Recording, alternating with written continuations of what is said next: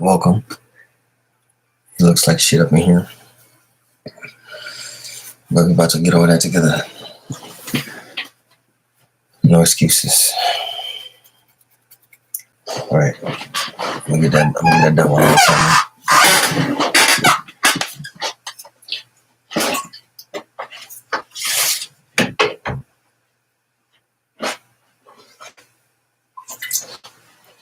Hey Siri, study on. Done, Your Highness. Hey Siri, study on. That's done. All right.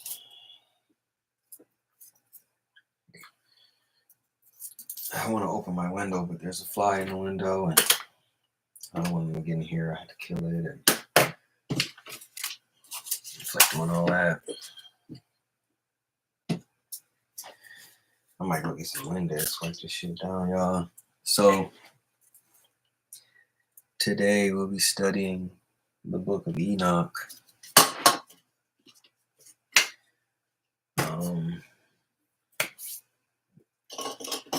Like I said, I'm sorry it's not so glamorous here, but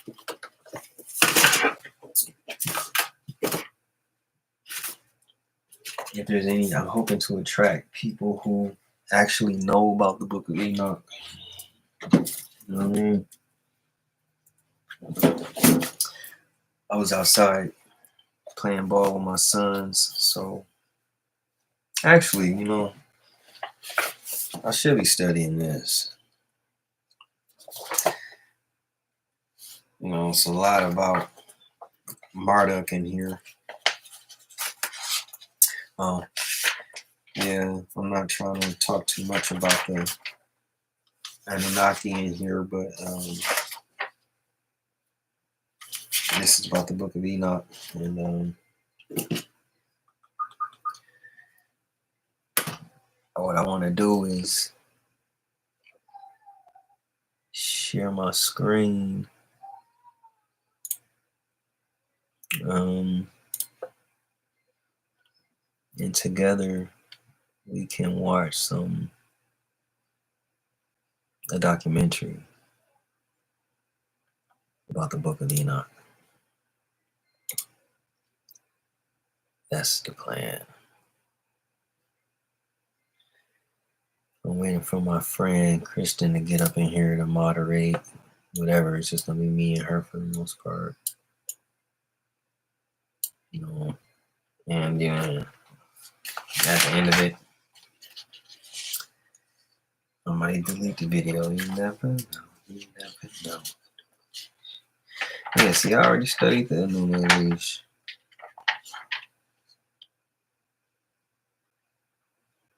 I'm just gonna break it down.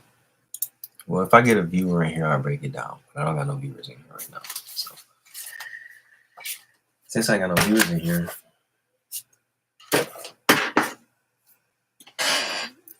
oh, like you got a viewer. Hey, viewer.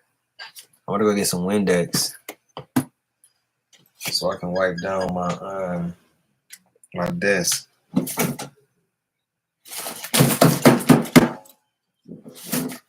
Who is that? Oh, it's okay.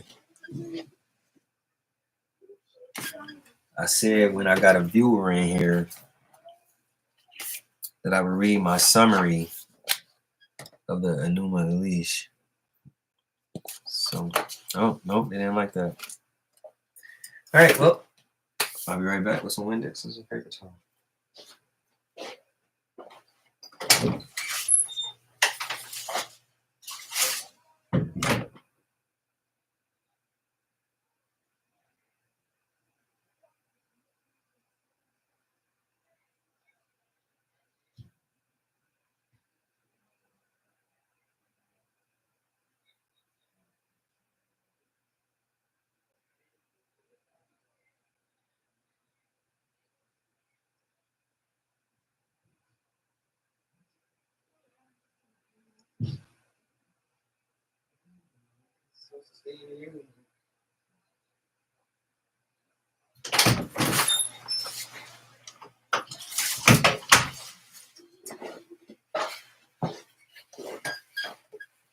All right.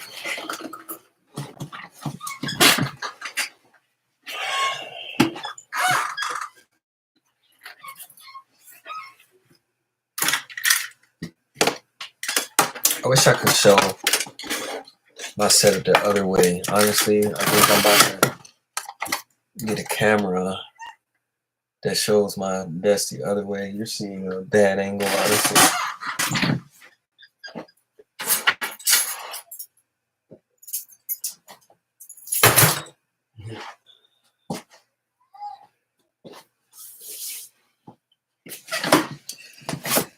It's not the worst angle, it's just not the best one either.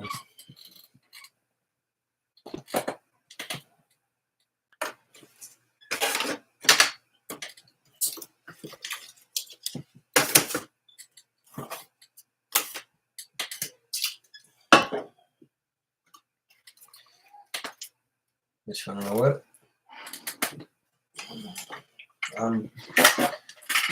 I may not be prepared, but I'm getting prepared. I'm getting prepared for all the Anunnaki experts that are about to come my way.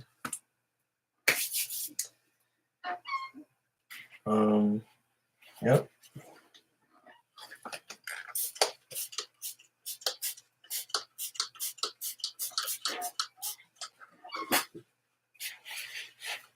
I'm gonna figure out how to hook my DSLR up.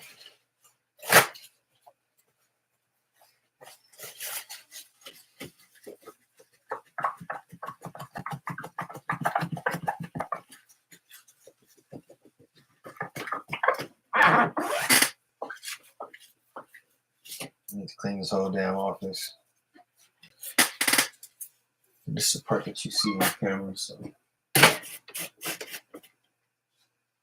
we just clean this part. Also got some cool lighting I want to set up too.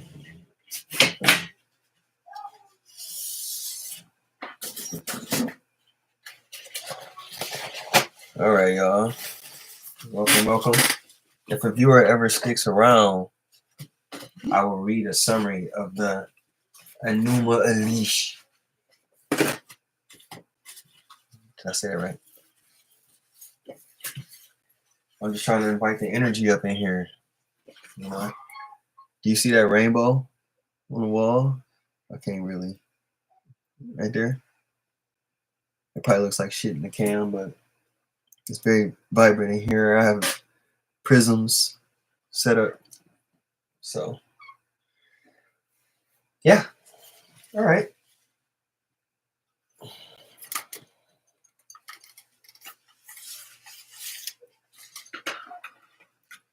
Let me YouTube my own way. And I'm going to get a new chair. But I know a lot of YouTubers, they fast cuts, screaming and yelling. Not here. And also, things will be improving around here in regards to like my setup and my readiness. I'm brand new to this, as you can see.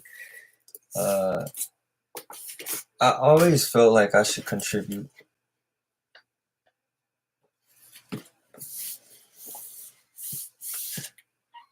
And now's my time. Now's the time. I know it's people that want to see an expert at work.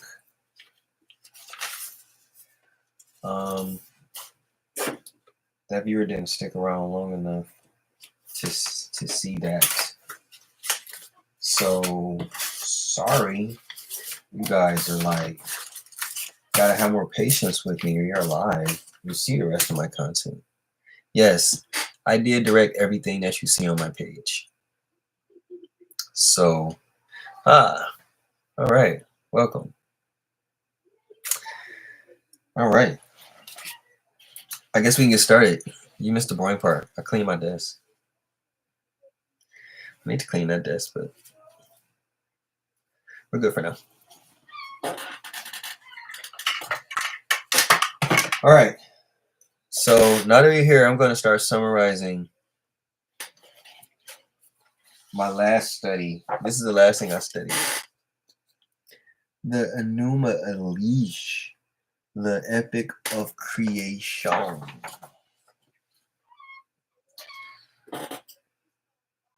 I'm studying this because It's a book about Marduk. I'm not gonna say why. I'm just doing it. Unless anyone wants to know why, you can ask, but I'm just doing it. I don't have to say why. Why ask why? Welcome to the Tommie Green Show with my friend Kristen. Hey Kristen, I need you to figure out how you can be the moderator. It says right here, remember to I don't know. I wish it would go away though. Figure out how to moderate shit. And what that actually means, So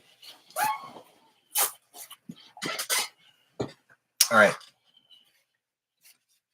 What I want to try is to share my screen. But before I do that, I'm going to find a video that we're going to study. I'm going to find something that's about an hour long. So let me get to looking. You know what I'm saying? And while I'm looking, let me get some light on me. You know what I'm saying? It's pretty dark in here. Improve my lighting. But yeah, we're about to learn together. It seems like you know a lot about it, and I want to know. So let's get it, man. All right, let's get some light in here. Feel me? I need that shit on me though. I need it on me though. That's probably too much. That's fine.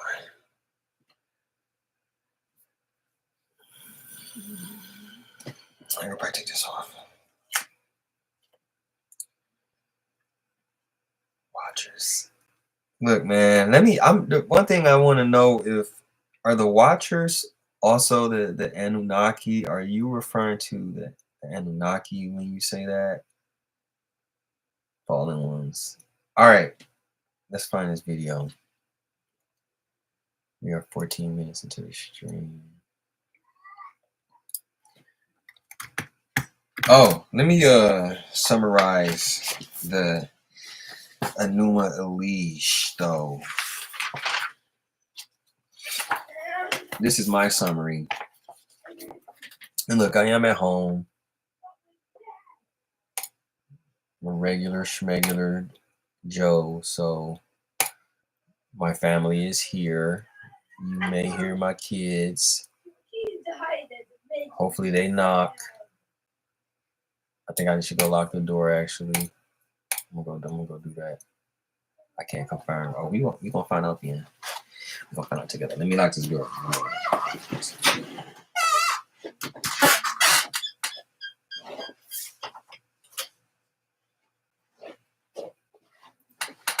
All right.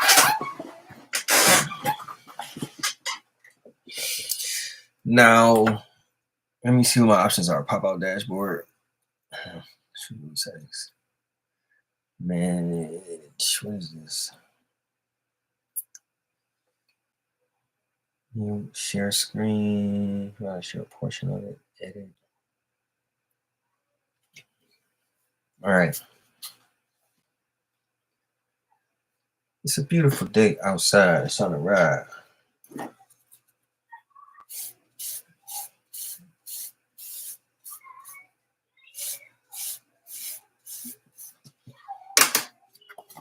In the beginning. All right, so there were 7 tablets of creation. In the beginning, one day, water separated. Okay, so this is like the very beginning. This is like the Big Bang Theory.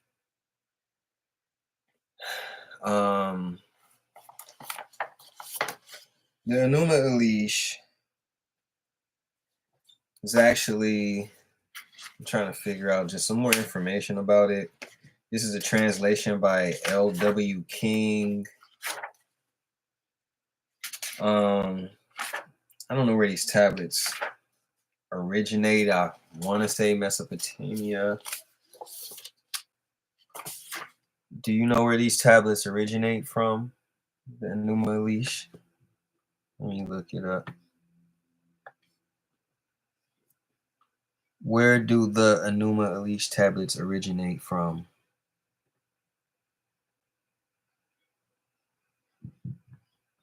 I need to write this down.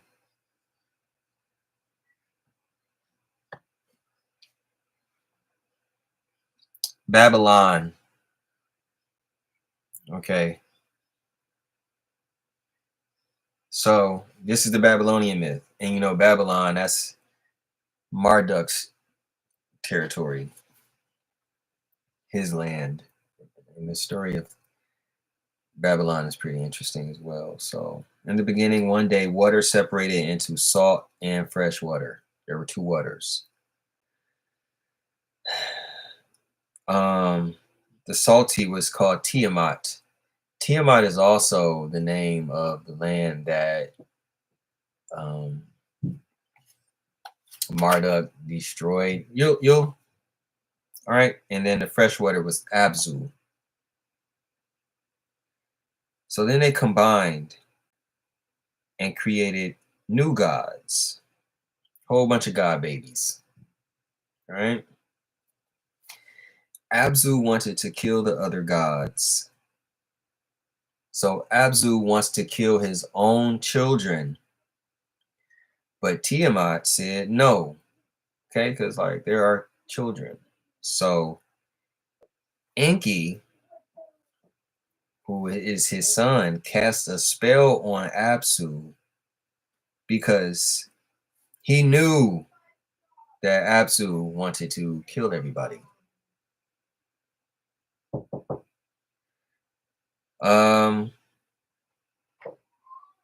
Hold on. I have to give my daughter her tablet or she will not leave me alone.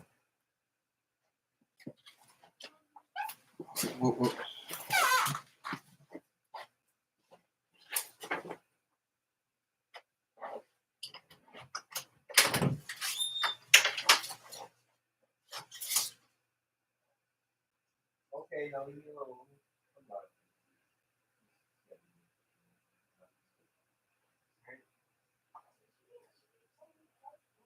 All right.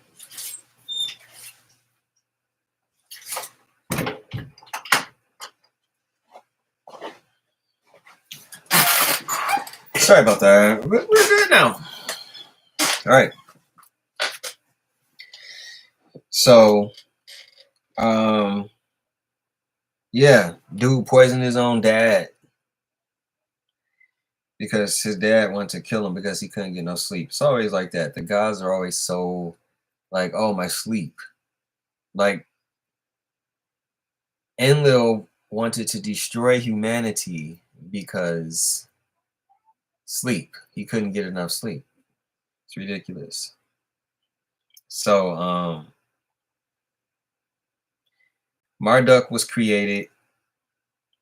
Tiamat was outraged when, of course, she found out that her own kids had poisoned her husband. So then she created these tablets and she waged war against her own kids. Marduk, though, this is so wild that these kids, I don't want to call them kids, still gods, they're like at war with their parents. It's just, you know. So Marduk, he throws a spear and he goes to Tiamat, which is his mother, and he splits her in half with an arrow. All right. So she cries. Her tears form the Euphrates rivers. All right. Marduk then builds the planet Earth. All right. From Tiamat's corpse. Now, these are all just stories that are told like as myth, but they are supposed to represent something bigger. They're metaphorical. All right. Like this is actually an explanation of the Big Bang theory. It's not like people, it's not real people. It's like it's kind of called astral theology, but talk about that in another video. So Marduk then creates humanity. He creates human beings. All right. I mean, Marduk, who is most recently known as Amun Ra, the monotheistic God, if I'm saying that correctly, like one God, forget all the other gods, and he made it the way that we look at gods today. But there were multiple gods, and I think that we all should know this by now. So Marduk created the moon, and then he created the great city of Babylon. All right. Yeah. And we all know about the Tower of Babylon and how they tried to build this tower, which I personally believe was a space station or something like that. And then God pretty much gave everybody different languages so they couldn't communicate and accomplish that task. God being Enlil, all right, the uncle of Marduk, who just does not like Marduk because Marduk created human beings and Enlil does not like human beings at all. You know, we call them different names. So that is a summarization of the Enuma Elish, the epic of creation, and how Marduk, you can understand why he feels so entitled. Euphrates River.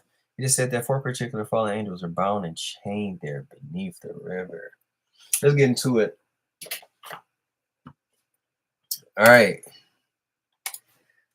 The book of Enoch. And what time are we at? All right. How long? I wonder how long that book is. Okay, we got one here about. No, that's not the book of Enoch. Oh shit! I'm looking at me live. That's funny. The complete book of Enoch is 3 hours long. I don't know if I want to do that. So let's just go through a summary of it. Here's a 40-minute video. I think we can just start here and watch it. And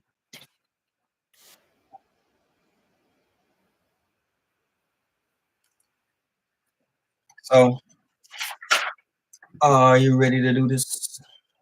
Just different versions. So if you know that there are different versions, um what version are we talking?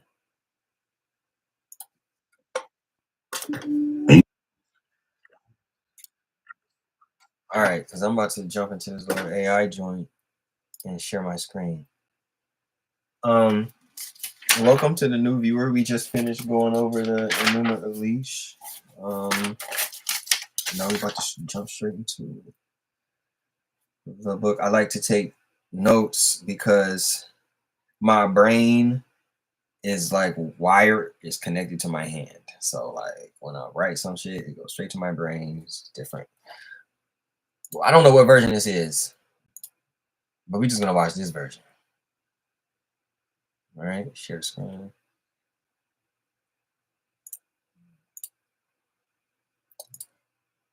It took me a while to understand. All right, yeah, we're gonna jump right into it. Share the screen. Yep. Share that. Oh, cool. It lets me share a Chrome tab. So you can see this whole thing. All right, here we go. They didn't want you to know. Whispers of a forbidden book, a powerful.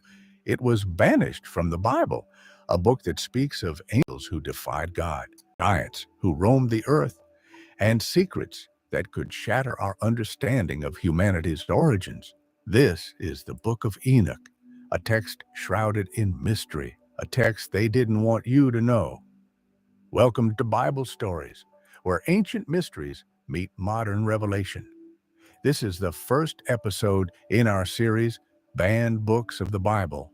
Here on Bible Stories, we journey into the hidden corners of biblical history, seeking answers to the questions that challenge our faith and expand our understanding of the divine. Let me know how it sounds. We believe that truth isn't always found in the official Can you hear narrative, my audio? but often in the margins, And then I'm going to turn in it the down and ask you the whispers, same question. in the texts deemed too dangerous, too radical, too revealing. In this series, Banned Books of the Bible, we'll explore the scriptures excluded from the canon, uncovering their secrets and exploring their profound impact. Let's dive in. The Book of Enoch, an ancient Jewish apocalyptic text attributed to Enoch, the great-grandfather of Noah, a text not found in your standard Bible, yet a book that has captivated scholars and theologians for centuries. A book brimming with secrets, stories of Okay, so angels I who just turned defied God, my audio giants down. who roamed the earth, Can you still and hear a it? world teetering on the brink of Is it sharing the destruction. audio? Why well? was this book banned? What truths did it contain that threatened the established religious authorities? What secrets were they so desperate to conceal? The Second Temple period, a tumultuous era Yes. in Jewish history, a time of social, political, and religious It does have upheaval. my audio very low. The Jewish people, returning from exile in Babylon, found themselves in a world transformed. The destruction of the First Temple Okay. and the experience of exile had profoundly shaken their faith. New ideas and influences, particularly from Hellenistic culture, were reshaping Jewish identity. In this atmosphere of uncertainty and change, apocalyptic literature flourished, offering explanations for suffering, visions of a future messianic age, and warnings of impending judgment. The Book of Enoch All right. emerged from this Let me complex see if I can milieu, turn down the audio. reflecting the anxieties and hopes of a people grappling with their place in I a don't think rapidly so. changing world. It offered a framework for understanding the unseen forces at play in the cosmos and provided a glimpse into the divine drama unfolding behind the scenes of human history. Enoch, the book's purported author, is a figure shrouded in mystery. In the book of Genesis, he's mentioned briefly as a righteous man who walked with God and was taken directly to heaven without experiencing death. And Enoch walked with God. Speed isn't a luxury anymore. It's a survival skill. The truth, most people will never build All what they right. dream about. Sorry about the feedback. Not because they're I was lazy. Not because they're checking stupid. to see they're how it slow. sounded. The second Those you are have an headphones on, idea, though. Here we you're go. racing against the clock, against other founders, against the market, against your own doubt. And 99% of people lose that race before they even realize. Sorry. And he was not, for God We back. We took good. him. Genesis 5:24. This enigmatic verse hints at a deeper story, a story that I unfolds think I want in to the actually pages watch of the the book of Enoch. complete book, and Here, then maybe we can Enoch do this in is not different just parts. a righteous man, he I is mean, a prophet, so a let's do that. visionary, a scribe Let's who study the records actual book. divine revelations and journeys And through then the I'll come heavens, back and then we'll do different witnessing the parts. secrets of the cosmos and the hidden history of the So, world. no, we ain't gonna understand. He is a conduit between the divine and the human, Go back to that a complete messenger. the 3-hour joint.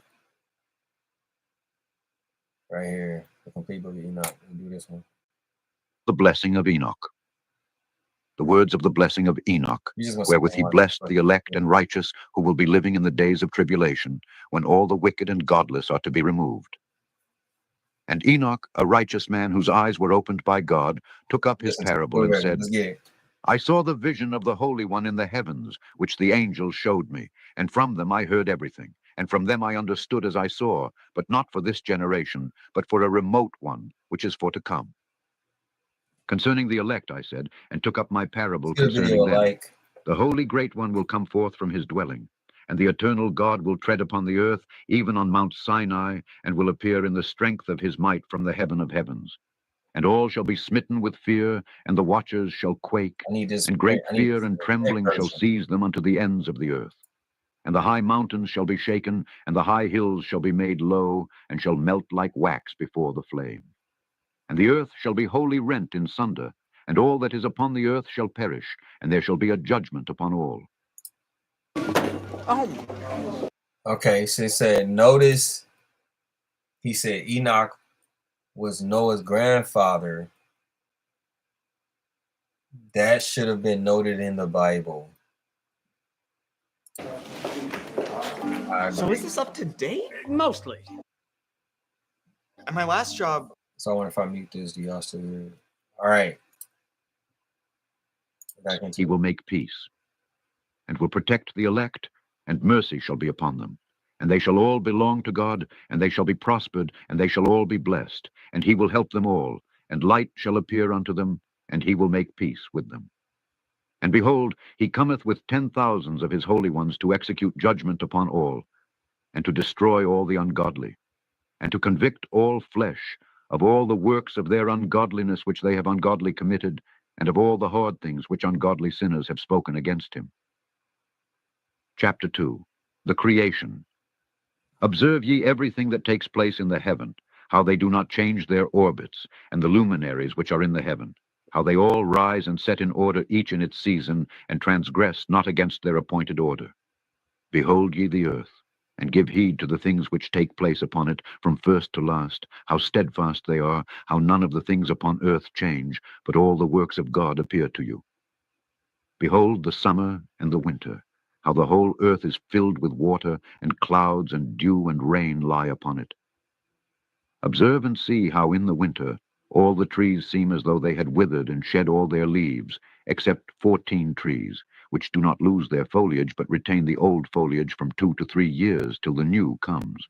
Evergreens. And again, observe ye the days of summer, how the sun is above the earth over against it. And you seek shade and shelter by reason of the heat of the sun, and the earth also burns with growing heat, and so you cannot tread on the earth or on a rock by reason of its heat. Observe ye how the trees cover themselves with green leaves and bear fruit. Wherefore give ye heed, and know with regard to all his works, and recognize how he that liveth forever hath made them so. And all his works go on thus from year to year forever, and all the tasks which they accomplish for him, and their tasks change not, but according as God hath ordained, so is it done. And behold, how the sea and the rivers in like manner accomplish and change not their tasks from his commandments. But ye have not been steadfast, nor done the commandments of the Lord. All right. But ye have turned away and spoken proud and hard words with your impure mouths against his greatness. So the firmament. I got a theory, and I'm gonna always say this theory because I feel like this is my theory, and this is why part of why I'm doing this now is because I kind of want my theories out there, and here's one of them. You know how a globe is, right?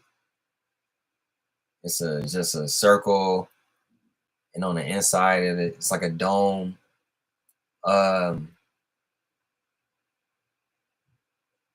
I believe that the firmament is a dome, and it surrounds the whole earth. It is the earth.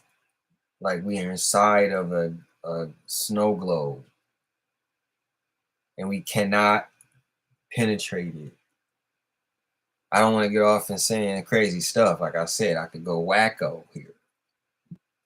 But on the outside of the dome, on the outside of the firmament, is water.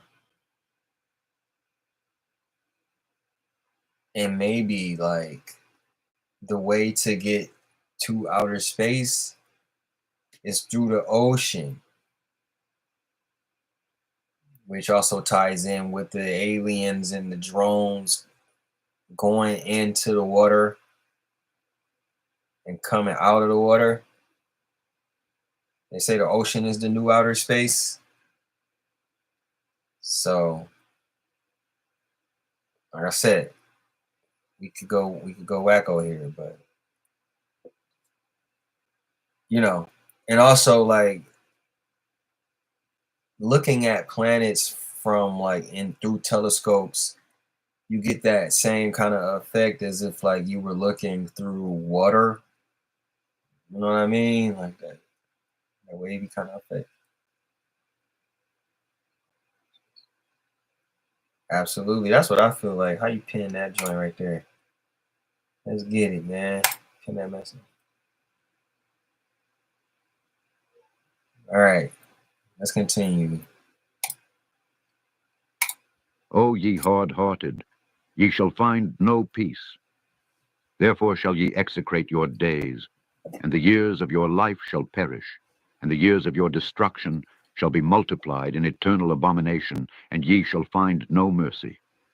That's In kind of those like days Enlil ye shall talking. make your names an eternal abomination unto all the righteous, and by you shall all who curse, curse.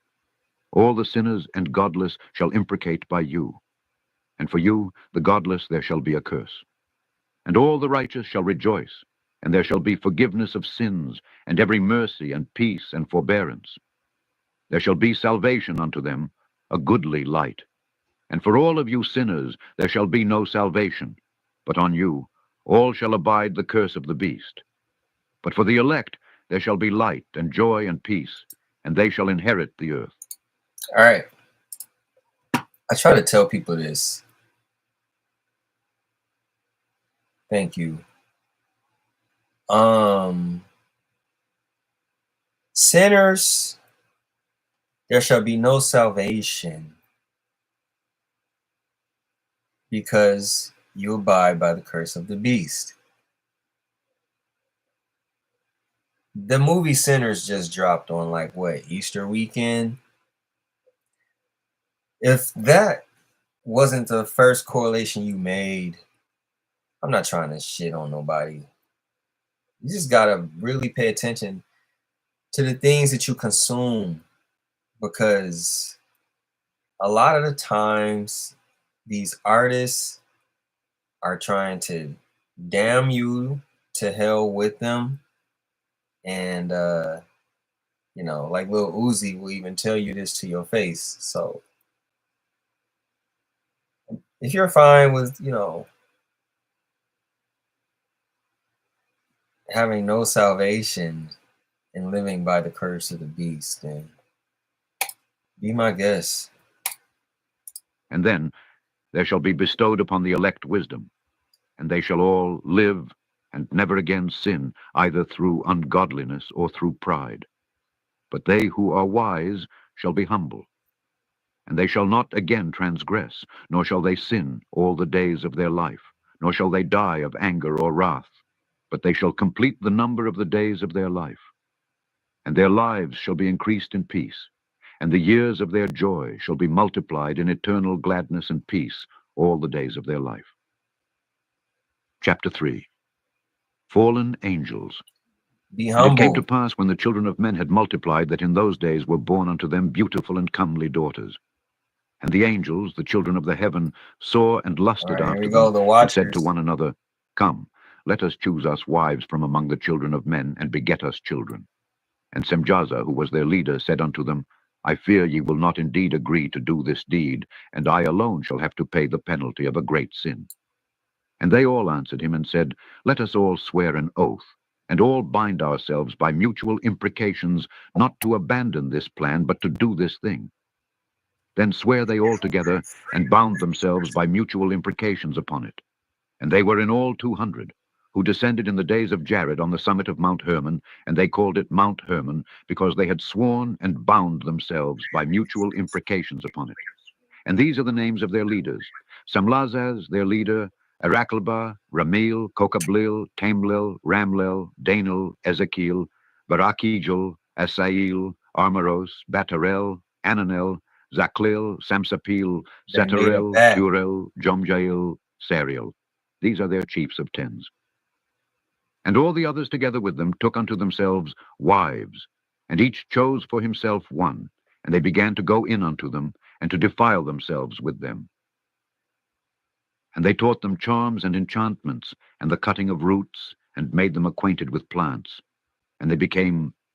Hey everybody, it's Tony Robbins and Just for I the have a feedback question right for you. now. If you had to make a choice this between ads, having massive impact on I need to people's try lives or having real financial...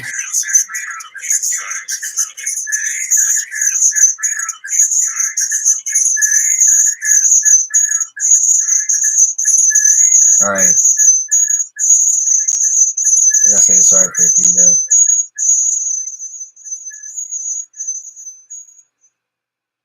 My bad.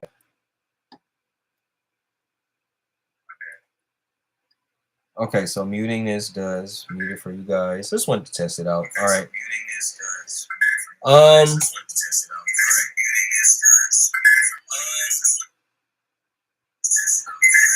Let me get a separate set of headphones for this too. I got two headphones. This is ridiculous, y'all.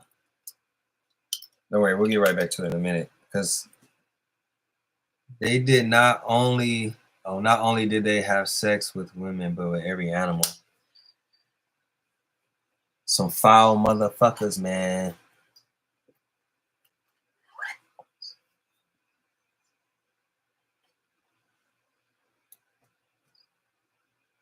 All right. Let's get back to it. And they bare great giants, whose height was 3,000 ells, who consumed all the acquisitions of men. And when men could no longer sustain them, the giants turned against them and devoured mankind. And they began to sin against birds and beasts and reptiles and fish, and to devour one another's flesh and drink the blood. Then the earth laid accusation against the lawless ones. And Azazel taught men to make swords and knives and shields and breastplates, and made known to them the metals of the earth, and the art of working them, and bracelets and ornaments, and the use of antimony, and the beautifying of the eyelids, and all kinds of costly stones, and all coloring tinctures. And there arose much godlessness, and they committed fornication, and they were led astray, and became corrupt in all their ways. Semjaza taught enchantments and root cuttings. Armaros, the resolving of enchantments. Barakijal taught astrology. Kokabel, the constellations. Ezekiel, the knowledge of the clouds. Arakael, the signs of the earth. Shamsil, the signs of the sun. And Sariel, the course of the moon. And as men perished, they cried, and their cry went up to heaven. Chapter 4. Intercession of Angels. All right. So let's talk about this. So he taught them charms and enchantments, and they pretty much taught. I feel like the Watchers are the Anunnaki. They're just not saying it. I want to know. I like if anybody can confirm that, that'd be good. They became pregnant, and they bear great giants, the Nephilim. The giants are the Nephilim, but see, this is. I want to know more about Enoch real quick. So, what can you tell me about where is Enoch from?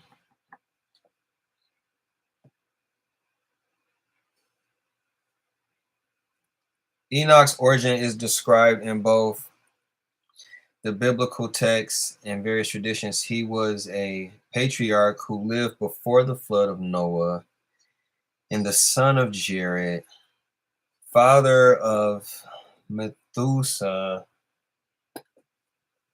and great-grandfather of Noah.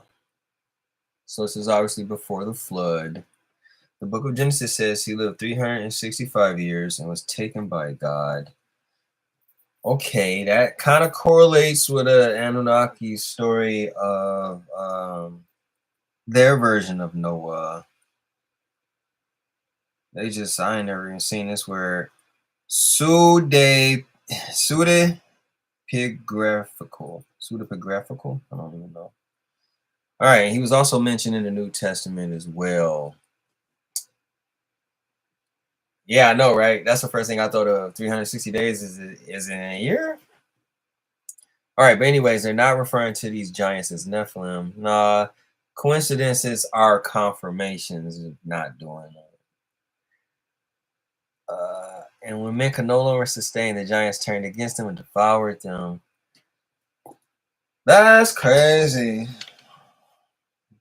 This has to be after.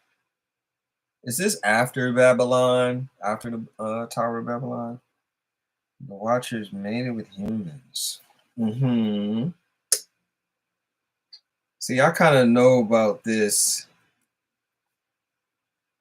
from other ancient Sumerian texts. It's just different.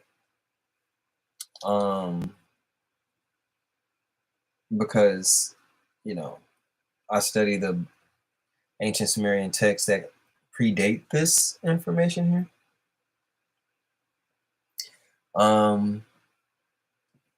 Because Marduk was the first alien or watcher, if you will, to marry and impregnate a human being, and they created Osiris, you know, that one-eyed joint.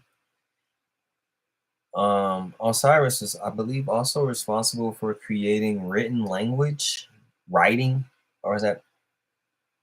Anyways. And then they began to sin. Nephilim ate them.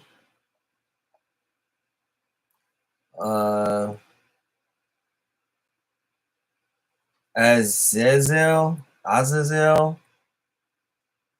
taught them how to. This, yeah. I'll figure out the correlations later. I'm just trying to get the story right now. All right. Got it. Lids and all kinds of costly stones and all coloring tinctures.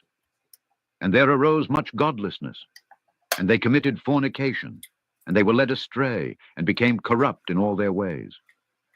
Semjaza taught enchantments and root cuttings, Armaros the resolving of enchantments, Barakijal taught astrology, Kokabel the constellations, Ezekiel the knowledge of the clouds, Arakail the signs of the earth, Shamsil the signs of the sun, and Sariel the course of the moon. And as men perished, they cried, and their cry went up to heaven. Chapter 4. Intercession of Angels.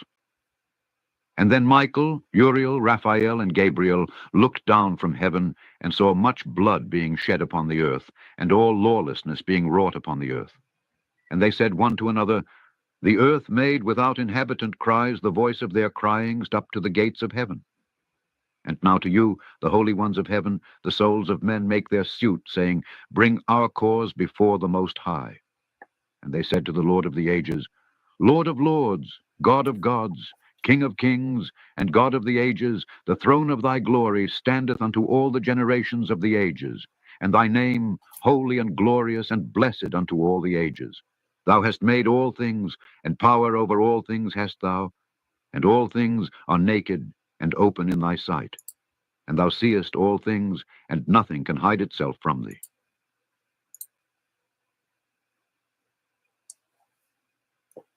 Forbidden knowledge.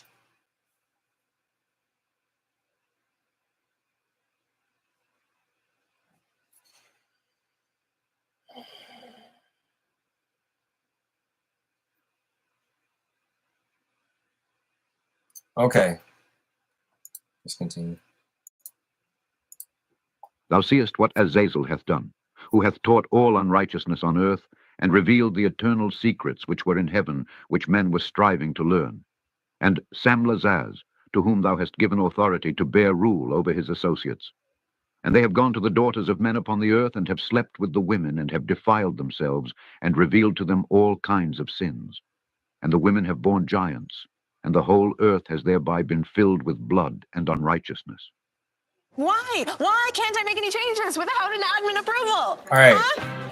You should. So why don't angels come down here and interact with us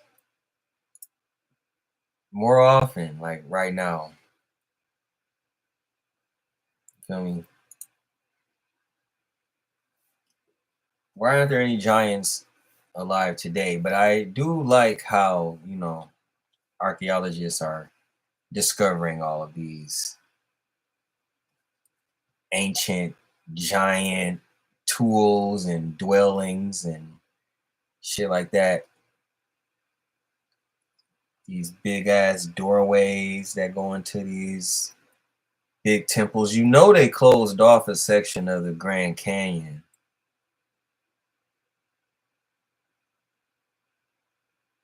That's all I'll say. Yo, this ad is like very long. Let's get back into it. Now, behold, the souls of those who have died are crying out, making their suit to the gates of heaven, and their lamentations have ascended and cannot cease, because of the lawless deeds which are wrought on the earth. And thou knowest all things before they come to pass, and thou seest these things, and thou dost suffer them, and thou dost not say to us what we are to do to them in regard to these. Then said the Most High, the Holy and Great One spake, and sent Uriel to the son of Lamech, and said to him, Go to Noah, and tell him in my name, hide thyself, and reveal to him the end that is approaching, that the whole earth will be destroyed, and a deluge is about to come upon the whole earth, and will destroy all that is on it. And now instruct him that he may escape, and his seed may be preserved for all the generations of the world. And again the Lord said to Raphael, All right. So let me tell you how this story goes. According to which text, because, you know, like I said, it's all the same story.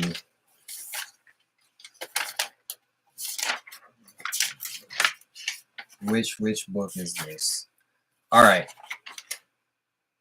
The Lost Book of Enki. I could off the top, but fuck it, I'll just do it off top. So pretty much,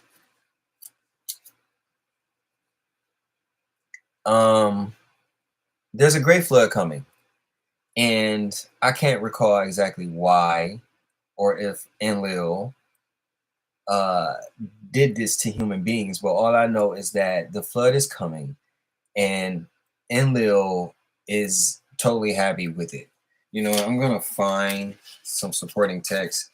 He's like, let the humans perish, because, you know, he never liked us to begin with. So I want to find his actual name, but here we go.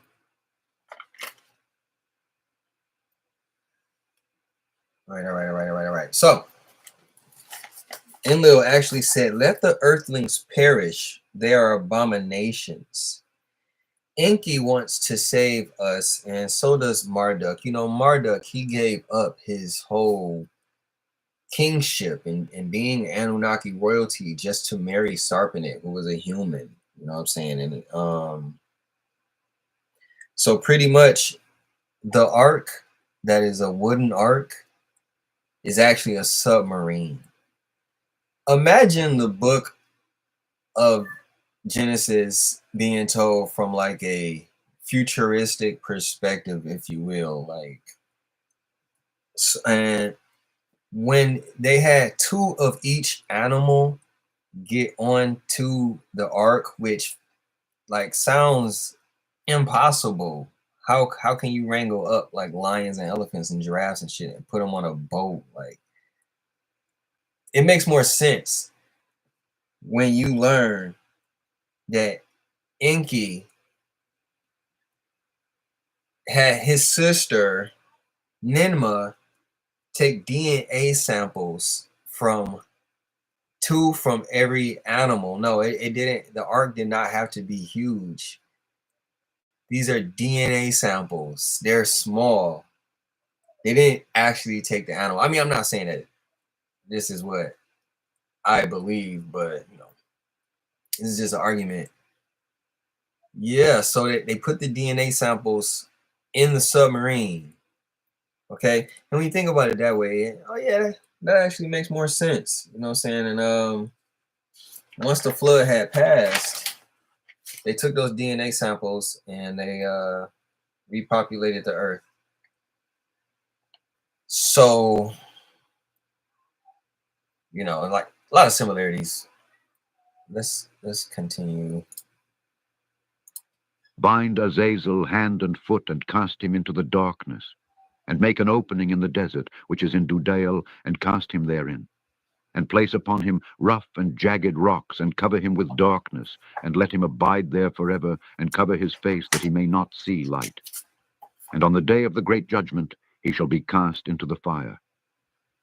And heal the earth, which the angels have corrupted, and proclaim the healing of the earth, that they may heal the plague, and that all the children of men may not perish through all the secret things that the watchers have disclosed and have taught their sons. And the whole earth has been corrupted through the works that were taught by Azazel. To him ascribe all sin.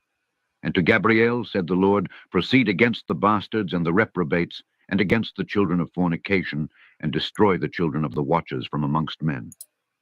Hold on.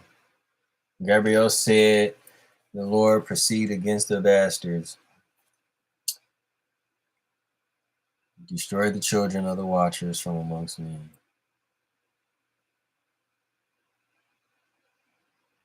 Send them one against the other, that they may destroy each other in battle. Ah, there was a great battle amongst, okay, amongst the Anunnaki. All right.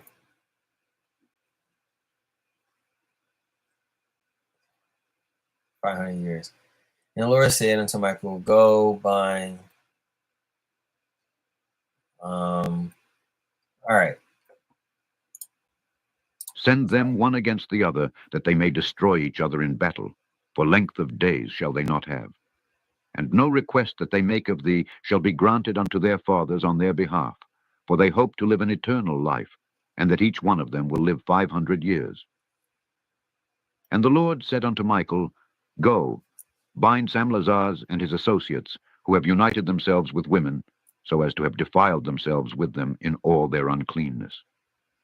And when their sons have slain one another, and they have seen the destruction of their beloved ones, bind them fast for 70 generations in the valleys of the earth, till the day of their judgment and of their consummation, till the judgment that is forever and ever is consummated. In those days they shall be led off to the abyss of fire, and to the torment and the prison in which they shall be confined forever. And whosoever shall be condemned and destroyed will from thenceforth be bound together with them to the end of all generations, and destroy all the spirits of the reprobate and the children of the watchers, because they have wronged mankind. Now this version of God sounds like Enlil. Now remember, Enlil and Enki are brothers. Enlil hates humans, and Enki, he likes them, but that's because his son Marduk created them. I don't know if that's completely why, but he's just nicer towards us for whatever reason. So yes, this, and you know, people often say that the Old Testament God sounds mean and vengeful and petty and jealous. But then, like, he starts to soften up in the Newer Testament. It's little glimpses of both Enki and Enlil simultaneously. Selling newsletter ads? Your workflow just got. I just got a text live. Oh man. That's interesting. Giant encounter. All right. So what are we learning so far? The Watchers are angels. I didn't really quite gather why they came here, but they made it with humans. Created Nephilim. Nephilim, full of sin. I don't know why like humans are so full of sin.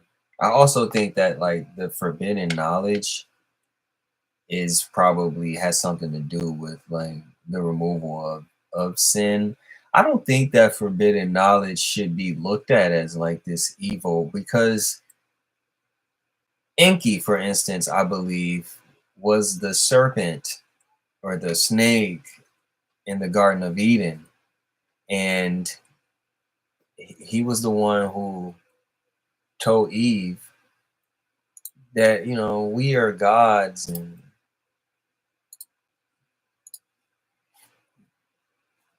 you know, anyways, that was God too. That's the point I was trying to make, though.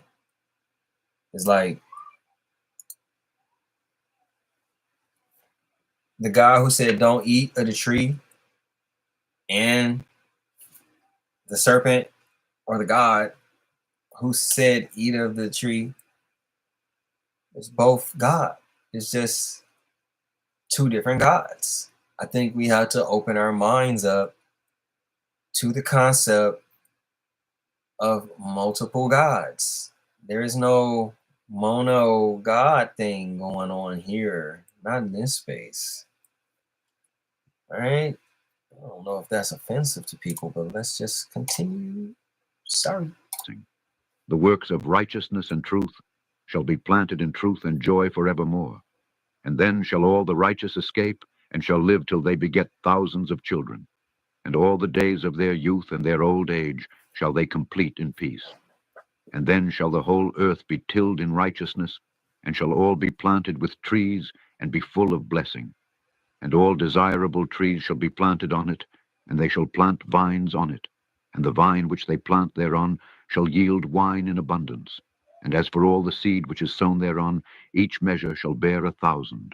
And each measure of olives shall yield 10 presses of oil.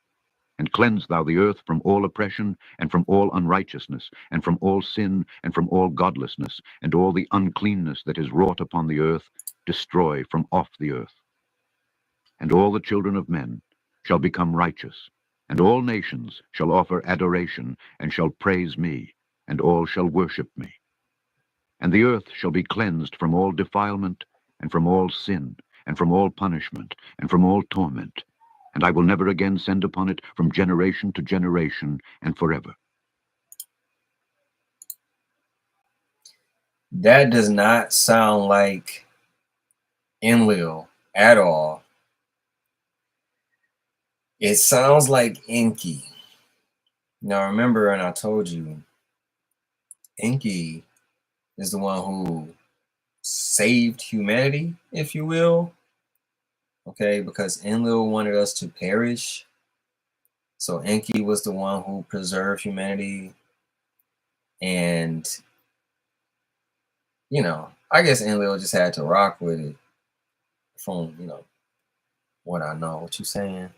The serpent in the garden was one of God's most trusted angels.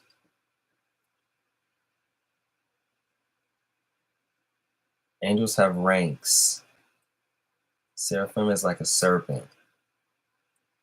Okay, and is that in this? Is that what the book of Enoch says?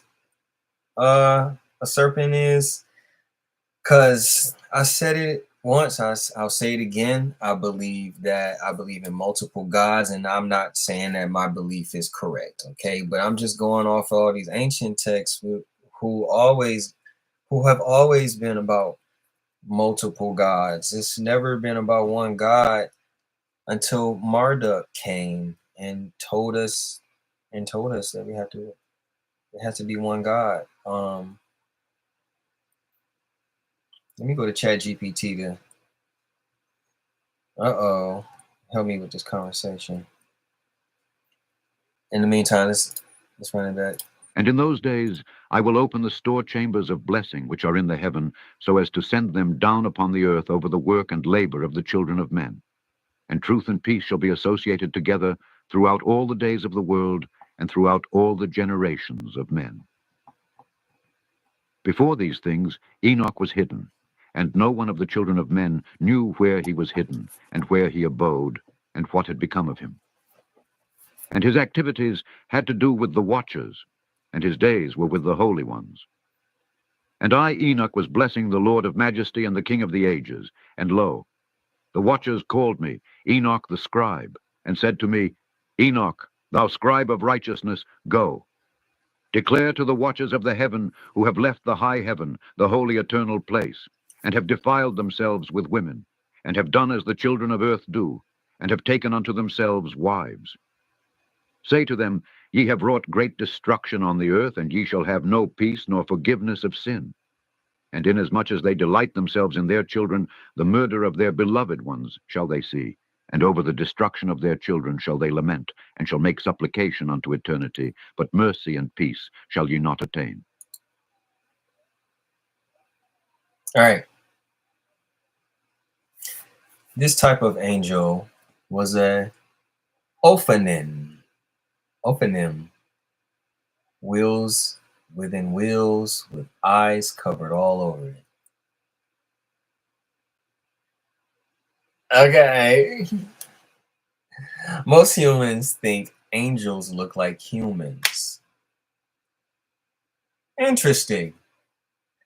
Not true. Cherubim is of another kind. People say they don't be understanding what my tattoos is, but I mean, I'm not gonna get too much. That's obviously like a cherubim. I don't know if you can. It's you know, those angels that protected the Garden of Eden with a flaming sword and shit. Yeah, and let's talk about the Garden of Eden. The Garden of Eden was not such a sweet place. The Garden of Eden was more like a beautiful prison. People were not allowed to go in or out of the Garden of Eden. They had spirits called cherubim who had flaming swords to protect. It was more like a science lab that I believe the Anunnaki conducted experiments in. I'm not sure if it was located up there in the North Pole or if it was located in ancient Mesopotamia. I believe it was ancient Mesopotamia, if I'm not mistaken, but cherubim of another kind. So also polytheism. All right, that's what we're doing here. I'm not trying to say it's a rule. If you believe there's one God and only one God, okay. Hey, how do I export this PDF? Show me how to find the new hire. I'm not getting paid for that ad. Feel me? So, what do you mean cherubim is of another kind? Another kind of what?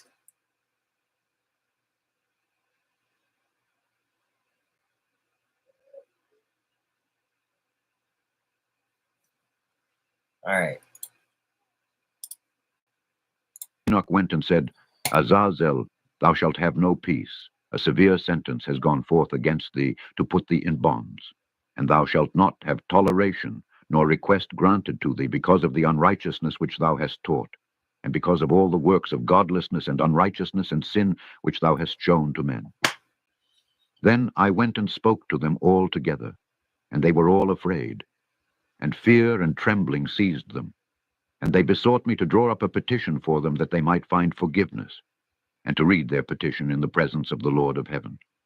For from thenceforward they could not speak with him, nor lift up their eyes to heaven for shame of their sins, for which they had been condemned. Then I wrote out their petition, and the prayer in regard to their spirits and their deeds individually, and in regard to their requests that they should have forgiveness and length. And I went off and sat down at the waters of Dan, in the land of Dan, to the south of the west of Hermon. I read their petition till I fell asleep. And behold, a dream came to me, and visions fell down upon me. And I saw visions of chastisement, and a voice came bidding me to tell it to the sons of heaven and reprimand them. And when I awaked, I came unto them, and they were all sitting gathered together, weeping in Abel's jail, which is between Lebanon and Senezer, with their faces covered. And I recounted before them all the visions which I had seen in sleep, and I began to speak the words of righteousness and to reprimand the heavenly watchers. Chapter 5. The words of righteousness. The book of the words of righteousness and of the reprimand of the eternal watchers, in accordance with the command of the Holy Great One, in that vision I saw in my sleep. What I will now say with the tongue of flesh and with the breath of my mouth, which the Great One has given to men to converse therewith and understand with the heart. As he has created and given to man the power of understanding the word of wisdom, so hath he created me also, and given me the power of reprimanding the watchers, the children of heaven. I wrote out your petition, and in my vision it appeared thus, that your petition will not be granted unto you throughout all the days of eternity, and that judgment has been finally passed upon you. Your petition will not be granted unto you, and from henceforth you shall not ascend into heaven unto all eternity. And in bonds of the earth the decree has gone forth to bind you for all the days of the world. And previously you shall have seen the destruction of your beloved sons, and you shall have no pleasure in them, but they shall fall before you by the sword. And your petition on their behalf shall not be granted, nor yet on your own, even though you weep and pray and speak all the words contained in the writing which I have written. And the vision was shown to me thus. Behold, in the vision clouds invited me, and a mist summoned me, and the course of the stars and the lightning sped and hastened me, and the winds in the vision caused me to fly and lifted me upward, and bore me into heaven. And I went in till I drew nigh to a wall which is built of crystals and surrounded by tongues of fire. And it began to affright me. And I went into the tongues of fire, and drew nigh to a large house which was built of crystals, and the walls of the house were like a tessellated floor made of crystals, and its groundwork was of crystal. Its ceiling was like the path of the stars and the lightnings, and between them were fiery cherubim, and their heaven was water. A flaming fire surrounded the walls, and its portals blazed with fire. And I entered into that house, and it was hot as fire and cold as ice. There were no delights of life therein. Fear covered me, and trembling got hold upon me. And as I quaked and trembled, I fell upon my face, and I beheld a vision, and lo, there was a second house, greater than the former, and the entire portal stood open before me, and it was built of flames of fire. And in every respect it so excelled in splendor and magnificence and extent, that I cannot describe to you its splendor and its extent. And its floor was of fire, and above it were lightnings and the path of the stars, and its ceiling also was flaming fire. And I looked, and saw therein a lofty throne. Its appearance was as crystal, and the wheels thereof as the shining sun, and there was the vision of cherubim. And from underneath the throne came streams of flaming fire, so that I could not look thereon. And the great glory sat thereon, and his raiment shone more brightly than the sun, and was whiter than any snow. None of the angels could enter, and could behold his face by reason of the magnificence and glory, and no flesh could behold him. The flaming fire was round about him, and a great fire stood before him, and none around could draw nigh him. 10,000 times 10,000 were before him, yet he needed no counselor.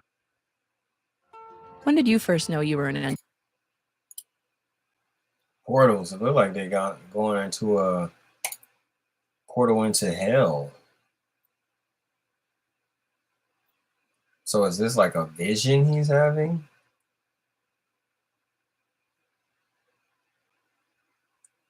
He a prophet? His name is Azazel.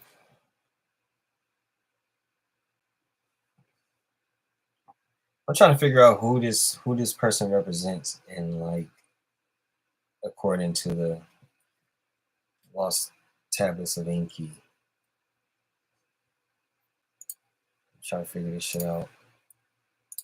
Play it at a faster speed so we can get this done much quicker. I had been prostrate on my face, trembling, and the Lord called me with his own mouth, and said to me, Come hither, Enoch, and hear my word. And one of the holy ones came to me and waked me, and he made me rise up and approach the door, and I bowed my face downwards. And he answered and said to me, and I heard his voice, Fear not, Enoch, thou righteous man and scribe of righteousness. Approach hither and hear my voice, and go, say to the watchers of heaven, who have sent thee to intercede for them. You should intercede for men, and not men for you. Wherefore have ye left the high, holy, and eternal heaven, and lain with women, and defiled yourselves with the daughters of men, and taken to yourselves wives, and done like the children of earth, and begotten giants as your sons? And though ye were holy, spiritual, living the eternal life, you have defiled yourselves with the blood of women, and have begotten with the blood of flesh. And as the children of men have Blood lusted of after flesh and women. blood, as those also do who die and perish. Therefore have I given them wives also, that they might impregnate them, and beget children by them, that thus nothing might be wanting to them on earth. But you were formerly spirit. Oh, no, wait. Therefore I have given them wives, that they might impregnate them and beget children by them. Okay. Now, that correlates to something from the Book of Enki. Of course, you know, humans, we don't know. I'm not trying to impress my beliefs on anybody. I'm just really interested in the correlations.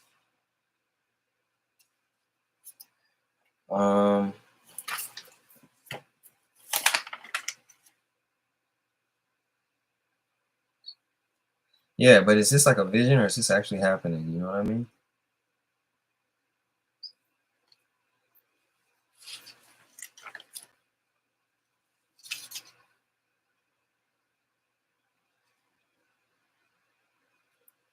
Marduk taught Cain and Abel how to dig canals, how to sow, how to plow, how to build stalls. You know, the Anunnaki were around during the days of Cain and Abel and taught them everything that they needed to know. But I'm going to read a summarization of how humanity was created according to the Book of Enki. All right. This is deep, y'all. So it's like a couple pages. Here we go.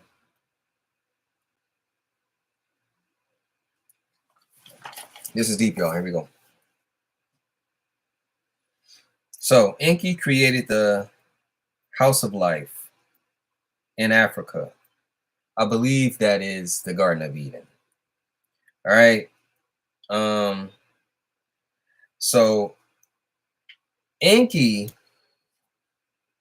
decided, like, you know, they enslaved each other. It's kind of reminiscent of some things that happened here on Earth. You know, like white people. You know, black people are not the first slaves. I don't think. I know that white people were enslaved as well as black people before the mass importation of slaves, the whole slave trade thing.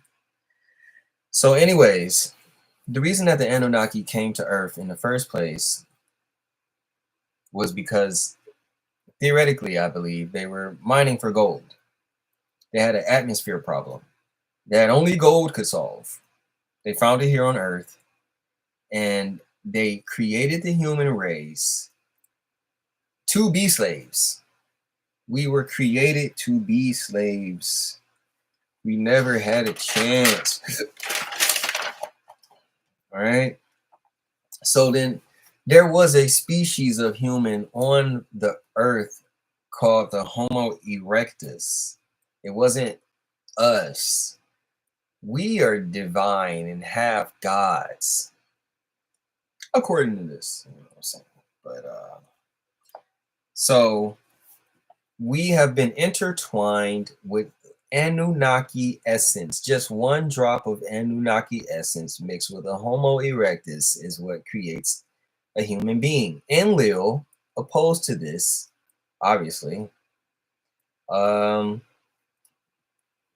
they mixed the eggs of Anunnaki seeds with the female Homo erectus. So basically, men Anunnaki were sleeping. Yeah, it's crazy. They were sleeping with Homo erectus. Oh, it was a C-section though. They didn't actually have a baby because the babies were like big as fuck. But the babies came out as Homo erectus. So then they tried again. This time they inseminated the eggs, and the result was still deficient. They tried it again and again, and this time they decided instead of using Homo erectus as the vessel, they're going to use soil this time. And this goes like almost kind of confirms my theory that women often say that they create life. I really wish y'all would stop saying that. It's such a discredit to men. A woman's womb is to the creation of life as soil is to a plant. Okay, like you just put a seed in it and it provides the nutrients, right, to support life, but it doesn't create life. Anyway, this worked. After putting the,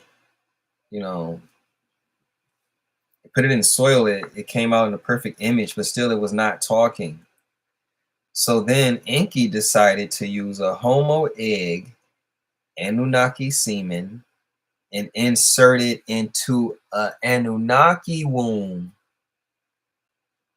All right, this is like we went from a Homo erectus womb to the soil to an Anunnaki womb, and it was conceived in 9 months, and it came out with smooth skin, dark black hair, dark red blood skin, like the color of clay, uncircumcised. And this was called the first perfect man, or the perfect human being. They named him Adamu, or Adam, from the Bible. So Adam from the Bible, according to like Christianity, came into existence because God just spoke it and some dust came up and it made a man. And that's all they're going to tell you is like, it's not true, but I think there's more to it. So Adam is technically not the first, human, but he's definitely a vast improvement of the Homo erectus. They were greatly pleased.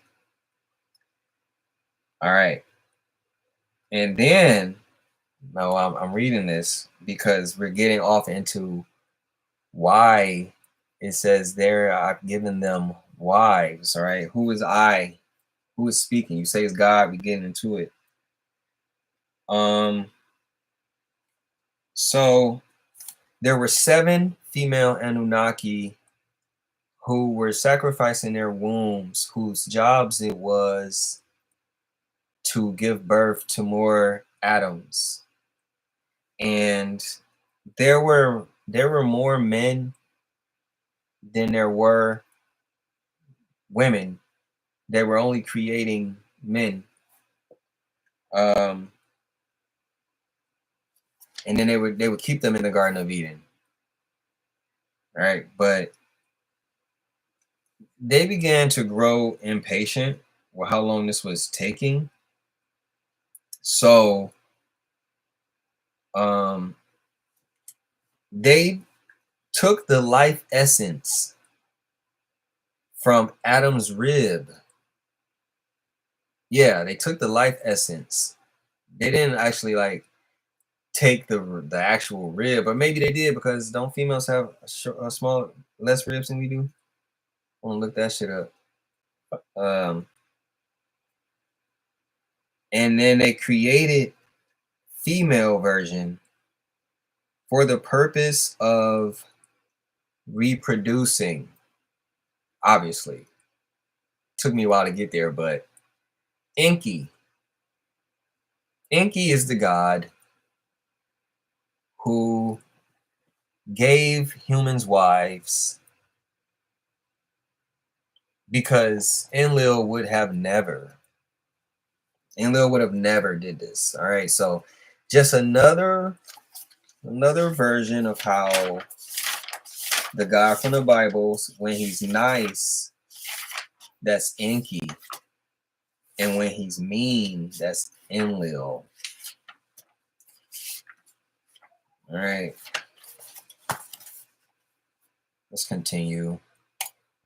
The eternal life, you have defiled yourselves with the blood of women, and have begotten with the blood of flesh, and as the children of men have lusted after flesh and blood, as those also do who die and perish. Therefore have I given them wives also, that they might impregnate them, and beget children by them, that thus nothing might be wanting to them on earth. But you were formerly spiritual, living the eternal life, and immortal for all generations of the world. And therefore I have not appointed wives for you, for as for the spiritual ones of the heaven, in heaven is their dwelling. And now the giants, who are produced from the spirits and flesh, shall be called evil spirits upon the earth, and on the earth shall be their dwelling. Evil spirits have proceeded from their bodies, because they are born from men, and from the watchers is their beginning and primal origin. They shall be evil spirits on earth, and evil spirits shall they be called. And the spirits of the giants afflict, oppress, destroy, attack, do battle, and work destruction on the earth, and cause trouble. They take no food, but nevertheless hunger and thirst, and cause offenses. And these spirits shall rise up against the children of men and against the women, because they have proceeded from them.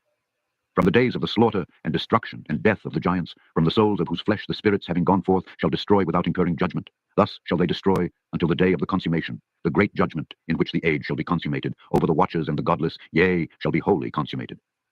And now as to the watchers who have sent thee to intercede for them, who had been aforetime in heaven, say to them, you have been in heaven. But all the mysteries had not yet been revealed to you, and you knew worthless ones. And these in the hardness of your hearts you have made known to the women, and through these mysteries women and men work much evil on earth. Say to them therefore, you have no peace. Chapter 6. Taken by angels. Monday.com, the opposite of They said something near the end there. I need to go back to it. His ass killing me, bro. In which those who were there were like... All right. Oh, wait. Is this what we just saw? There we go. You have been in heaven with those who see this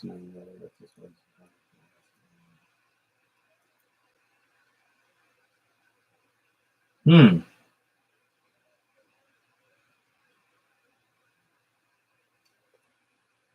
Okay.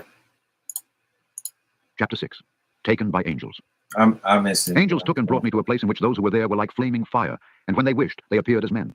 And they brought me to the place of darkness, and to a mountain, the point of whose summit reached to heaven. And I saw the places of the luminaries, and the treasuries of the stars, and of the thunder, and in the uttermost depths, where were a fiery bow and arrows in their quiver, and a fiery sword and all the lightnings.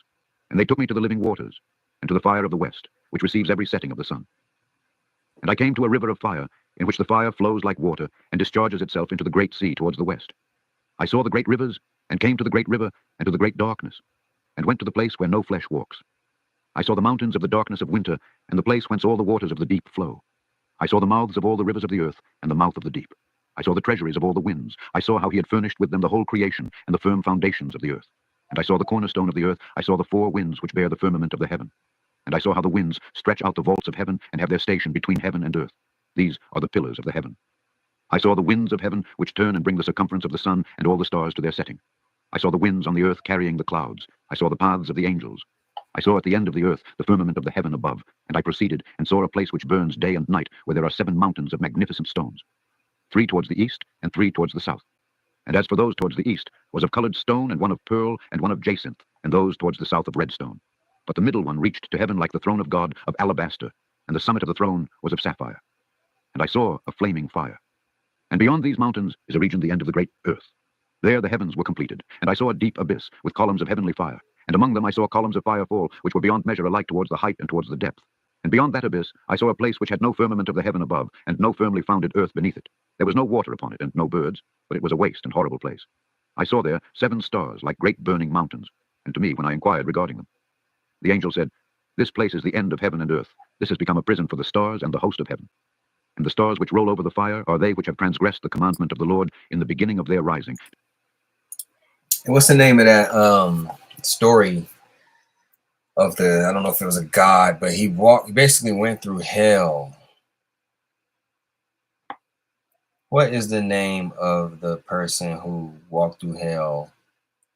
Oh, Dante's Inferno, I believe is what. Yeah, Dante's Inferno. It's kind of giving Dante's Inferno. I've never heard of that. I don't know how true it is. It kind of sound like that. Because they did not come forth at their appointed times.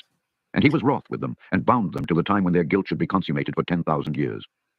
And Uriel said to me, Here shall stand the angels who have connected themselves with women, and their spirits, assuming many different forms, are defiling mankind, and shall lead them astray into sacrificing to demons as gods. Here shall they stand, till the day of the great judgment, in which they shall be judged, till they are made an end of. And the women also of the angels who went astray shall become sirens. And I, Enoch, alone saw the vision, the ends of all things, and no man shall see as I have seen. Chapter 7. The Holy Angels. And these are the names of the holy angels who watch mankind. Uriel, one of the holy angels, who is over the world and over Tartarus. Raphael, one of the holy angels, who is over the spirits of men. Raguel, one of the holy angels, who takes vengeance. No, I just read a summary of Dante's Inferno. I mean, I watched one, and it was pretty interesting. I'll still see it. I think it's interesting that he says that Satan is in the lowest layer of hell, which you would think is hot, but it's actually cold, and he's frozen in the center of the earth from his torso down. He's frozen, and all he can access is like his arms, and he's gnawing or just like snacking on the worst of the worst, like Hitler or whoever else was like just the worst of the worst around the time that he wrote that. I forget who he said, but I don't know, kind of removed the fear of hell for me, if anything. Like the layer, it would be a cold day in hell. Yeah, I wonder if they got that from Dante's Inferno. That's quite interesting. On the world of or Mike. When hell freezes over. That's another one. One of the holy angels, to wit, he that is set over the best part of mankind and over chaos. Sarachiel, one of the holy angels, who is set over the spirits who sin in the spirit. Gabriel, one of the holy angels, who is over paradise and the serpents and the cherubim. Remiel, one of the holy angels, whom God set over those who rise. And I proceeded to where things were chaotic, and I saw there something horrible. I saw neither a heaven above nor a firmly founded earth, but a place chaotic and horrible. And there I saw 7 stars of the heaven bound together in it, like great mountains and burning with fire. Then I said, For what sin are they bound, and on what account have they been cast in hither? Then said Uriel, one of the holy angels who was with me, and was chief over them, and said, Enoch, why dost thou ask, and why art thou eager for the truth? These are of the number of the stars of heaven, which have transgressed the commandment of the Lord, and are bound here till 10,000 years, the time entailed by their sins, are consummated. And from thence I went to another place, which was still more horrible than the former. And I saw a horrible thing, a great fire there, which burnt and blazed, and the place was cleft as far as the abyss, being full of great descending columns of fire. Neither its extent or magnitude could I see, nor could I conjecture. Then I said, How fearful is the place, and how terrible to look upon. Then Uriel answered me, one of the holy angels who was with me, and said unto me, Enoch, why hast thou such fear and affright? And I answered, Because of this fearful place, and because of the spectacle of the pain. Because, bitch. And he said unto me, This place is the prison of the angels, and here they will be imprisoned forever. And thence I went to another place, the mountain of hard rock, and there was in it 4 hollow places, deep and wide and very smooth. How smooth are the hollow places, and deep and dark to look at. Then Raphael answered, one of the holy angels who was with me, and said unto me, These hollow places have been created for this very purpose, that the spirits of the souls of the dead should assemble therein, yea, that all the souls of the children of men should assemble here. And these places have been made to receive them till the day of their judgment, and till their appointed period, till the great judgment upon them. I saw a dead man making suit, and his voice went forth to heaven, and made suit.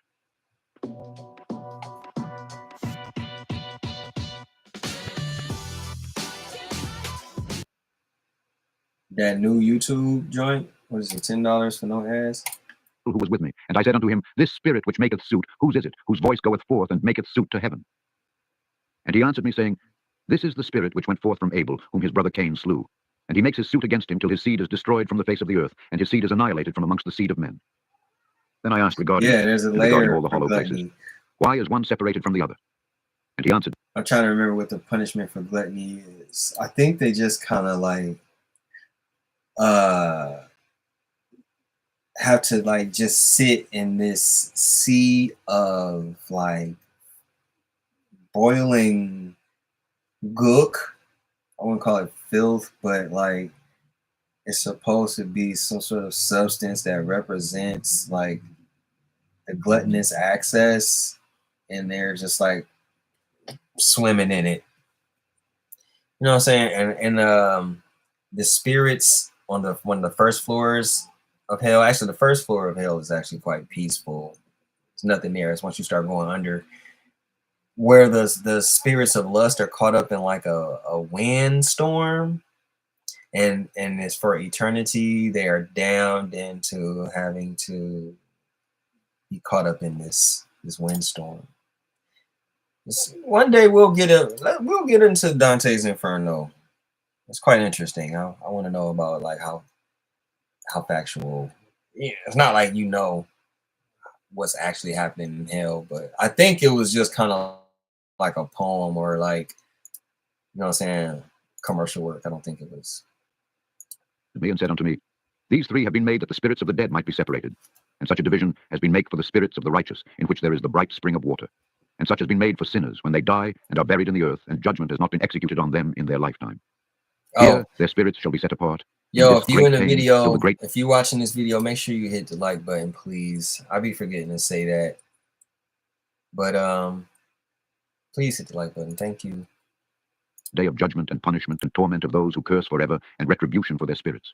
There he shall bind them forever.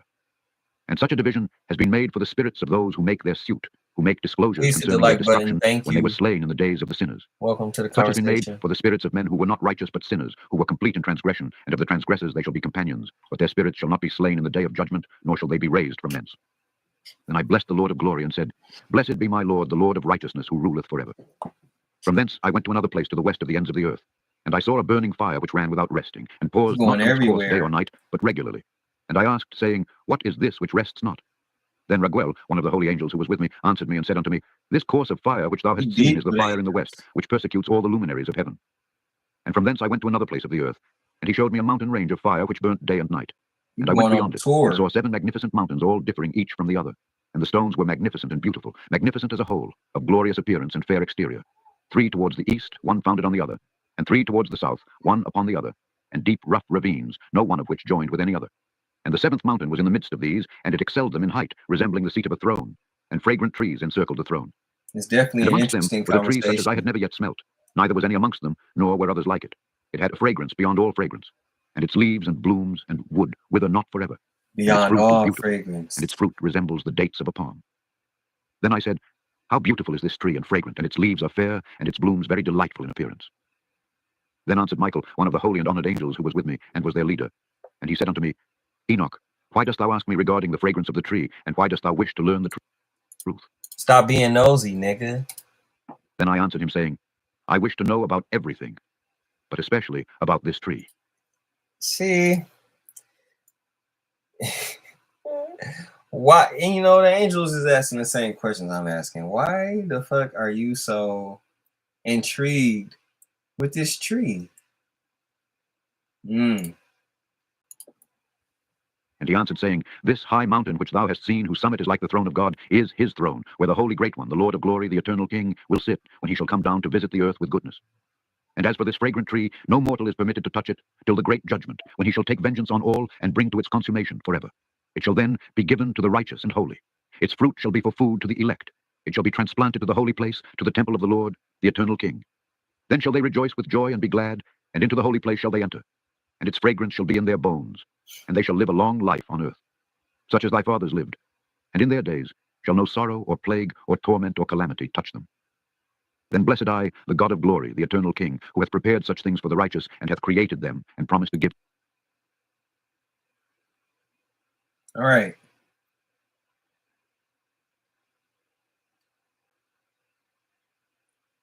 No mortal is permitted to touch it until the great judgment,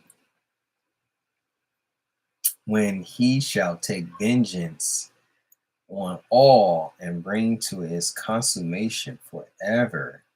It shall then be given to the righteous and the holy.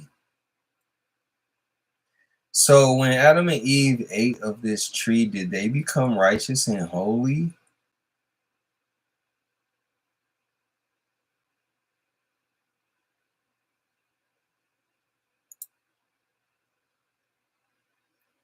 And I'm just curious, like, why would you make this tree? Why is it a tree? I know it's not really a tree. Tree of life. God says, don't touch the tree.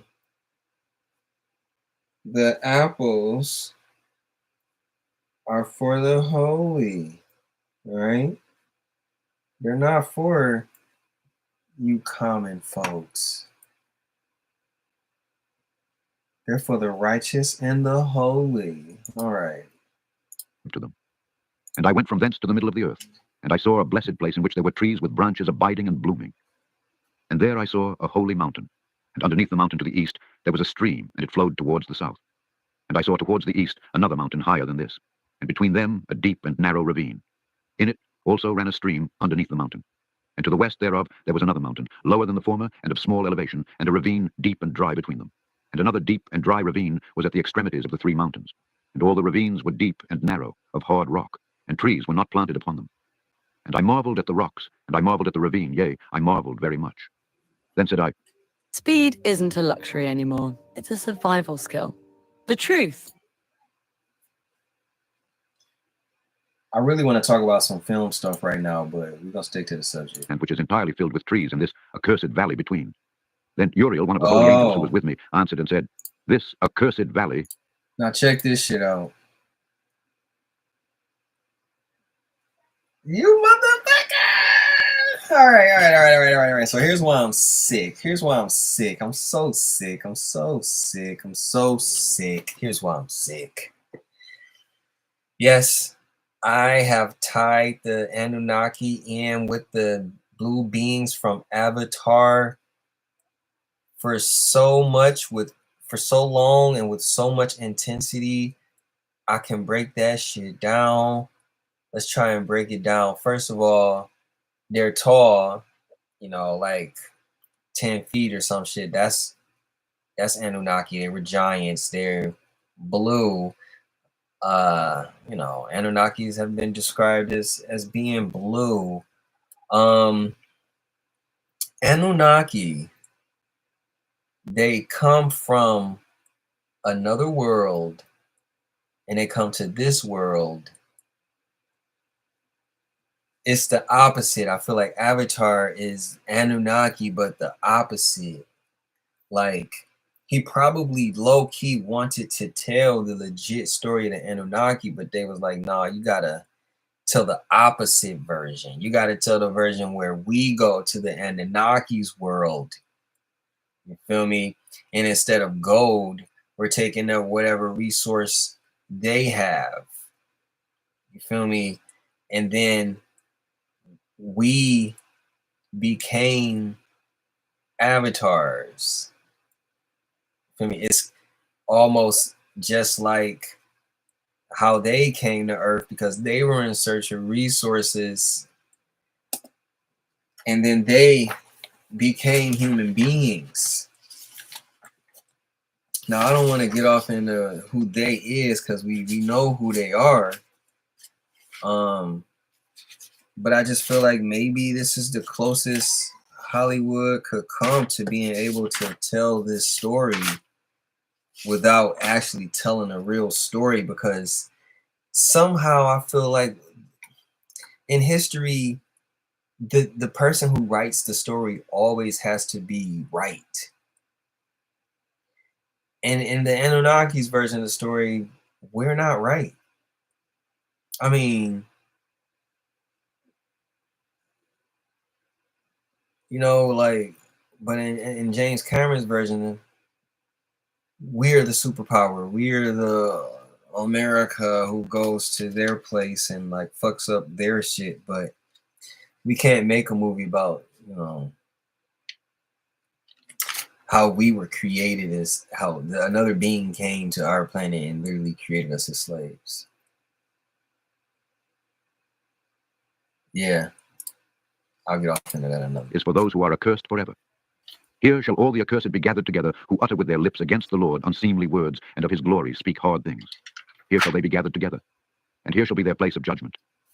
In the last days there shall be upon them the spectacle of righteous judgment in the presence of the righteous forever. Here shall the merciful bless the Lord of glory, the eternal King. In the days of judgment over the former, they shall bless him for the mercy in accordance with which he has assigned them. Then I blessed the Lord of glory, and set forth his glory, and lauded him gloriously. And thence I went towards the east, into the midst of the mountain range of the desert. And I saw a wilderness, and it was solitary, full of trees and plants. And water gushed forth from above. Rushing like a copious watercourse towards the northwest, it caused clouds and dew to ascend on every side. And thence I went to another place in the desert, and approached to the east of this mountain range. And there I saw aromatic trees, exhaling the fragrance of frankincense and myrrh, and the trees also were similar to the almond tree. And beyond these I went afar to the east, Frankincense and and myrrh. I saw another place, a valley of water. Ain't that what the 3 wise men brought to Jesus?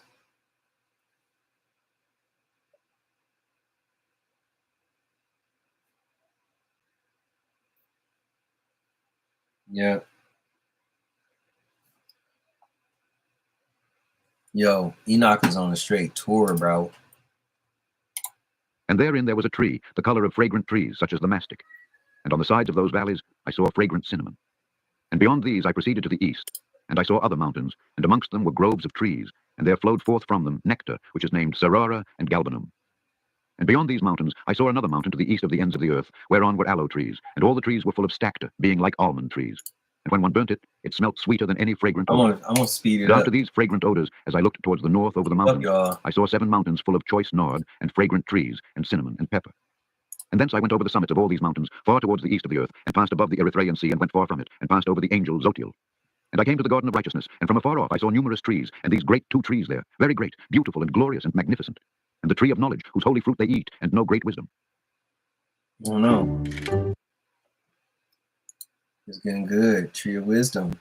I might have to do a part 2. I would like to get halfway finished before I do part 2 though. I ain't tripping. I mean, I'm usually up until 9. I believe I can finish this by 9. So I'm just gonna go all in and get it out of the way. You know what I mean? And try to talk about it. I'm grinding right now. Strangler fig, and its leaves are like the carob tree, and its fruit is like the clusters of the vine, very beautiful, and the fragrance of the tree penetrates afar. Then I said, how beautiful is the tree, and how attractive is its look. Then Raphael, the holy angel who was with me, answered me and said, this is the tree of wisdom, of which thy father old and thy aged mother, who were before thee, have eaten, and they learnt wisdom, and their eyes were opened, and they knew that they were naked, and Wait a minute, wait.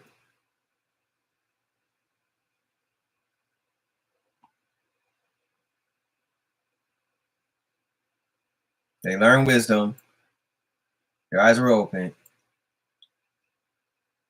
They were driven out of the garden. Okay.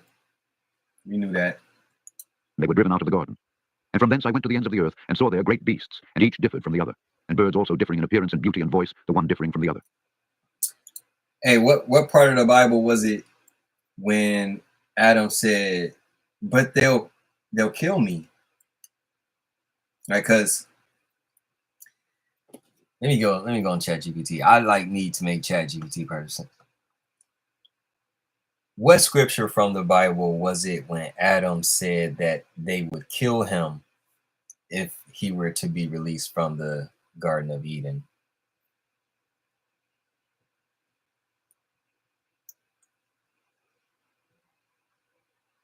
All right.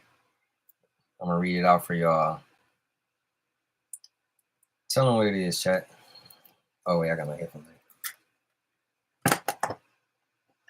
It's for y'all.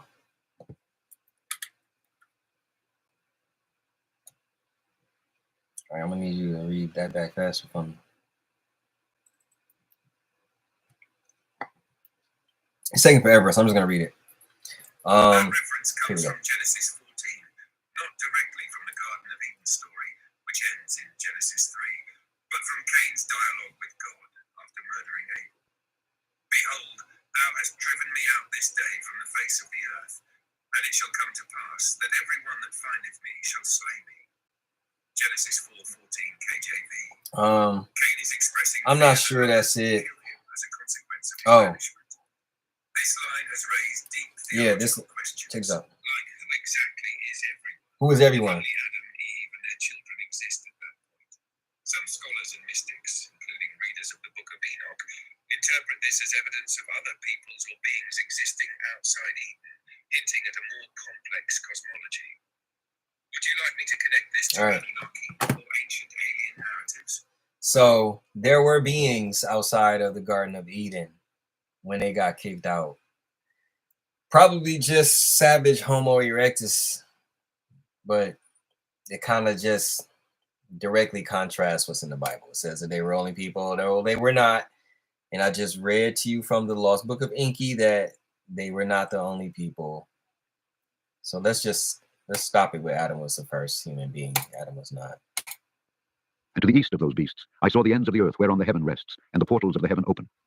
And I saw how the stars of heaven come forth, and I counted the portals out of which they proceed, and wrote down all their outlets of each individual star by itself, according to their number and their names, their courses and their positions, and their times and their months, as Uriel the holy angel who was with me showed me. He showed all things to me, and wrote them down for me. Also their names he wrote for me, and their laws and their companies. And from thence I went towards the north to the ends of the earth, and there I saw a great and glorious device at the ends of the whole earth. And here I saw 3 portals of heaven open in the heaven. Through each of them proceed north winds. When they blow, there is cold, hail, frost, snow, dew, and rain. And out of one portal they blow for good. But when they blow through the other 2 portals, it is with violence and affliction on the earth, and they blow with violence. And from thence I went towards the west to the ends of the earth, and saw there 3 portals of the heaven open such as I had seen in the east, the same number of portals, and the same number of outlets. And from thence I went to the south to the ends of the earth, and saw there 3 open portals of the heaven, and thence there come dew, rain, and wind. And from thence I went to the east, to the ends of the heaven, and saw here the 3 eastern portals of heaven open, and small portals above them. Through each of these small portals pass the stars of heaven, and run their course to the west on the path which is shown to them. What are these And as often portals? as I saw, I blessed always the Lord of glory. And I continued to bless the Lord of glory, who has wrought great and glorious wonders, to show the greatness of his work to the angels, and to spirits, and to men, that they might praise his work and all his creation, that they might see the work of his might, and praise the great work of his hands, and bless him forever. The end of the book 1, the Watchers. Hold on, before you pay for yet Yeah, the book of the Watchers.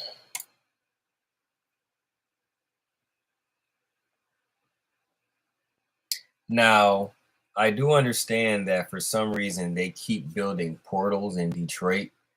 And I have done some independent research on one of these portals and found some interesting shit out. Specifically the one on Hart Plaza off Jefferson, across from, is that the one we're building? There's also another portal on the inside of that building that is like lined up with the portal at Hart Plaza. So no idea what that's about, but it is a thing. And they also just built another one. I don't know that street. It's down there by the Great Outdoors Center. I don't know about a Riverwalk, and you know, it's down there though. But what's up with that? All right, back to Book 2, the Parables. all right. So we just finished book 1, the Parables. Maybe we should wrap it up here. I don't want to. Nah, we're not gonna wrap it up. We're gonna keep going. Fuck that. Chapter 1, the first parable. The second vision which he saw, the vision of wisdom, which Enoch the son of Jared, the son of Mahalaleel, the son of Canaan, the son of Enos, the son of Seth, the son of Adam saw. And this is the beginning of the Because it's words of about wisdom to which I be, lifted up my voice to speak, and say to those which dwell on earth, Hear ye men of old time. It's about to be that time where people about to start logging on and shit like that. So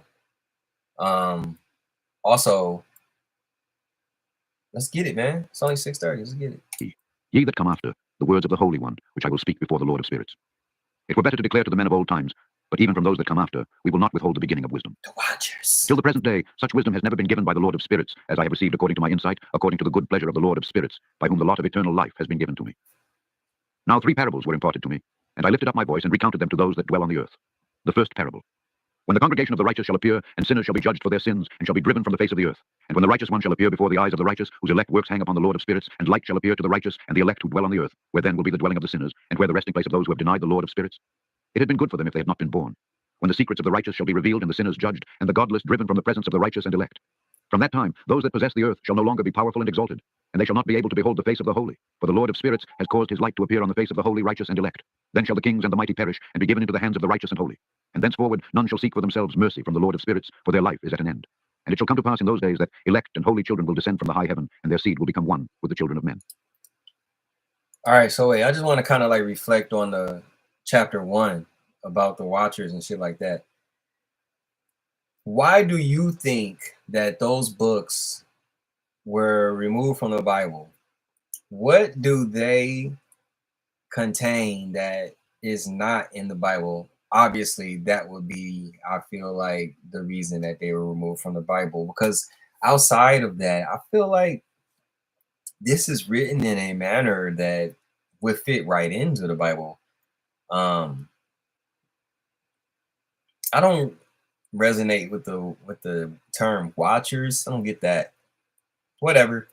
But maybe the giants. Why do they want to hide the giants so bad? That's all I'm getting out of it. Like, you know, just the whole giants. They don't want us to know that there were giants.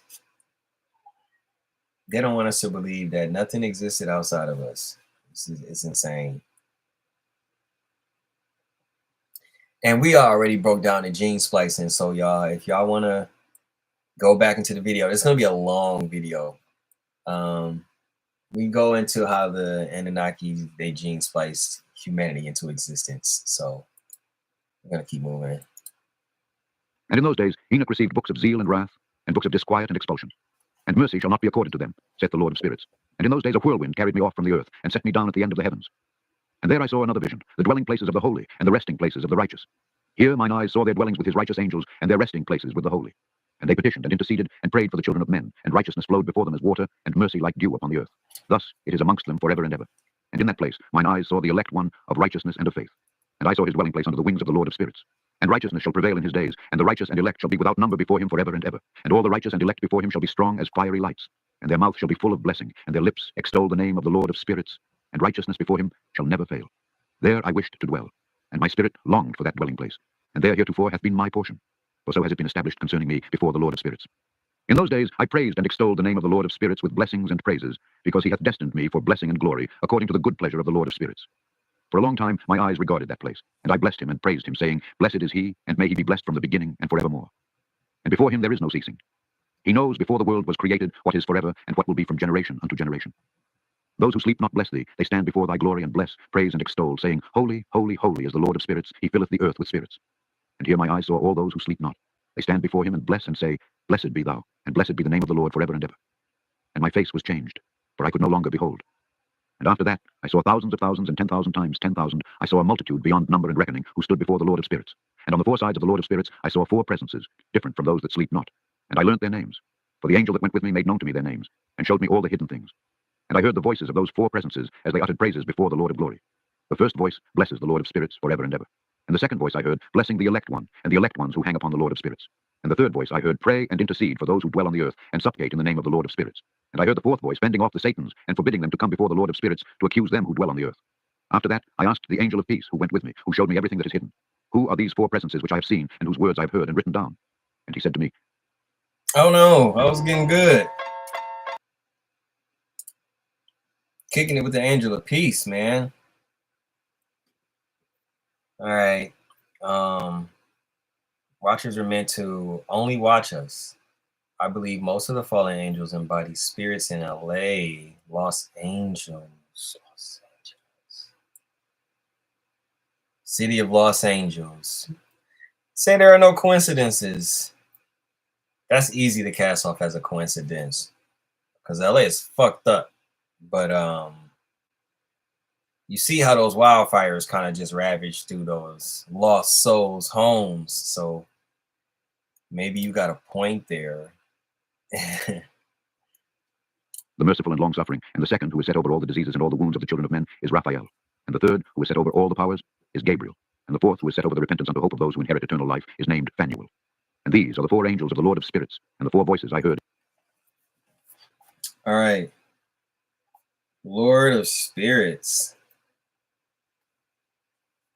Their names. Michael. It's a lot of angels in this book. Raphael. I take notes because it helps me remember. Gabriel. and Pharrell. All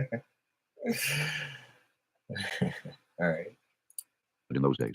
And after that, I saw all the secrets of the heavens, and how the kingdom is divided, and how the actions of men are weighed in the balance.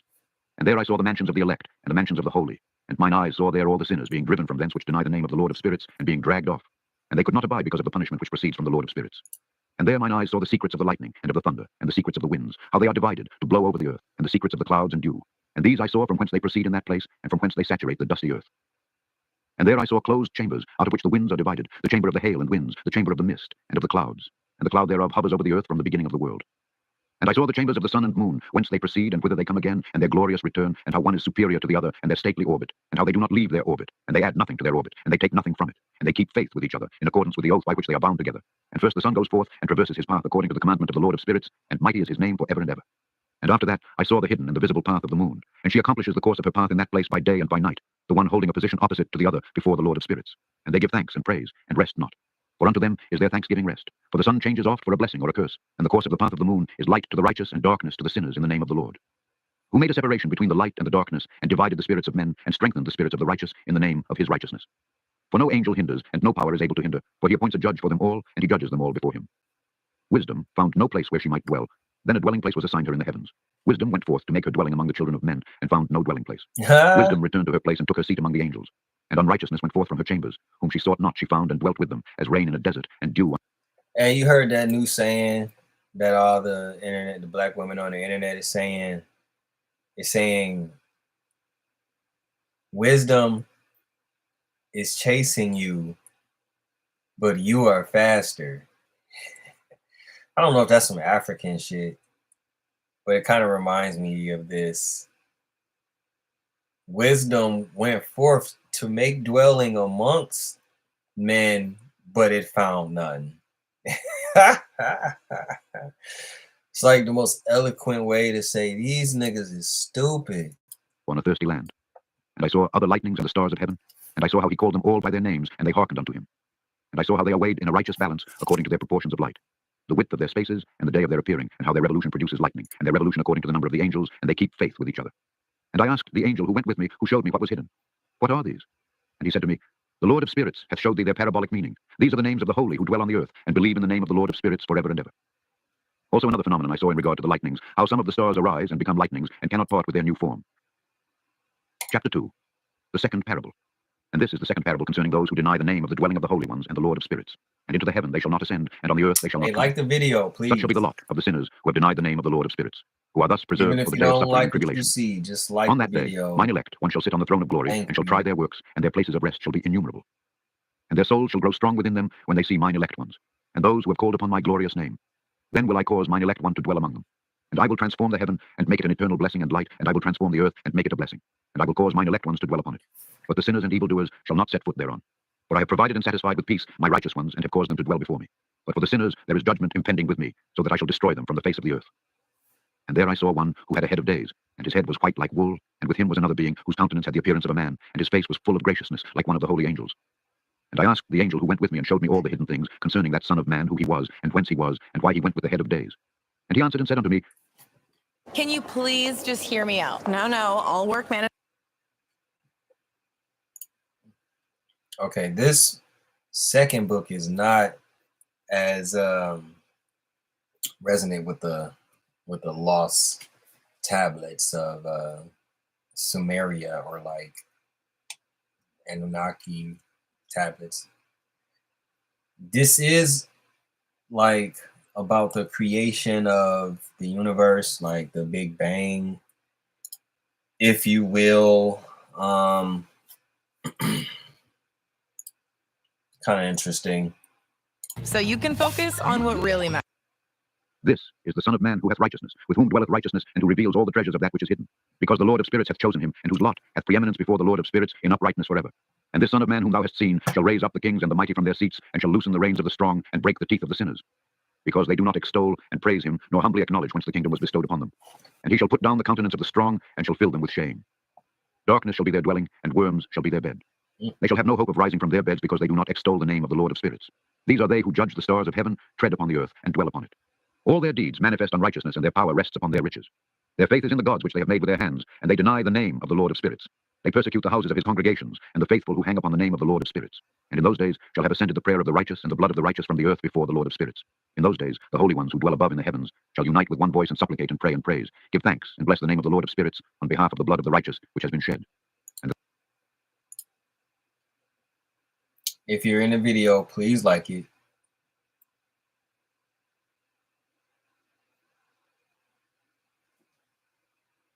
Please like the video if you're still here. You're getting through this. Thanks for joining us. That the prayer of the righteous may not be in vain before the Lord of spirits, that judgment may be done unto them, and that they may not have to suffer forever. In those days I saw the head of days when he seated himself upon the throne of his glory, and the books of the living were opened before him, and all his host which is in heaven above, and his counselors stood before him. And the hearts of the holy were filled with joy, because the number of the righteous had been offered, and the prayer of the righteous had been heard, and the blood of the righteous been required before the Lord of spirits. And in that place I saw the fountain of righteousness, which was inexhaustible, and around it were many fountains of wisdom. All the thirsty drank of them, and were filled with wisdom, and their dwellings were with the righteous and holy and elect. And at that hour that Son of Man was named in the presence of the Lord of spirits, and his name before the head of days. Yea, before the sun and the signs were created, before the stars of the heaven were made, his name was named before the Lord of spirits. He shall be a staff to the righteous, whereon to stay themselves, and not fall, and he shall be the light of the Gentiles, and the hope of those who are troubled of heart. All who dwell on earth shall fall down, and worship before him, and will praise and bless, and celebrate with song the Lord of spirits. And for this reason hath he been chosen and hidden before him, before the creation of the world, and forevermore. As you start to get off into like the newer testaments, I start to feel like it's more Marduk. If you don't know like the names of the Anunnakis, then I'm just gonna be the one to teach it to you. So Marduk is like the son of Enki. He created Earth and Earthlings. Well, him and Enki. We already went over this. So he was the guy who wanted there to be a monotheistic, not poly, right? That should be easy to remember. And this sounds more like him. It sounds more like Marduk. Sounds like that new God, one God. Because it did say all of the gods, they came together as one voice. I don't know what that's about or how I feel about that, but you know, one God. And the wisdom of the Lord of spirits hath revealed him to the holy and righteous, for he hath preserved the lot of the righteous, because they have hated and despised this world of unrighteousness, and have hated all its works and ways in the name of the Lord of spirits. For in his name they are saved, and according to his good pleasure hath it been in regard to their life. In these days, downcast in countenance, shall the kings of the earth have become, and the strong who possess the land because of the works of their hands. For on the day of their anguish and affliction they shall not save themselves, and I will give them over into the hands of mine elect. Oh. All right, so I really do need to. Hey, how much do the premium YouTube cost? Is it like $10 or something like that?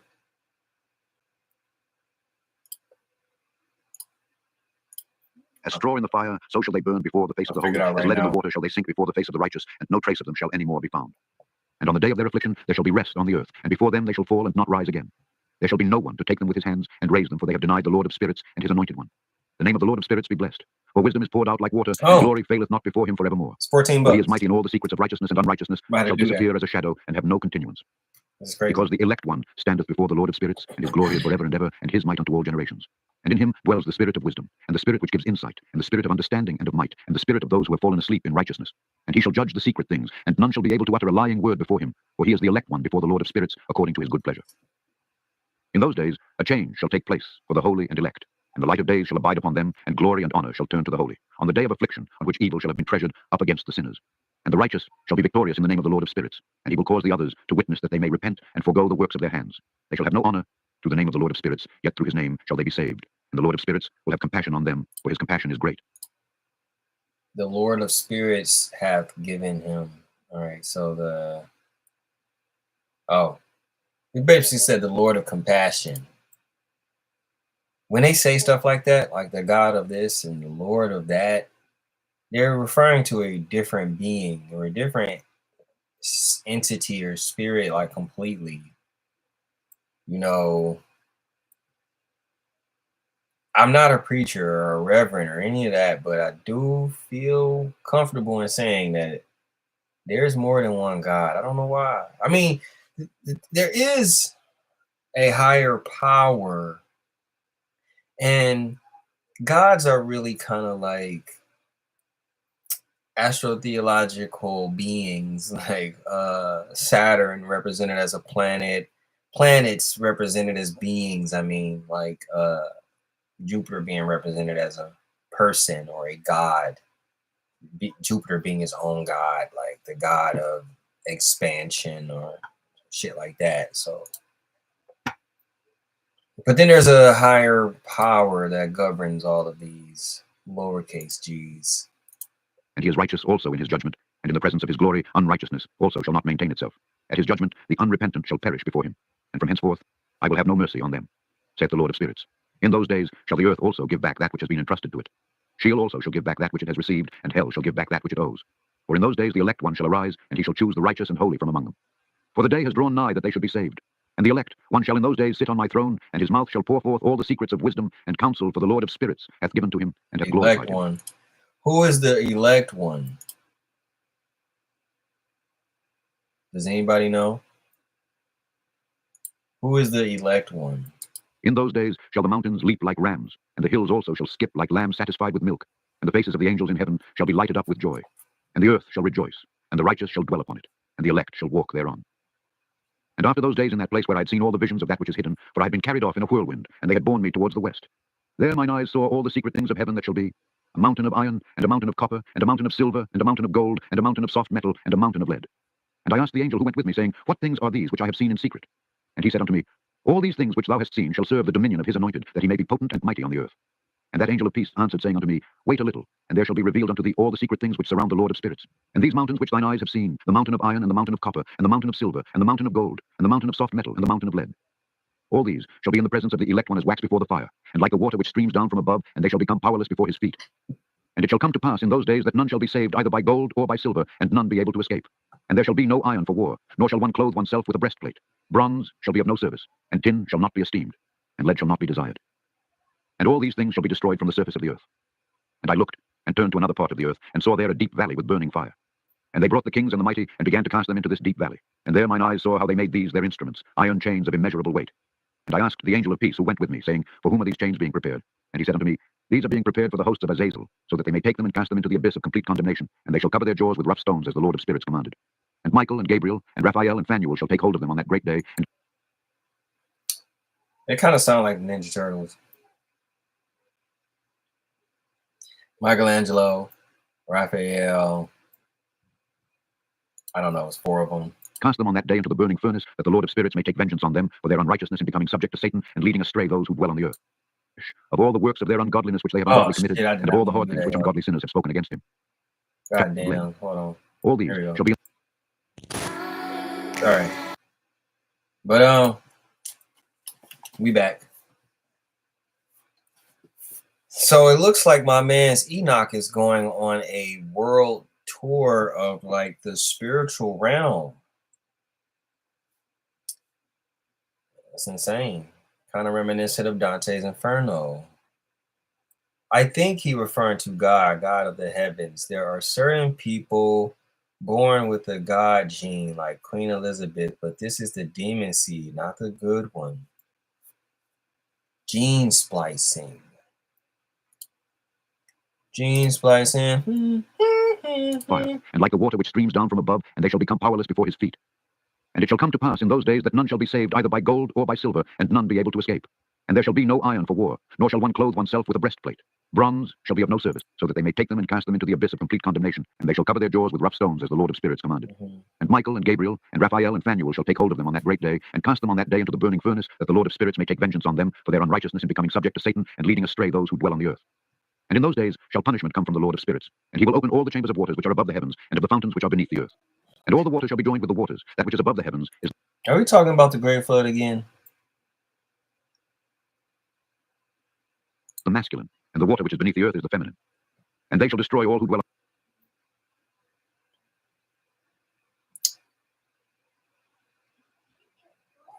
And all the waters shall be joined with the waters. Okay, now that kind of sounds like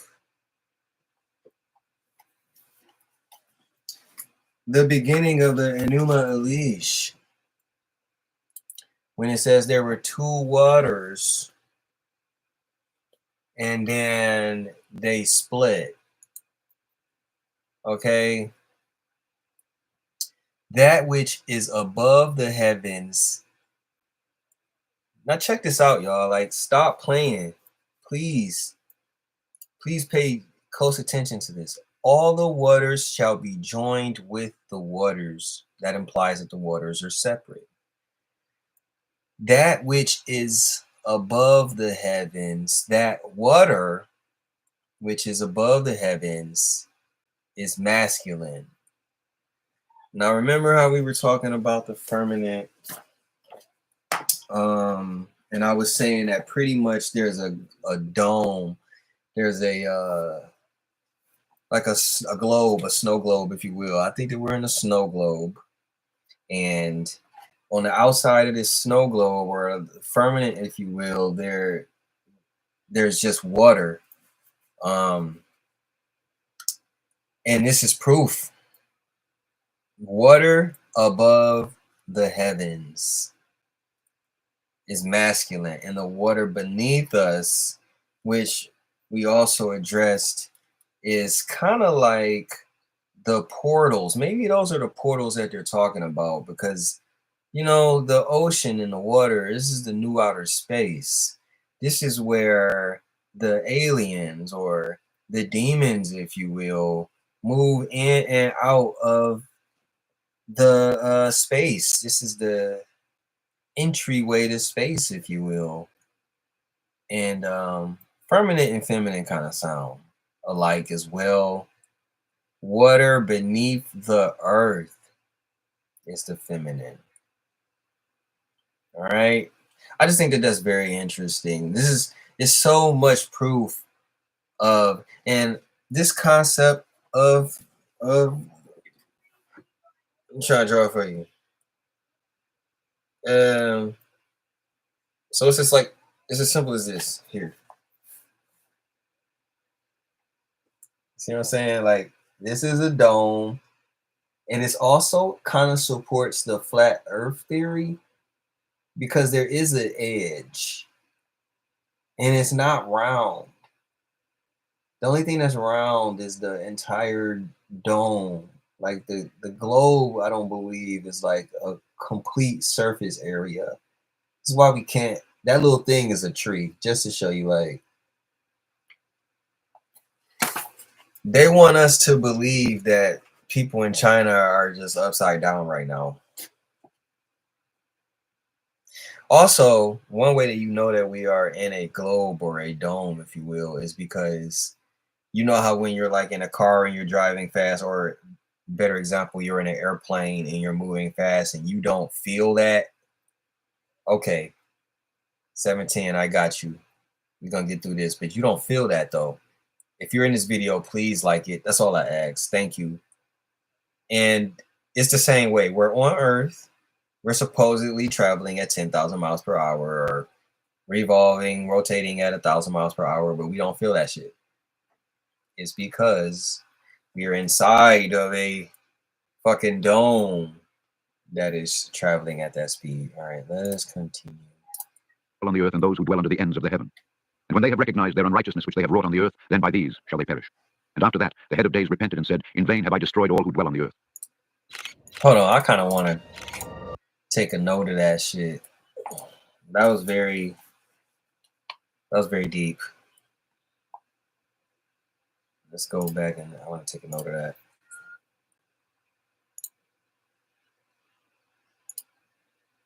So you guys should write this shit down too. Like, it's really crazy when you think about what it's saying.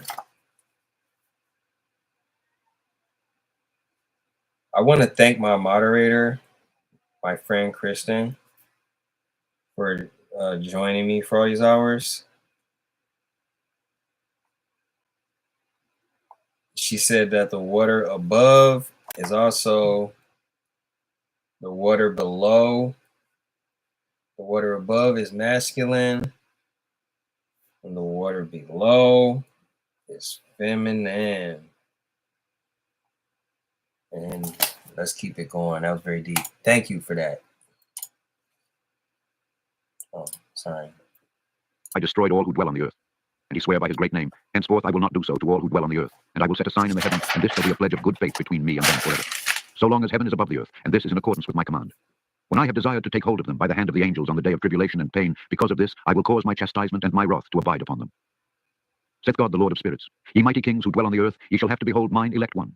How he sits on the throne of glory, and judges Azazel and all his associates. Hey, why the word yay remind me of Kanye now? He said that he's not dropping no more music under the name Kanye West. It's all just yay now. That man is a mess, and that's all the attention I'm going to give him. Thanks again, Christian. And all his hosts, in the name of the Lord of spirits.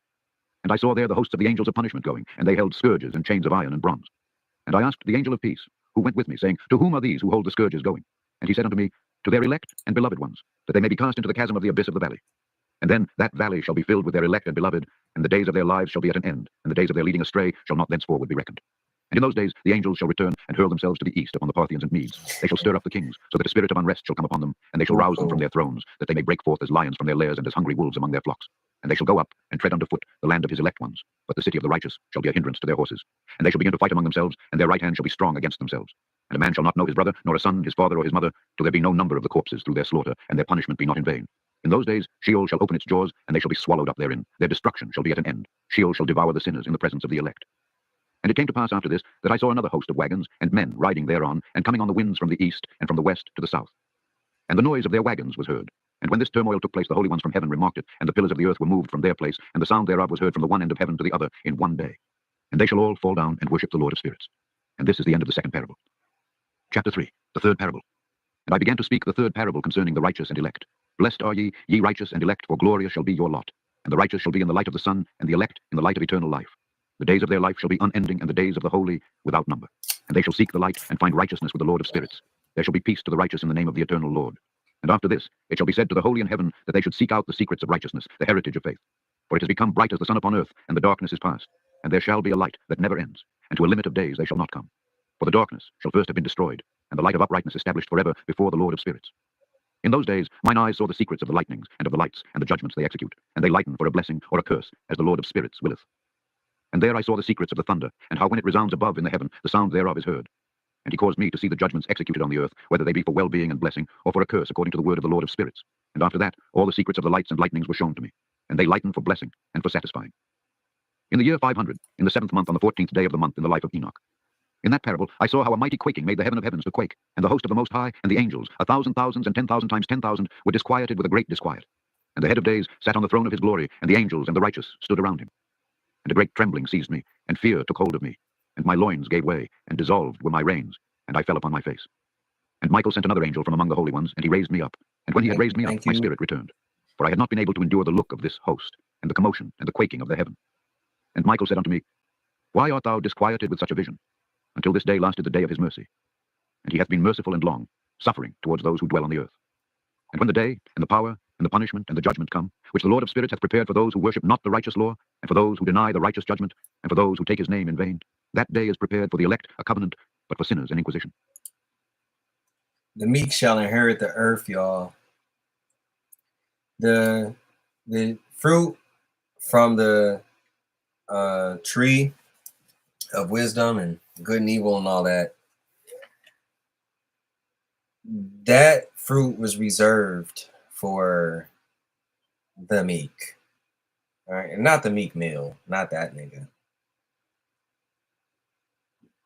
All right. If you are saying goodbye to us, Kristen, it's been good. I'll be here if you decide to come back. Yes, but it was reserved for, you know, those people who make it through Judgment Day. So when Judgment Day comes, they the ones, the people who, you know, pass God's judgment. And it's going to be very few of us. They get to either, you know, wisdom and all that stuff. I guess they're going to be granted eternal life at that point, which actually kind of makes sense. I ain't going to say get into how it does. It just does. When the punishment of the Lord of spirits shall rest upon them, it shall rest in order that the punishment of the Lord of spirits may not come in vain, and it shall slay the children with their mothers and the children with their fathers. Afterwards the judgment shall take place according to his mercy and his patience. And on that day were two monsters parted, a female monster named Leviathan, to dwell in the abysses of the ocean over the fountains of the waters. But the male is named Behemoth, who occupied with his breast a waste wilderness named Duidain on the east of the garden where the elect and righteous dwell, where my grandfather was taken up, the seventh from Adam, the first man whom the Lord of Spirits created. And I besought the other angel that he should show me the might of those monsters, how they were parted on one day and cast. Thanks for the likes, Work everybody. smarter, launch faster. Introducing new website templates on. Thanks for the likes, people. I promise you the next time I go live, it won't be no ads. I wasn't prepared, you know what I'm saying, but I can't let excuses stop me. Herein thou dost seek to know what is hidden. And the other angel who went with me and showed me what was hidden told me what is first and last in the heaven in the height, and beneath the earth in the depth, and at the ends of the heaven, and on the foundation of the heaven, and the chambers of the winds, and how the winds are divided, and how they are weighed, and how the portals of the winds are reckoned, each according to the power of the wind, and the power of the lights of the moon, and according to the power that is fitting, and the divisions of the stars, according to their names, and how all the divisions are divided. And the thunders, according to the places where they fall, and all the divisions that are made among the lightnings, that it may lighten, and their host, that they may at once obey. For the thunder has places of rest assigned to it, while it is waiting for its peal. And the thunder and lightning are inseparable, and although not one and undivided, they both go together through the Spirit, and separate not. For when the lightning lightens, the thunder utters its voice, and the Spirit enforces a pause during the peal, and divides equally between them. For the treasury of their peals is like the sand, and each one of them as it peals is held in with a bridle, and turned back by the power of the Spirit, and pushed forward according to the many quarters of the earth. And the spirit of the sea is masculine and strong, and according to the might of his strength he draws it back with a rein, and in like manner it is driven forward, and disperses amid all the mountains of the earth. And the spirit of the hoarfrost is his own angel, and the spirit of the hail is a good angel. And the spirit of the snow has forsaken his chambers on account of his strength. There is a special spirit therein, and that which ascends from it is like smoke, and its name is frost. And the spirit of the mist is not united with them in their chambers, but it has a special chamber. For its course is glorious, both in light and in darkness, and in winter and in summer. And in its chamber is an angel. And the spirit of the dew has its dwelling at the ends of the heaven, and is connected with the chambers of the rain. And its course is in winter and summer. And its clouds and the clouds of the mist are connected, and the one gives to the other. And when the spirit of the rain goes forth from its chamber, the angels come and open the chamber, and lead it out. And when it is diffused over the whole earth, it unites with the water on the earth.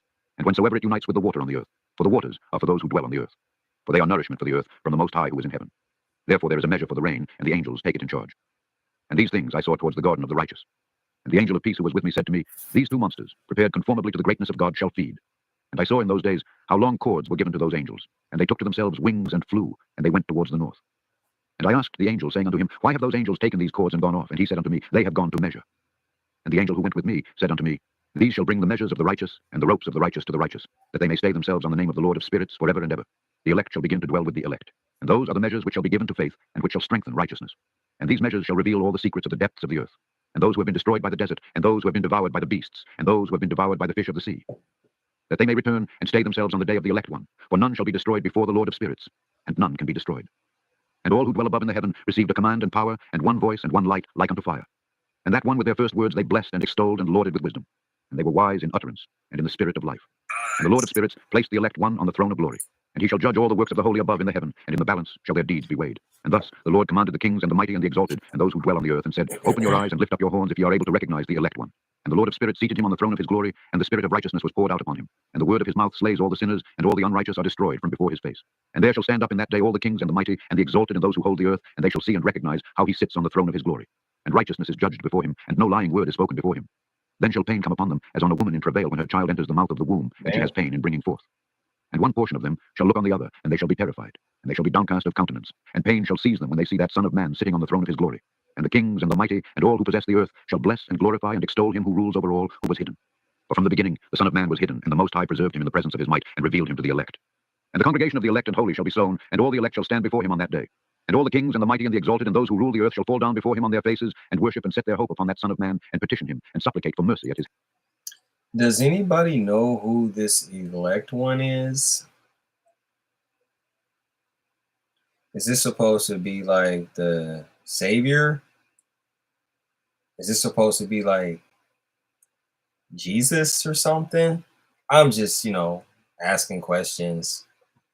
So, yeah, they've been talking about this elect one for like the whole book, and I'm just curious who that might be. Let me ask ChatGPT who the elect one could be. Let's continue. His hands. Nevertheless, that Lord of spirits will so press them that they shall hastily go forth from his presence, and their faces shall be filled with shame, and the darkness grow deeper on their faces. And he will deliver them to the angels for punishment, to execute vengeance on them, because they have oppressed his children and his elect. And they shall be a spectacle for the righteous and for his elect.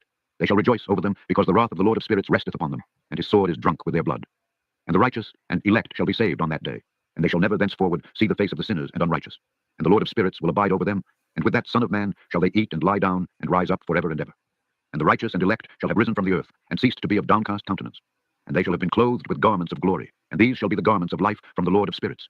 And your garments shall not grow old, nor your glory pass away before the Lord of spirits. In those days shall the mighty and the kings who possess the earth implore to grant them a little respite from his angels of punishment to whom they were delivered, that they might fall down and worship before the Lord of spirits and confess their sins before him. And they shall bless and glorify the Lord of spirits, and say, Blessed is the Lord of spirits, and the Lord of kings, and the Lord of the mighty, and the Lord of the rich, and the Lord of glory, and the Lord of wisdom, and splendid in every secret thing is thy power from generation to generation. And thy... All right, y'all, Pete.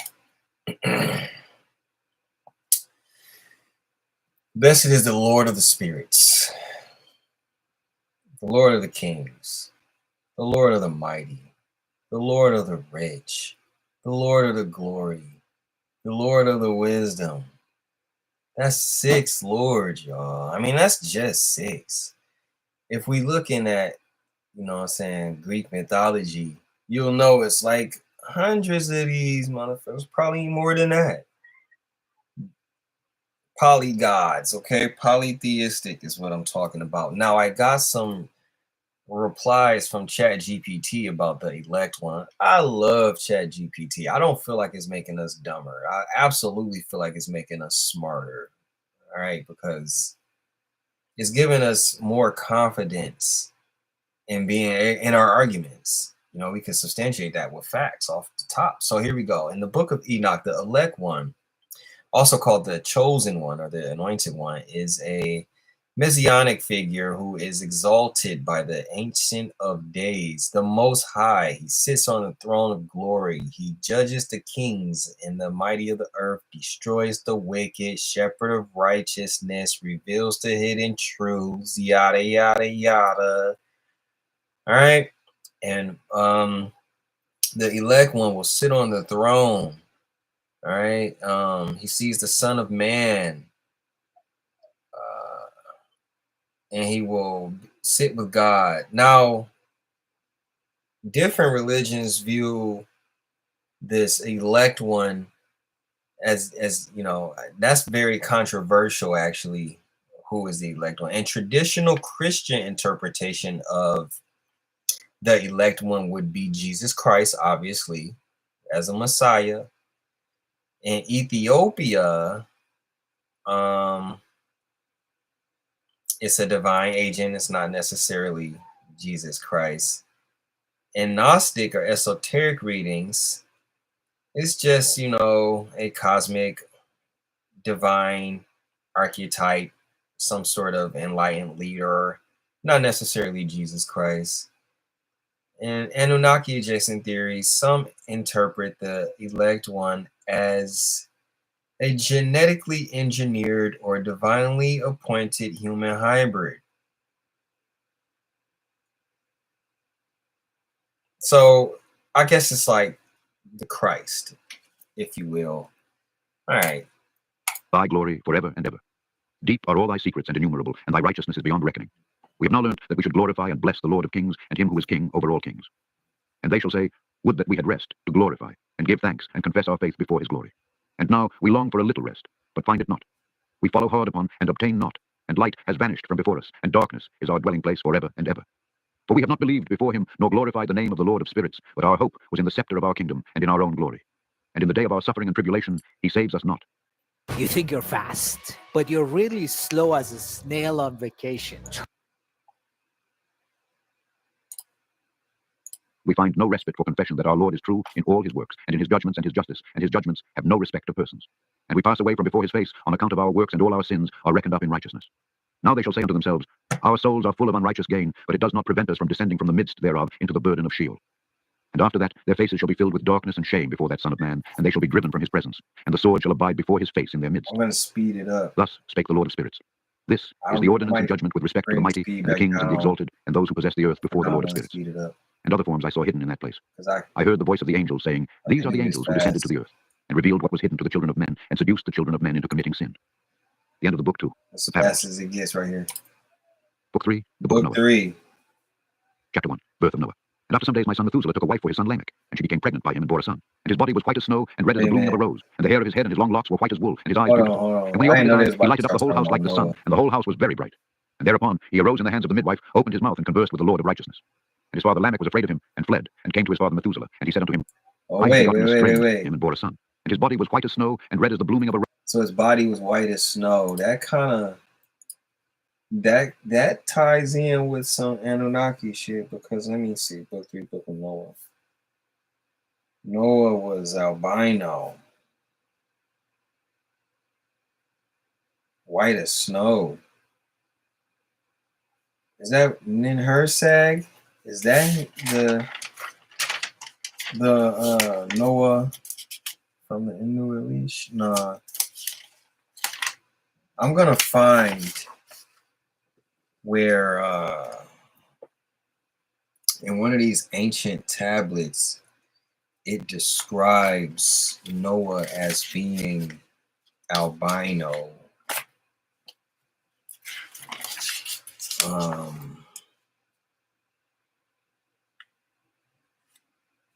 Damn, I want to find that shit. I'm just like taking these notes down. Sorry, y'all, but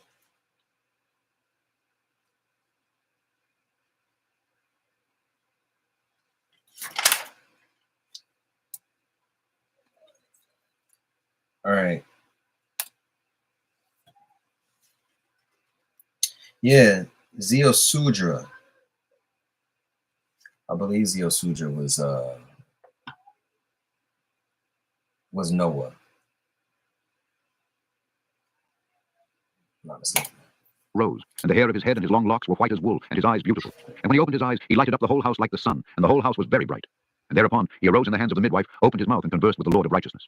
And his father Lamech was afraid of him, and fled, and came to his father Methuselah. And he said unto him, I have begotten a strange son, diverse from and unlike man, and resembling the sons of the God of heaven, and his nature is different, and he is not like us, and his eyes are as the rays of the sun, and his countenance is glorious. He's not like us.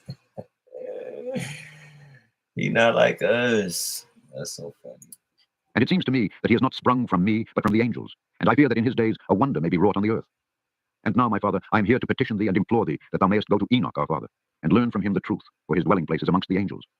And when Methuselah heard the words of his son, he came to me to the ends of the earth, for he had heard that I was there. And he cried aloud. And I heard his voice, and I came to him, and I said unto him, Behold, here am I, my son, wherefore hast thou come to me? And he answered and said, Because of a great cause of anxiety have I come to thee, and because of a disturbing vision have I approached. And now, my father, hear me. Unto Lamech my son there hath been born a son, the like of whom there is none, and his nature is not like man's nature, and the color of his body is whiter than snow, and redder than the bloom of a rose, and the hair of his head is whiter than white wool, and his eyes are like the rays of the sun. And he opened his eyes, and thereupon lighted up the whole house. And he arose in the hands of the midwife, and opened his mouth, and blessed the Lord of heaven. And his father Lamech became afraid, and fled to me, and did not believe that he was sprung from him, but that he was in the likeness of the angels of heaven. And behold, I have come to thee that thou mayest make known to me the truth. And I, Enoch, answered and said unto him, The Lord will do a new thing on the earth, and this I have already seen in a vision, and make known to thee that in the generation of my father Jared, some of the angels of heaven transgress the word of the Lord. And behold, they commit sin, and transgress the law, and have united themselves with women, and commit sin with them, and have married some of them, and have begot children by them. And they shall produce on the earth giants, not according to the spirit, but according to the flesh. And there shall be a great punishment on the earth, and the earth shall be cleansed from all impurity. Yea, there shall come a great destruction over the whole earth, and there shall be a deluge and a great destruction for 1 year. And this son who has been born unto you shall be left on the earth, and his 3 children shall be saved with him. When all mankind that are on the earth shall die, he and his sons shall be saved. And now make known to thy son Lamech, that he who has been born is in truth his son, and call his name Noah. For he shall be left to you, and he and his sons shall be saved from the destruction which shall come upon the earth on account of all the sin and all the unrighteousness which shall be consummated on the earth in his days. And after that there shall be still more unrighteousness than that which was first consummated on the earth. For I know the mysteries of the holy ones. For he, the Lord, has showed me and informed me, and I have read in the heavenly tablets. And I saw written on them that generation upon generation shall transgress, till a generation of righteousness arises, and transgression is destroyed, and sin passes away from the earth, and all manner of good comes upon it. And now, my son, go and make known to thy son Lamech that this son which has been born is in truth his son, and that is no lie. And when Methuselah had heard the words of his father Enoch, for he had shown to him everything in secret, he returned and showed to him and called the name of that son Noah, for he will comfort the earth after all the destruction. Just one more screenshot, and this. I mean, it should sound familiar to you, so I'm not gonna interrupt it here. Let's just get through it. Nothing new here. I'm trying to see. Enki wanted Badanash impregnated with a white baby despite Zeusudra. So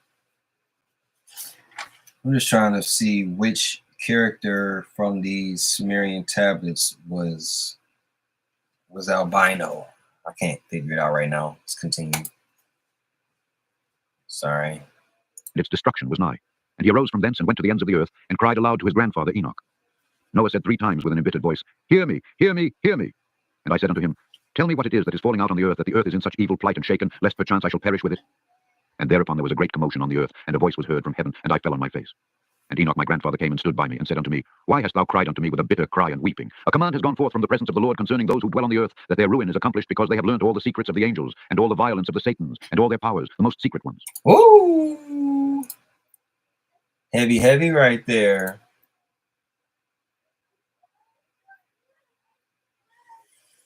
A command has gone forth from the presence of the Lord concerning those who dwell on the earth, that their ruin is accomplished, because they have learned the secrets of the angels and the violence of the Satans, and all their powers, the most secret ones.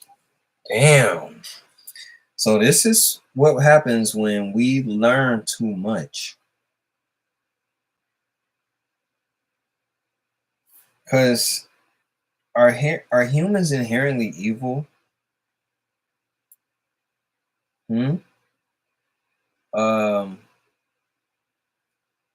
It could be argued that Enki and Enlil were both right.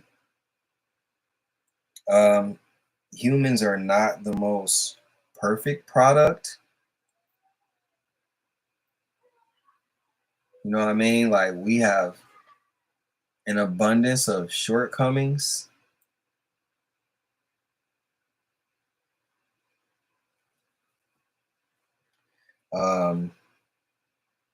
And so maybe us, you know, like they say, if you get rich and you're an asshole, you're just going to be a rich asshole. It's not going to make you a better person.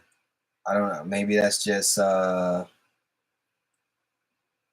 don't know why that would be reserved, but for whatever reason, there have been plenty of examples throughout the Bible where God does not want us to have like higher knowledge.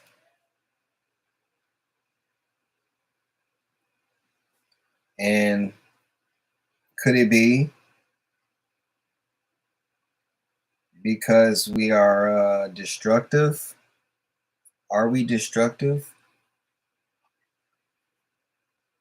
Because we take, you know what I'm saying, the secrets of the angels and the weapons of Satan and use them against our own motherfucking selves. You know what I mean?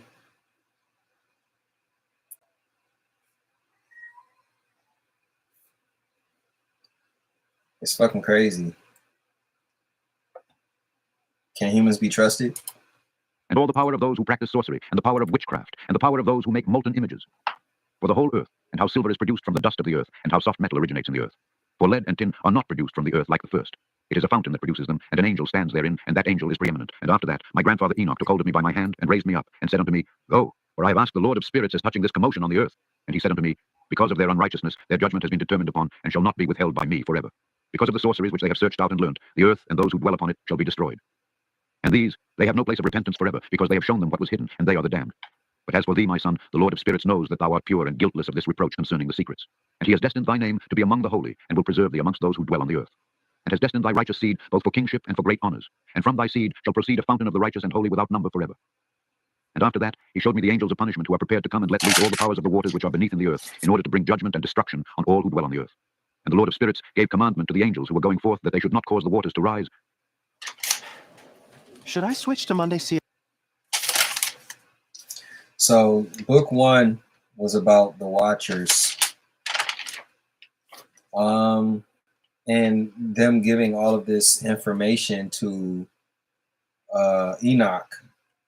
Book 2 was pretty much like book 1 part 2, where they go into not just the world, but into like the universe and stuff, and thunder and lightning, and he's 500 years old at this point. Now book 3 is about Noah, his grandchild. So we're moving through Enoch's. For some reason in the Bible, we don't get Enoch's account of anything. But here we are. Enoch's grandson. In check, for those angels were over the powers of the waters. And I went away from the presence of Enoch. Chapter 3. Judgment of angels. And in those days the word of God came unto me, and he said unto me, Noah, thy lot has come up before me, a lot without blame, a lot of love and uprightness. And now the angels are working, and when they have completed their task, I will place my hand upon it and preserve it. And there shall come forth from it the seed of life, and a change shall set in, so that the earth will not remain without inhabitant. And I will make fast thy seed before me forever and ever, and I will spread abroad those who dwell with thee. It shall not be unfruitful on the face of the earth, but it shall be blessed and multiply on the earth in the name of the Lord. And he will imprison those angels who have shown unrighteousness in that burning valley which my grandfather Enoch had formerly shown to me in the west, among the mountains of gold and silver and iron and soft metal and tin. And I saw that valley, in which there was a great convulsion and a convulsion of the waters. And when all this took place, from that fiery molten metal and from the convulsion thereof in that place, there was produced a smell of sulfur, and it was connected with those waters. And that valley of the angels who had led astray burned beneath that land. And through its valleys proceed streams of fire, where these angels are punished who had led astray those who dwell upon the earth. But those waters shall in those days serve for the kings and the mighty and the exalted, and those who dwell on the earth for the healing of the body, but for the punishment of the spirit. Now their spirit is full of lust, that they may be punished in their body. For they have denied the Lord of spirits, and see their punishment daily, and yet believe not in his name. And in proportion as the burning of their bodies becomes severe, a corresponding change shall take place in their spirit forever and ever. For before the Lord of spirits none shall utter an idle word, for the judgment shall come upon them, because they believe in the lust of their body, and deny the spirit of the Lord. And those same waters will undergo a change in those days. For when those angels are punished in these water springs shall change their temperature, and when the angels ascend, this water of the springs shall change and become cold. And I heard Michael answering and saying, This judgment wherewith the angels are judged is a testimony for the kings and the mighty who possess the earth, because these waters of judgment minister to the healing of the body of the kings and the lust of their body. Therefore they will not see and will not believe that those waters will change and become a fire which burns forever. Chapter 4. Secrets of the parables. And after that, my grandfather Enoch gave me the teaching of all the secrets in the book in the parables which had been given to him, and he put them together for me in the words of the book of the parables. And on that day, Michael answered Raphael and said, The power of the Spirit transports and makes me to tremble because of the severity of the judgment of the secrets, the judgment of the angels. Who can endure the severe judgment which has been executed, and before which they melt away? And Michael answered again, and said to Raphael, Who is he, whose heart is not softened concerning it, and whose reins are not troubled by this word of judgment that has gone forth upon them because of those who have thus led them out? And it came to pass when he stood before the Lord of spirits, Michael said thus to Raphael, I will not take their part under the eye of the Lord, for the Lord of spirits has been angry with them because they do as if they were the Lord. Therefore all that is hidden shall come upon them forever and ever, for neither angel nor man shall have his portion, but alone they have received their judgment.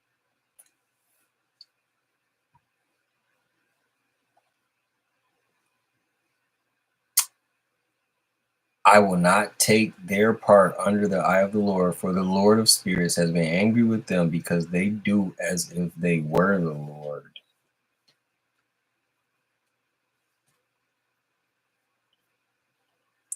Yo, God is really jealous, yo. Forever and ever. And after this judgment they shall terrify and make them to tremble, because they have shown this to those who dwell on the earth. And behold, the names of those angels. The first of them is Samjaza, the second Artakifa, and the third Arman, the fourth Kokabel, the fifth Turael, the sixth Rumjal, the seventh Danjal, the eighth Mekael, the ninth Barakel, the tenth Azazel, the 11th Armaros, the 12th Batarjal, the 13th Busasekal, the 14th Hananel, the 15th Turel, and the 16th Simapesil, the 17th Jetrel, the 18th Tumael, the 19th Turel, the 20th Rumael, the 21st Azazel. And these are the chiefs of their angels and their names, and their chief ones over hundreds and over fifties and over tens. The name of the first Jacon, that is the one who led astray the sons of God and brought them down to the earth, and led them astray through the daughters of men. And the second was named Aspiel. He imparted to the holy sons of God evil counsel, and led them astray so that they defiled their bodies with the daughters of men. And the third was named Gadriel. He it is who showed the children of men all the blows of death, and he led astray Eve, and showed the shield and the coat of mail, and the sword for battle, and all the weapons of death to the children of men. And from his hand they have proceeded against those who dwell on the earth from that day and forevermore. Want to know who really runs my 40-person company?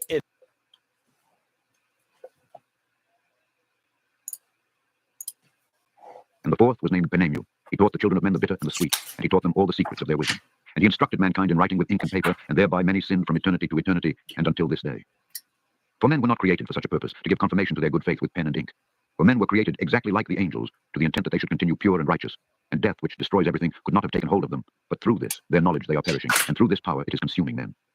And the fifth was named Casdaja. This is he who showed the children of men all the wicked smithings of spirits and demons, and the smitings of the embryo in the womb that it may pass away, and the bites of the serpent, and the smitings which befall through the noontide heat the son of the serpent, named Tabaot. And this is the task of Casbiel, the chief of the oath which he showed to the holy ones when he dwelt high above in glory, and its name is Beka. This angel requested Michael to show him the hidden name, that he might enunciate it in the oath, so that those might quake before that name, and oath who revealed all that was in secret to the children of men. And this is the power of this oath, for it is powerful and strong, and he placed this oath Akah in the hand of Michael. These are the secrets of this oath, and they are strong through his oath. The heaven was suspended before the world was created, and forever. And through it the earth was founded upon the water, and from the secret recesses of the mountains come beautiful waters from the creation of the world and unto eternity. And through that oath the sea was created, and as its foundation he set for it the sand against the time of anger, and it dare not pass beyond it from the creation of the world unto eternity. And through that oath are the depths made fast, and abide, and stir not from their place from eternity to eternity. And through that oath the sun and moon complete their course, and deviate not from their ordinance from eternity to eternity. And through that oath the stars complete their course, and he calls them by their names, and they answer him from eternity to eternity. And this oath is mighty over them, and through it their paths are preserved, and their course is not destroyed. And there was great joy amongst them, and they blessed and glorified and extolled, because the name of that Son of Man had been revealed unto them. And he sat on the throne of his glory, and the sum of judgment was given unto the Son of Man. And he caused the sinners to pass away, and be destroyed from off the face of the earth, and those who have led the world astray. With chains shall they be bound, and in their assemblage place of destruction shall they be imprisoned, and all their works vanish from the face of the earth. And from henceforth there shall be nothing corruptible, for that Son of Man has appeared and has seated himself on the throne of his glory. All evil shall pass away before his face, and the word of that Son of Man shall go forth and be strong before the Lord of spirits. The end of Book 3, Book of Noah. Book 4, the Kingdom of Heaven. Chapter 1. Book 4, Enoch the is Kingdom of Heaven, And it came to y'all. pass after this, that his name during his lifetime was raised aloft to that Son of Man, and to the Lord of spirits from amongst those who dwell on the earth. And he was raised aloft on the chariots of the Spirit, and his name vanished among them. And from that day I was no longer numbered amongst them, and he set me between the two winds, between the north and the west, where the angels took the cords, to measure for me the place for the elect and righteous. And there I saw the first fathers and the righteous, who from the beginning dwell in that place. And it came to pass after this, that my spirit was translated, and it ascended into the heavens. I saw the holy sons of God. They were stepping on flames of fire. Their garments were white, and their faces shone like snow. And I saw two streams of fire, and the light of that fire shone like hyacinth. And I fell on my face before the Lord of spirits. And the angel Michael seized me by my right hand, and lifted me up, and led me forth into all the secrets. And he showed me all the secrets of righteousness. And he showed me all the secrets of the ends of the heaven, and all the chambers of all the stars, and all the luminaries, whence they proceed before the face of the holy ones. And he translated my spirit into the heaven of heavens, and I saw there, as it were, a structure built of crystals, and between those crystals tongues of living fire. And my spirit saw the girdle which girt that house of fire, and on its four sides were streams full of living fire, and they girt that house. And round about were seraphim, cherubic, and Ophanim, and these are they who sleep not and guard the throne of his glory. And I saw angels who could not be counted, 1,000 thousands and 10,000 times 10,000 encircling that house. And Michael and Raphael and Gabriel and Phanuel and the holy angels who are above the heavens go in and out of that house. And they came forth from that house, and Michael and Gabriel, Raphael and Phanuel, and many holy angels without number. And with them the head of days, his head white and pure as wool, and his raiment indescribable. And I fell on my face, and my whole body became relaxed, and my spirit was transfigured. And I cried with a loud voice with the spirit of power, and blessed and glorified and extolled. And these blessings which went forth out of my mouth were well-pleasing before that head of days. And that head of days came with Michael and Gabriel, Raphael and Phanuel, thousands and 10,000s of angels without number. And he came to me and greeted me with his voice and said unto me, This is the Son of Man who is born unto righteousness, and righteousness abides over him, and the righteousness of the head of days forsakes him not. And he said unto me, He proclaims unto thee peace in the name of the world to come. For from hence has proceeded peace since the creation of the world, and so shall it be unto thee forever and forever and ever. And all shall walk in his ways, since righteousness never forsaketh him. With him will be their dwelling places, and with him their heritage, and they shall not be separated from him forever and ever and ever. And so there shall be length of days with that Son of Man, and the righteous shall have peace and an upright way in the name of the Lord of spirits forever and ever. All right. I'm kind of like going in here. I got an unlimited amount of energy. I will be finishing this video tonight. I probably won't even get up from this seat because, just get it done. When I get up from the seat, I might just go straight to bed. But I'm feeling pretty good. We're more than halfway done now. And not really in a rush. It kind of feels like I'm reading the Bible now, but that's fine. This apparently was omitted from the Bible. So, it's good to get the word of God in your system. It's not that popular these days, but we got it on, almost 2 times the speed. So we getting it in, and we will be finished with this video in the next hour and 30 minutes, y'all. Believe it or not. I'm really good with time management. Let's go. Chapter 2, the luminaries. The book of the courses of the luminaries of the heaven, the relations of each, according to their classes, their dominion and their seasons, according to their names and places of origin, and according to their months, which Uriel, the holy I am angel, taking who was their notes, guide, showed me. y'all. And he showed me all their laws exactly as they are, and how it is with regard to all the years of the world, and unto eternity, till the new creation is accomplished, which dureth till eternity. And this is the first law of the luminaries. The luminary of the sun has its rising in the eastern portal. Yo, if you're here, please like the video. You don't have to actually like the video to like the video, but you know what I'm saying? If you're going to spend your time, let's support the channel. Thank you. Of the heaven, and its setting in the western portals of the heaven. And I saw 6 portals in which the sun rises, and 6 portals in which the sun sets, and the moon rises and sets in these portals, and the leaders of the stars, and those whom they lead, 6 in the east, and 6 in the west, and all following each other in accurately corresponding order. Also many windows to the right and left of these portals. And first there goes forth the great luminary named the sun, and his circumference is like the circumference of the heaven, and he is quite filled with illuminating and heating fire. The chariot on which he ascends, the wind drives, and the sun goes down from the heaven and returns through the north in order to reach the east, and is so guided that he comes to the appropriate portal and shines in the face of the heaven. In this way he rises in the first month in the great portal, which is the 4th. Watching another YouTube automation video on YouTube is not going to help you set up and run a faceless YouTube. And in that fourth portal from which the sun rises in the first month are 12 window openings, from which proceed a flame when they are opened in their season. When the sun rises in the heaven, he comes forth through that fourth portal 30 mornings in succession, and sets accurately in the fourth portal in the west of the heaven. And during this period, the day becomes daily longer, and the night nightly shorter to the 30th morning. On that day, the day is longer than the night by a ninth part, and the day amounts exactly to 10 parts, and the night to 8 parts. And the sun rises from that fourth portal, and sets in the fourth, and returns to the fifth portal of the east 30 mornings, and rises from it, and sets in the fifth portal. And then the day becomes longer by 2 parts, and amounts to 11 parts. Hold on. Let's dissect this. When that day the longer is 9 part, and the day amounts to exactly 10 parts, and the night to 8 parts. By parts, I'm assuming they mean hours, but that's not 24 hours. The sun rises from that fourth portal. 4 kind of reminds me of seasons. So maybe the sun rises from the spring. Portals being, I believe, like from one to the other, just a word, and sets in the fourth. Sets in the fourth, that's the winter. Returns to the fifth. What's the fifth about? 30 mornings. It sounds like a month. They're actually describing like times of days and seasons and stuff here. And then the day becomes longer by 2 parts. I assume that's when the springtime comes, summertime, and the night becomes shorter and amounts to 7 parts. So they're pretty much saying like springtime, summertime, wintertime. It just sounds fanciful because they're talking about like portals and dimensions and parts and more, you know. And the night becomes shorter and amounts to 7 parts. And it returns to the east and enters into the sixth portal and rises and sets in the sixth portal 1 and 30 mornings on account of its sign. On that day, the day becomes longer than the night, and the day becomes double the night, and the day becomes 12 parts, and the night is shortened and becomes 6 parts. And the sun mounts up to make the day shorter and the night longer, and the sun returns to the east and enters into the sixth portal and rises from it and sets 30 mornings. And when 30 mornings are accomplished, the day decreases by exactly 1 part and becomes 11 parts, and the night 7. And the sun goes forth from that sixth portal in the west and goes to the east and rises in the fifth portal for 30 mornings and sets in the west again in the fifth western portal. On that day, the day decreases by 2 parts and amounts to 10 parts, and the night to 8 parts. And the sun goes forth from that fifth portal and sets in the fifth portal of the west and rises in the fourth portal for 1 and 30 mornings on account of its sign and sets in the west. On that day, the day is equalized with the night, and the night amounts to 9 parts and the day to 9 parts. And the sun rises from that portal and sets in the west and returns to the east and rises 30 mornings in the third portal and sets in the west in the third portal. And on that day, the night becomes longer than the day, and night becomes longer than night, and day shorter than day till the 30th morning, and the night amounts exactly to 10 parts and the day to 8 parts. And the sun rises from that third portal and sets in the third portal in the west and returns to the east, and for 30 mornings rises in the second portal in the east, and in like manner sets in the second portal in the west of the heaven. And on that day, the night amounts to 11 parts and the day to 7 parts. And the sun rises on that day from that second portal and sets in the west in the second portal, and returns to the east into the first portal for 1 and 30 mornings and sets in the first portal in the west of the heaven. And on that day, the night becomes longer and amounts to the double of the day, and the night amounts exactly to 12 parts and the day to 6. And the sun has traversed the divisions of his orbit and turns again on those divisions of his orbit, and enters that portal 30 mornings and sets also in the west, opposite to it.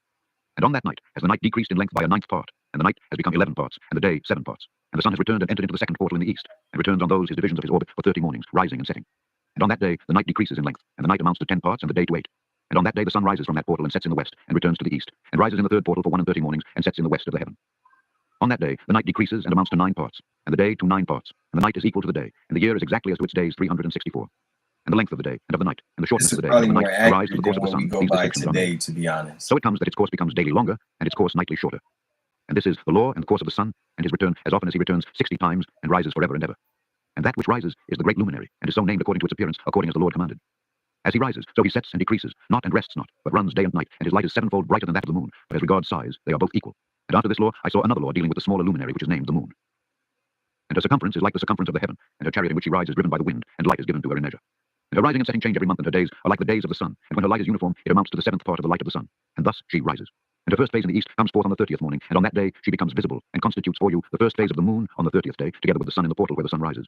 And the 1/2 of her goes forth by a 7th part, and her whole circumference is empty, without light, with the exception of 1/7 part of it, the 14th part of her light. And when she receives 1/7 part of the half of her light amounts to 1/7 part, and the half thereof. And she sets with the sun, and when the sun rises, the moon rises with him, and receives the half of 1 part of light. And in that night, in the beginning of her morning, in the commencement of the lunar day, the moon sets with the sun, and is invisible that night with the 14 parts and the half of 1 of them. And she rises on that day with exactly a 7th part. Are you really going to miss this? We do this training once a year. So it's pretty much talking about like the trajectory of planets and moons and how calendars and portals represents like going from one season to another, how days create months, how the sun rises and how the sun sets, and pretty much like how this whole universal network of energy works together to create I guess what we would consider a sense of time. Time is an illusion, but it can be traced by, I guess, what we are reading now. From the rising of the sun, and in her remaining days she becomes bright in the 13 parts. And I saw another course, a law for her, how according to that law she performs her monthly revolution. And all these Uriel, the holy angel who is the leader of them all, showed to me and their positions. And I wrote down their positions as he showed them to me. And I wrote down their months as they were, and the appearance of their lights till 15 days were accomplished. In single seventh parts she accomplishes all her light in the east, and in single seventh parts accomplishes all her darkness in the west. And in certain months she alters her settings, and in certain months she pursues her own peculiar course. In 2 months the moon sets with the sun, in those 2 middle portals, the third and the fourth. She goes forth for 7 days, and turns about and returns again through the portal where the sun rises, and accomplishes all her light, and she recedes from the sun, and in 8 days enters the 6th portal from which the sun goes forth. And when the sun goes forth... This is all astrological. I'm sorry, it's all astronomical. It's all astronomical, and it's also some astro theology mixed in here as well. From the 4th portal, she goes forth 7 days, until she goes forth from the 5th and turns back again in 7 days into the 4th portal, and accomplishes all her light. And she recedes, and enters into the 1st portal in 8 days, and she returns again in 7 days into the 4th portal from which the sun goes forth. Thus I saw their position, how the moons rose and the sun set in those days. And if 5 years are added together, the sun has an overplus of 30 days, and all the days which accrue to it for one of those 5 years, when they are full, amount to 364 days. And the overplus of the sun and of the stars... Let's peep this right quick. 5 years are added together, the sun has an overplus of 30 days, and all the days which occur for it is 5 years. When they are full, amount to 364 days. However they got to the math is still correct. However they did that math. Amounts to 6 days. In 5 years, 6 days every year come to 30 days. And the moon falls behind the sun and stars to the number of 30 days. And the sun and the stars bring in all the years exactly, so that they do not advance or delay their position by a single day unto eternity, but complete the years with perfect justice in 364 days. In 3 years there are 1,092 days, and in 5 years 1,820 days, so that in 8 years there are 2,912 days. For the moon alone, the days amount in 3 years to 1,062 days, and in 5 years she falls 50 days behind. To the sum there is 5, to be added 62 days. And in 5 years there are 1,770 days, so that for the moon, the days 6 in 8 years amount to 21,832 days. For in 8 years she falls behind to the amount of 80 days. All the 17 days she falls behind in 8 years are 80. And the year is accurately completed in conformity with their world stations, and the stations of the sun, which rise from the portals through which it rises and sets 30 days. And the leaders of the heads of the thousands, who are placed over the whole creation and over all the stars, have also to do with the 4 intercalary days, being inseparable from their office, according to the reckoning of the year, and these render service on the 4 days which are not reckoned in the reckoning of the year. And owing to them men go wrong therein, for those luminaries truly render service on the world stations, one in the 1st portal, one in the 3rd portal of the heaven, one in the 4th portal, and one in the 6th portal. And the exactness of the year is accomplished through its separate 364 stations. For the signs and the times and the years and the days the angel Uriel showed to me, whom the Lord of glory hath set forever over all the luminaries of the heaven and in the world, that they should rule on the face of the heaven, and be seen on the earth, and be leaders for the day and the night, and all the ministering creatures which make their revolution in all the chariots of the heaven. In like manner, 12 doors Uriel showed me open in the circumference of the sun's chariot in the heaven, through which the rays of the sun break forth, and from them is warmth diffused over the earth when they are opened at their appointed seasons. And for the winds and the spirit of the dew when they are opened, standing open in the heavens at the ends. As for the 12 portals in the heaven at the ends of the earth, out of which go forth the sun, moon, and stars, and all the works of heaven in the east and in the west. 12 portals. Where is it at the ends of the earth. I believe those represent the zodiac signs, or the areas in the sky that, you know, are attributed to the zodiac signs in the constellations. 12 months. West. There are many windows open to the left and right of them, and one window at its season produces warmth, corresponding to those doors from which the stars come forth according as he has commanded them, and wherein they set corresponding to their number. And I saw chariots in the heaven running in the world above those portals in which revolve the stars that never set. And one is larger than all the rest, and it is that makes its course through the entire world.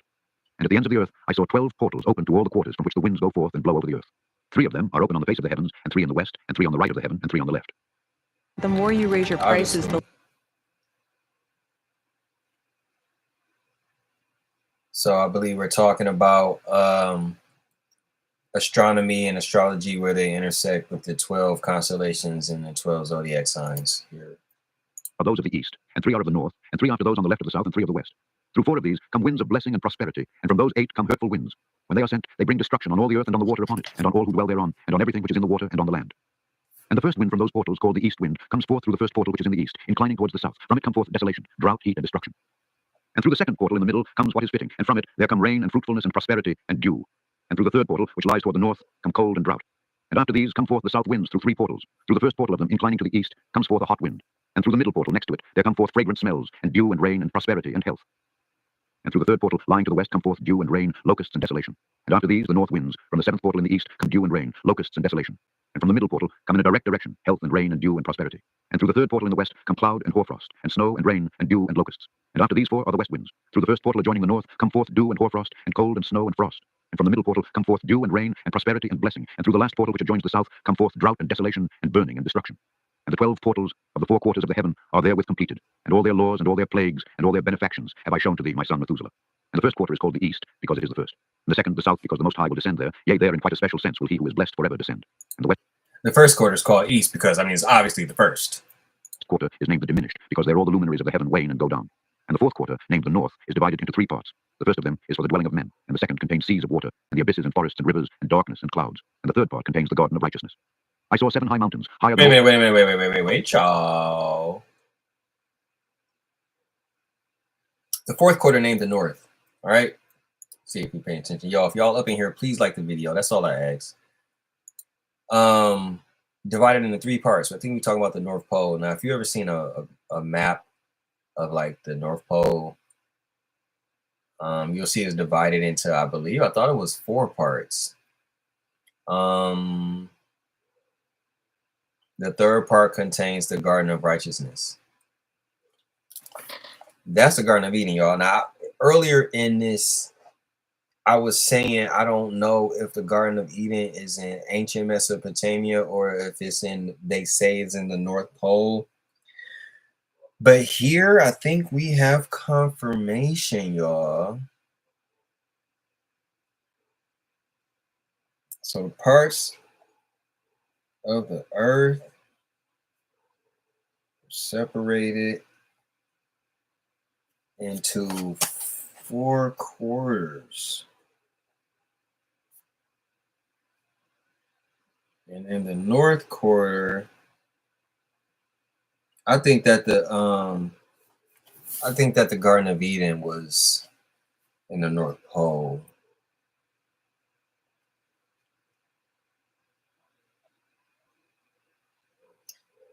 It contained seas of water. Still a lot of water up there. Forest, rivers, darkness, clouds. And the third part contains, this is why I'm reading this shit. You know what I'm saying? You learn shit like this. It contained the Garden of Righteousness. That is the Garden of Eden, y'all. And they are telling y'all that it was in the North Pole. Let's keep moving. If you took nothing else from this video, take that, take that. All the mountains which are on the earth, and thence comes forth hoarfrost, and days, seasons, and years pass away. I saw 7 rivers on the earth, larger than all the rivers. One of them coming from the west, pours its waters into the great sea. And these 2 come from the north to the sea, and pour their waters into the Erythraean Sea in the east. And the remaining 4 come forth on the side of the north to their own sea, 2 of them to the Erythraean Sea, and 2 into the great sea, and discharge themselves there, and some say, into the desert. 7 great islands I saw in the sea and in the mainland, 2 in the mainland and 5 in the great sea. And the names of the sun are the following: the first Oriares, and the second Thomas. And the moon has 4 names. The first name is Asonja, the second Ebla, the third Benas, and the fourth Erai. These are the 2 great luminaries. Their circumference is like the circumference of the heaven, and the size of the circumference of both is alike. In the circumference of the sun, there are 7 portions of light which are added to it more than to the moon, and in definite measures it is transferred till the 7th portion of the sun is exhausted. And they set and enter the portals of the west, and make their revolution by the north, and come forth through the eastern portals on the face of the heaven. And when the moon rises, 1/14th part appears in the heaven. The light becomes full in her. On the 14th day she accomplishes her light. And 15 parts of light are transferred to her till the 15th day her light is accomplished, according to the sign of the year. And she becomes 15 parts. And the moon grows by 14th parts. And in her waning decreases on the first day to 14 parts of her light, on the second to 13 parts of light, on the third to 12, on the fourth to 11, on the fifth to 10, on the sixth to 9, on the 7th to 8, on the 8th to 7, on the 9th to 6, on the 10th to 5, on the 11th to 4, on the 12th to 3, on the 13th to 2, on the 14th to the half of the 7th, and all the remaining light disappears wholly on the 15th. And in certain months, the month has 29 days and once 28. And Uriel showed me another law, when light is transferred to the moon, and on which side it is transferred to her by the sun. Producers, this plugin helps you... See, I just opened my window and immediately a fly came in. I got a screen on there. I don't know how flies do it. Very finish annoying. your tracks way faster. Check this out. I'm going to start with this loop that I made here. During all the period during which the moon is growing in her light, she is transferring it to herself when opposite to the sun. During 14 days, her light is accomplished in the heaven, and when she is illumined throughout, her light is accomplished full in the heaven. And on the first day, she is called the new moon, for on that day the light rises upon her. She becomes full moon exactly on the day when the sun sets in the west, and from the east she rises at night. And the moon shines the whole night through till the sun rises over against her. Now we're talking about phases of the moon. On the side whence the light of the moon comes forth, there again she wanes till all the light vanishes and all the days of the month are at an end, and her circumference is empty, void of light. And 3 months she makes of 30 days, and at her time she makes 3 months of 29 days each, in which she accomplishes her waning in the first period of time, and in the first portal for 177 days. And in the time of her going out, she appears for 3 months 30 days each, and for 3 months she appears 29 each. At night she appears like a man for 20 days each time, and by day she appears like the heaven, and there is nothing else in her save her light. And now, my son, I have shown thee everything, and the law of all the stars of the heaven is completed. And he showed me all the laws of these for every day, and for every season of bearing rule, and for every year, and for its going forth, and for the order prescribed to it every month and every week, and the waning of the moon, which takes place in the 6th portal. For in this 4/6 portal her light is accomplished. And after that there is the beginning of the waning, which takes place in the first portal in its season, till 177 days are accomplished, reckoned according to weeks, 25 and 2 days. She falls behind the sun, and the order of the stars, exactly 5 days in the course of one period. And when this place which thou seest has been traversed, such is the picture and sketch of every luminary which Uriel the archangel, who is their leader, showed unto me. Chapter 3. Heavenly Tablets. And in those days the angel Uriel answered and said to me, Behold, I have shown thee everything. Enoch and I have revealed everything to thee, that thou shouldst see this sun and this moon, and the leaders of the stars of the heaven, and all those who turn them, their tasks and times and departures. And in the days of the sinners the years shall be shortened, and their seed shall be tardy on their lands and fields. And all things on the earth shall alter, and shall not appear in their time. The rain shall be kept back, and the heaven shall withhold it. And in those times the fruits of the earth shall be backward, and shall not grow in their time, and the fruits of the trees shall be withheld in their time. And the moon shall alter her order, and not appear at her time. And in those days the sun shall be seen, and he shall journey in the evening on the extremity of the great chariot in the west, and shall shine more brightly than accord with the order of light. And many chiefs of the stars shall transgress the order, and these shall alter their orbits and tasks, and not appear at the seasons prescribed to them. And the whole order of the stars shall be concealed from the sinners, and the thoughts of those on the earth shall err concerning them. And they shall be altered from all their ways. Yea, they shall err, and take them to be gods. And evil shall be multiplied upon them, and punishment shall come upon them so as to destroy all. And he said unto me, Observe, Enoch, these heavenly tablets, and read what is written thereon, and mark every individual fact. And I observed the heavenly tablets, and read everything which was written, and understood everything, and read the book of all the deeds of mankind, and of all the children of flesh that shall be upon the earth to the remotest generations. And forthwith I blessed the great Lord, the King of glory forever, in that he has made all the works of the world. And I extolled the Lord because of his patience, and blessed him because of the children of men. And after that I said, Blessed is the man who dies in righteousness and goodness, concerning whom there is no book of unrighteousness written, and against whom no day of judgment shall be found. And those 7 holy ones brought me and placed me on the earth before the door of my house, and said to me, Declare everything to thy son Methuselah, and show to all thy children that no flesh is righteous in the sight of the Lord, for he is their creator. 1 year. No flesh is righteous in the sight of the Lord. I just think that's kind of fucked up. Like, and I'm speaking from a Christian perspective here because, as you know, I'm really not even Christian. I used to be. I was raised a Christian. But it was stuff like this. And in addition to all of the questions that these books leave you with, that made me have to go seek the answer elsewhere, because the fuck you mean none of us is righteous? You know what I mean? It's almost like, I guess you would think that the God that made you would be righteous and he will make you righteous. But he didn't. He didn't make us righteous. Made us like, you know what I'm saying? Like, according to the Lost Book of Enki, we were created to be slaves anyway. We were created to mine gold. So, and there's so many examples in just the reading that we've been doing today, as well as shit that actually made it in the Bible from the Tower of Babylon. Any attempts that humans have made to like gain more knowledge or like to break free from this worldly system that we live in, God is like, no. But at the same time, he's also telling us that we are not righteous. It's just crazy. Like, if you want us to, obviously he does not want us to be righteous, or else he would have made us righteous. It's like you make us not righteous, and then you complain that we're not righteous. It's kind of insane, for real. Year, we will leave thee with thy son, till thou givest thy commands, that thou mayest teach thy children, and record for them, and testify to all thy children. And in the 2nd year they shall take thee from their midst. Let thy heart be strong, for the good shall announce righteousness to the good. The righteous with the righteous shall rejoice, and shall offer congratulation to one another. But the sinners shall die with the sinners, and the apostate go down with the apostate. And those who practice righteousness shall die on account of the deeds of men, and be taken away on account of the doings of the godless. And in those days they ceased to speak to me, and I came to my people, blessing the Lord of the world. Chapter 4. 1 year to record. And now, my son Methuselah, all these things I am recounting to thee and writing down for thee. And I have revealed to thee everything, and given thee books concerning all these. You write that down.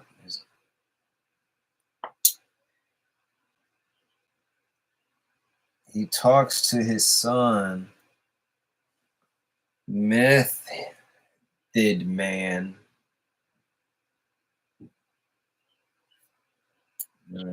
So preserve, my son Methuselah, the books from thy father's hand, and see that thou deliver them to the generations of the world. I have given wisdom to thee, and to thy children that shall be to thee, that they may give it to their children for generations, this wisdom that passeth their thought. I switched from due dates to due dates, and it made me go from weeks behind to weeks ahead of my deadlines. You see, I used to just bed rot all day.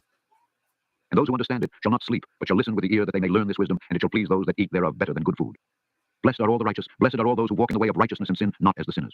In the reckoning of all their days in which the sun traverses the heaven, entering into and departing from the portals for 30 days with the heads of thousands of the order of the stars, together with the 4 which are intercalated, which divide the 4 portions of the year, which lead them and enter with them 4 days. I said this before, I'm going to say it again. If you went to go see Sinners on Easter weekend, you need to repent. Because what the fuck is you thinking? I mean, I know you probably don't. You're like an atheist. I don't know who I'm talking to, but like, you think that it's just a coincidence. Sinners, Easter weekend. I need you to take coincidence out of your vocabulary and replace that with the word confirmation, okay? Because DMX told y'all that it's dark in hell and it's hot. And I think that he actually knows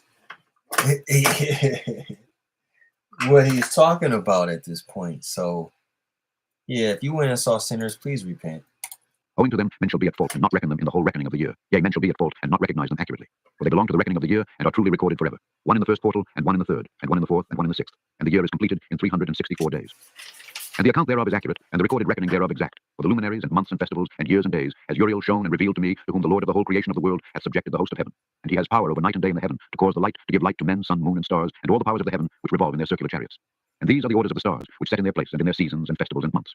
And these are the names of those who lead them, who watch that they enter at their times, in their orders, in their seasons, in their... So we were talking about Noah, now we're talking about, well, we was talking about Enoch, then we was talking about Noah, and now we're talking about Methuselah. I don't know if I'm saying that right. Months, in their periods of dominion, and in their positions. Their 4 leaders who divide the 4 parts of the year enter first. And after them, the 12 leaders of the orders who divide the months. And for the 360, there are heads over thousands who divide the days. And for the 4 intercalary days, there are the leaders which sunder the 4 parts of the year. And these heads over thousands are intercalated between leader and leader, each behind a station, but their leaders make the division.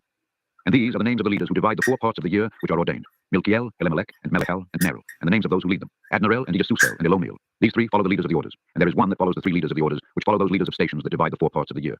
In the beginning of the year, Melchijal rises first and rules, who is named Tommie and son. And all the days of his dominion whilst he bears rule are 91 days. And these are the signs of the days which are to be seen on earth in the days of his dominion: sweat and heat and calms.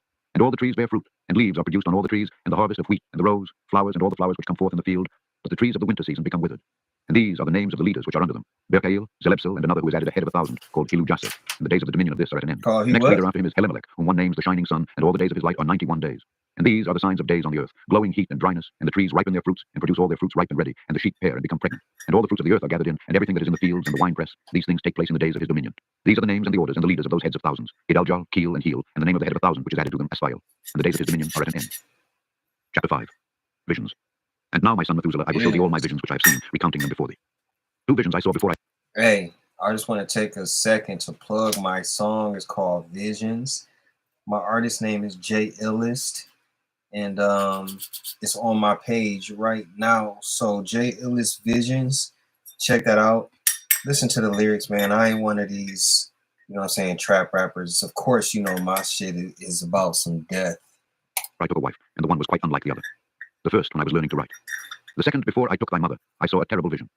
And regarding them, I prayed to the Lord. I had laid me down in the house of my grandfather Mahalalel. I saw in a vision how the heaven collapsed and was borne off and fell to the earth. And when it fell to the earth, I saw how the earth was swallowed up in a great abyss, and mountains were suspended on mountains, and hills sank down on hills, and high trees were rent from their stems, and hurled down, and sunk in the abyss. And thereupon a word fell into my mouth, and I lifted up to cry aloud, and said, The earth is destroyed. And my grandfather Mahalalel waked me as I lay near him, and said unto me, Why dost thou cry so, my son? And why dost thou make such lamentation? And I recounted to him the whole vision which I had seen, and he said unto me, A terrible thing hast thou seen, my son, and a grave moment is thy dream vision as to the secrets. If all the sin of the earth, it must sink into the abyss and be destroyed with a great destruction.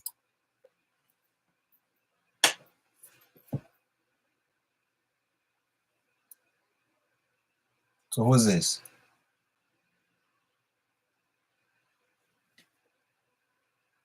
Is this I don't know who it is, but contextually I can see that it is the grandson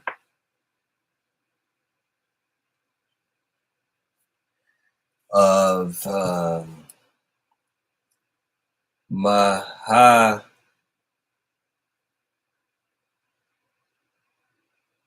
La Leo.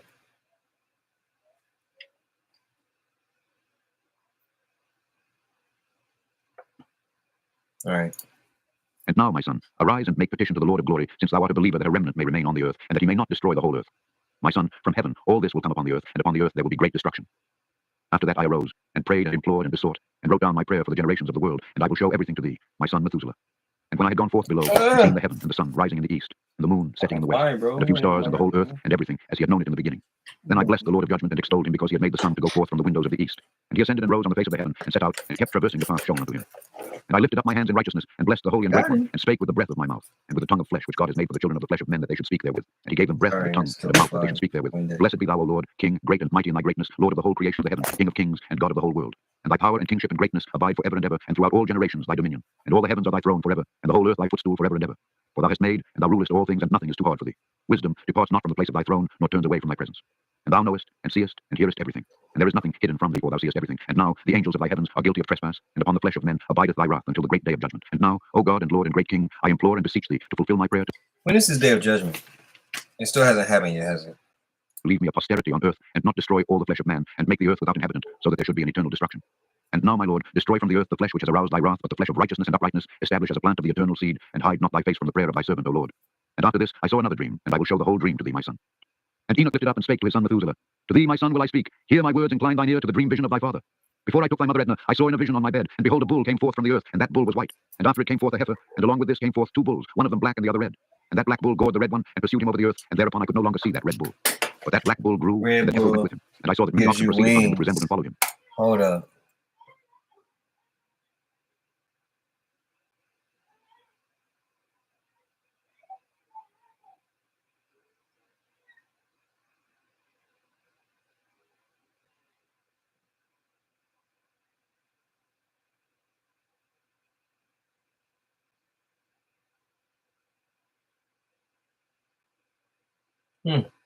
What do you think these bulls represent?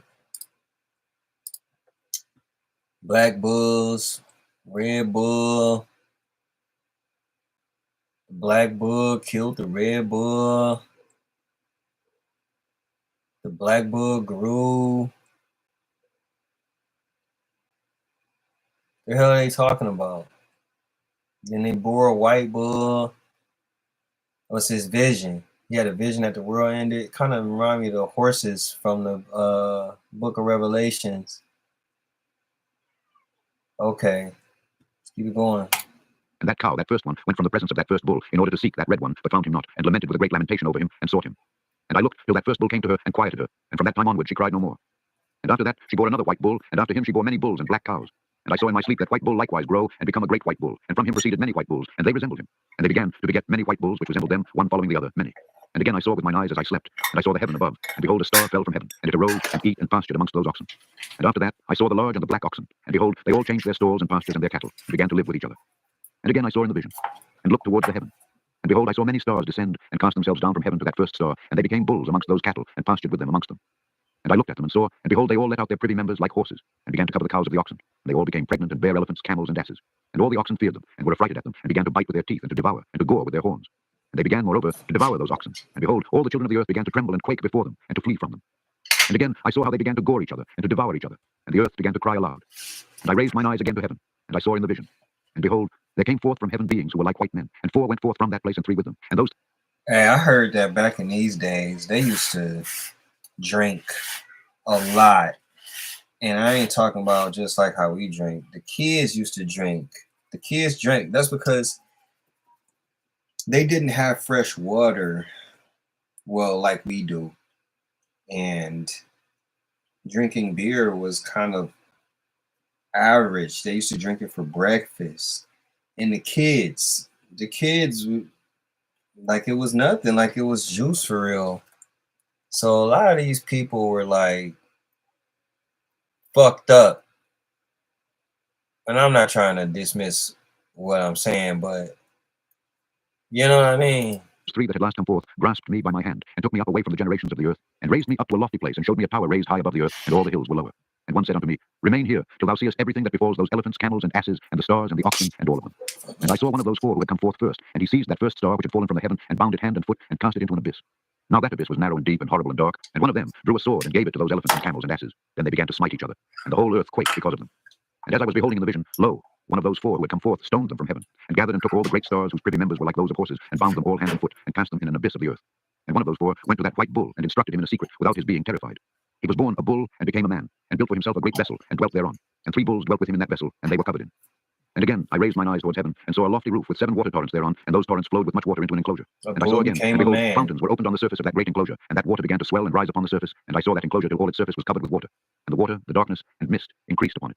And as I looked at the height of that water had risen above the height of that enclosure, and was streaming over that enclosure, and it stood upon the earth. And all the cattle of that enclosure were gathered together until I saw how they sank, and were swallowed up and perished in that water. But that vessel floated on the water, while all the oxen and elephants and camels and asses sank to the bottom with all the animals, so that I could no longer see them, and they were not able to escape, perished and sank into the depths.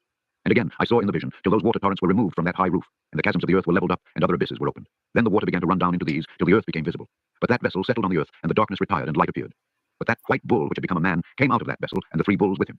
And one of those 3 was white like that bull, and one of them was red as blood, and one black. And that white bull departed from them.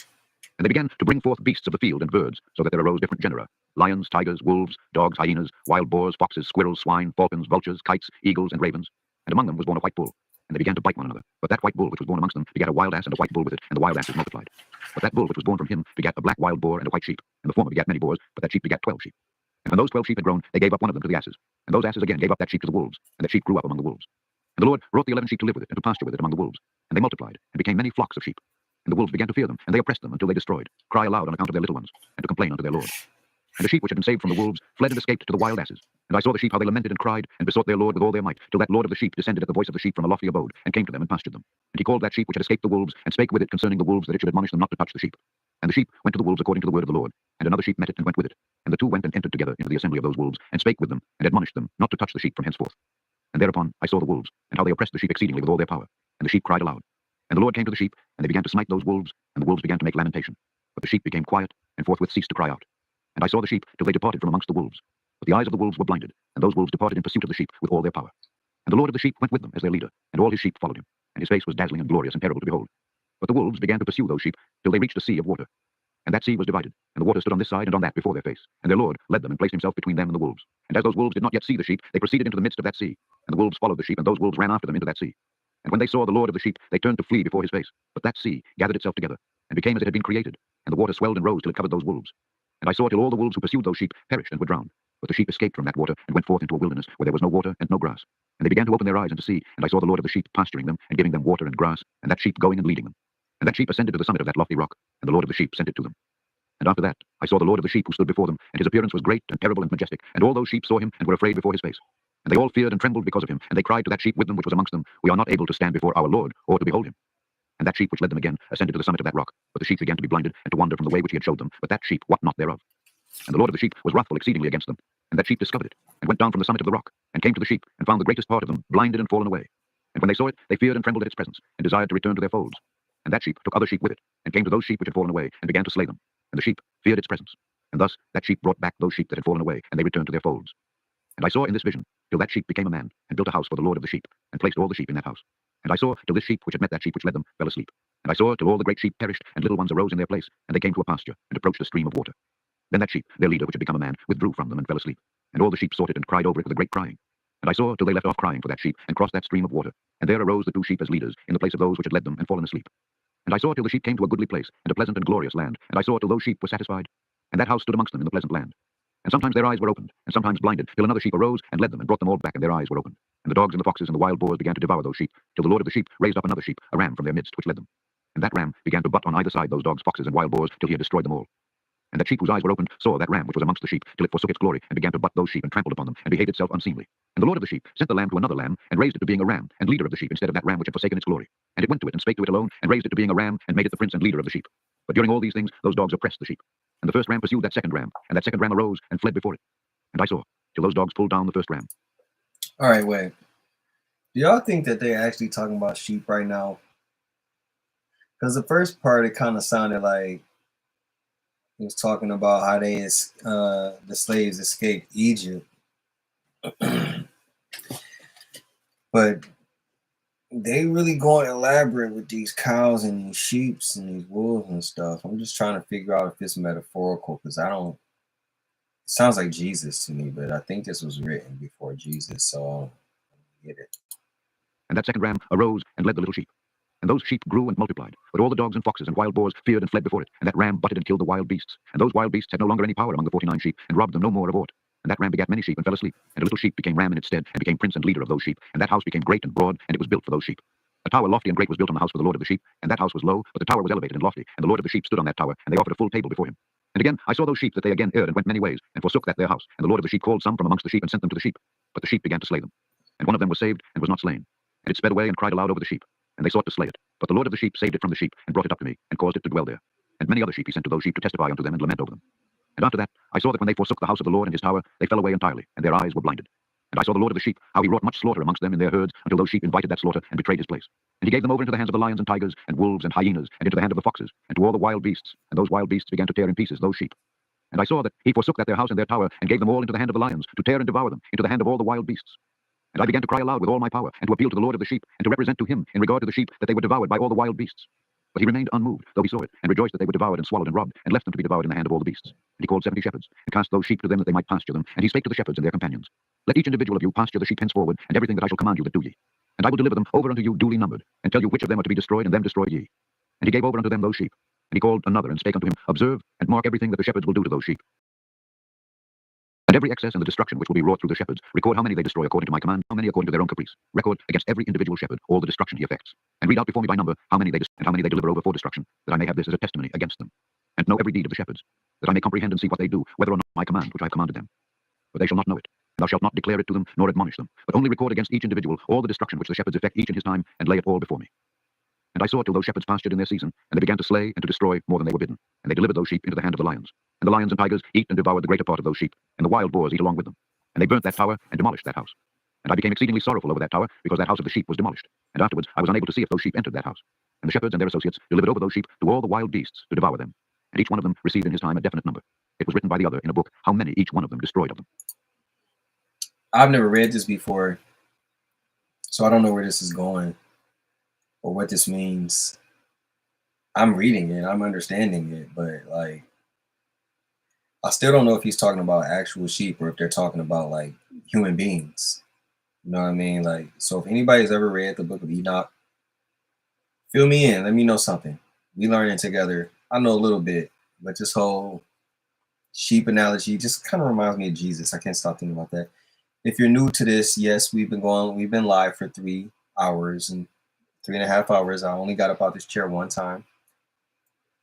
But I told myself I'm going to get through this long ass video and I'm going to get through it really quickly. So I think we'll be done in another 40 minutes here. Thank everybody for joining us.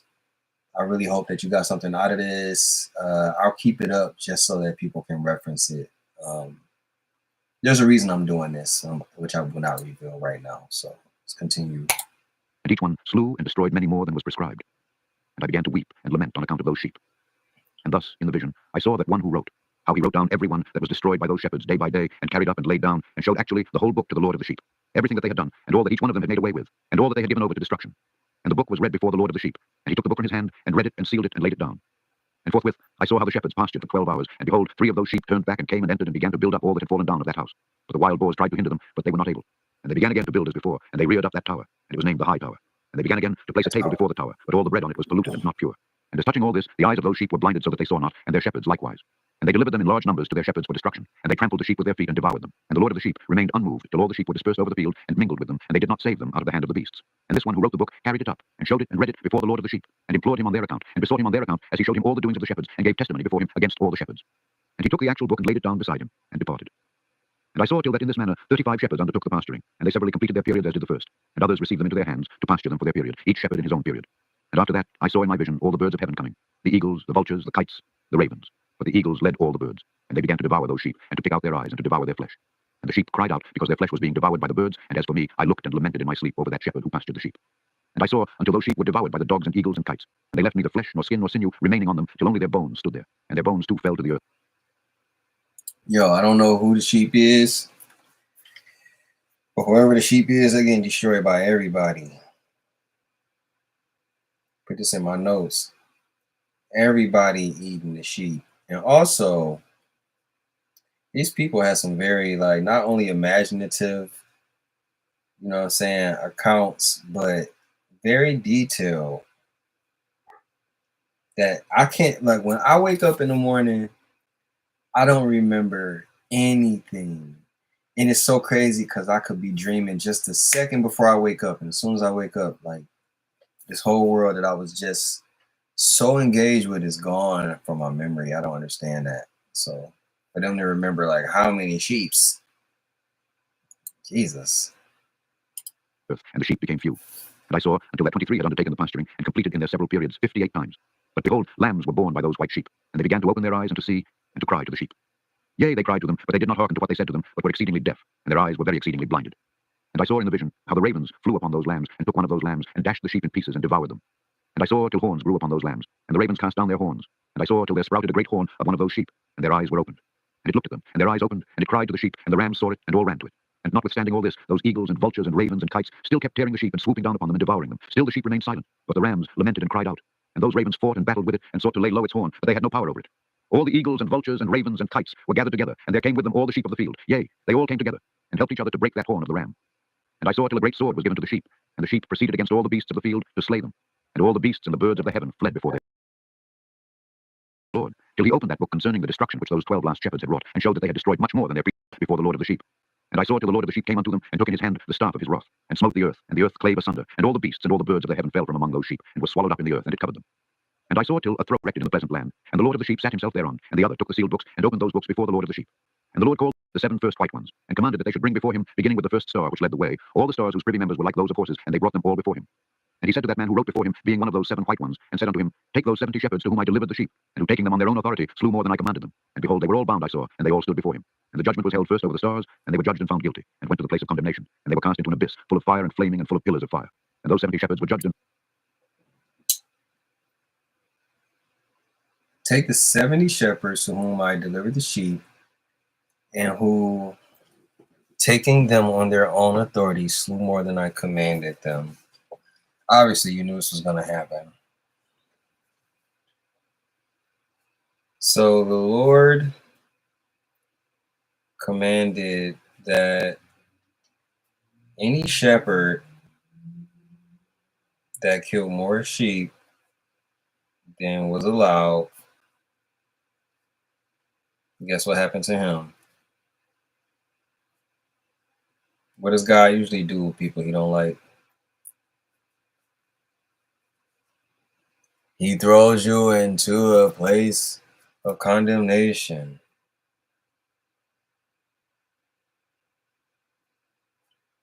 Full of fire and flaming. Like what is it with God and fire?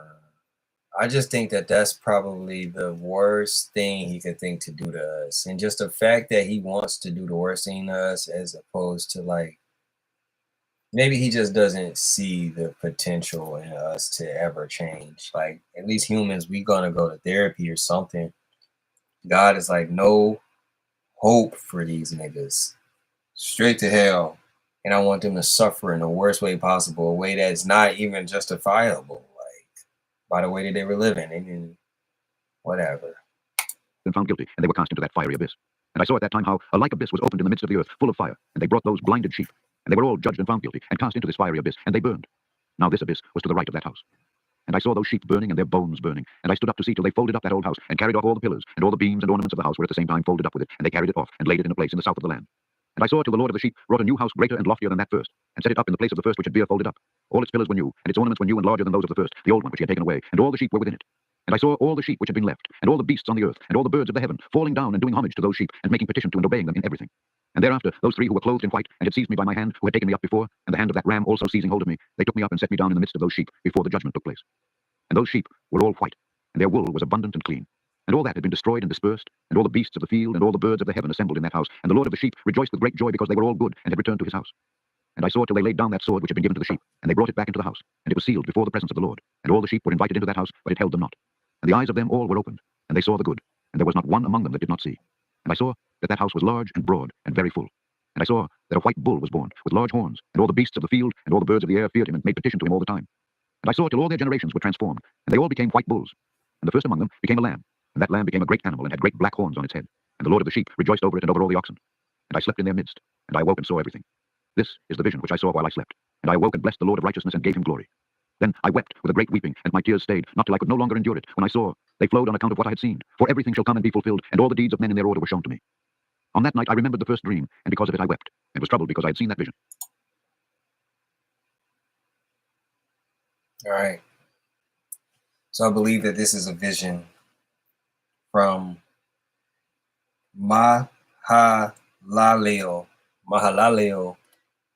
who is the grandson of Enoch, or is it?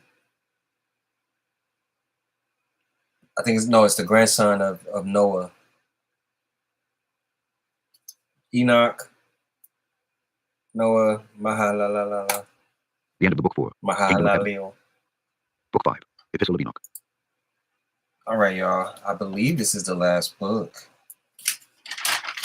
But I got so much energy, though. Book 5.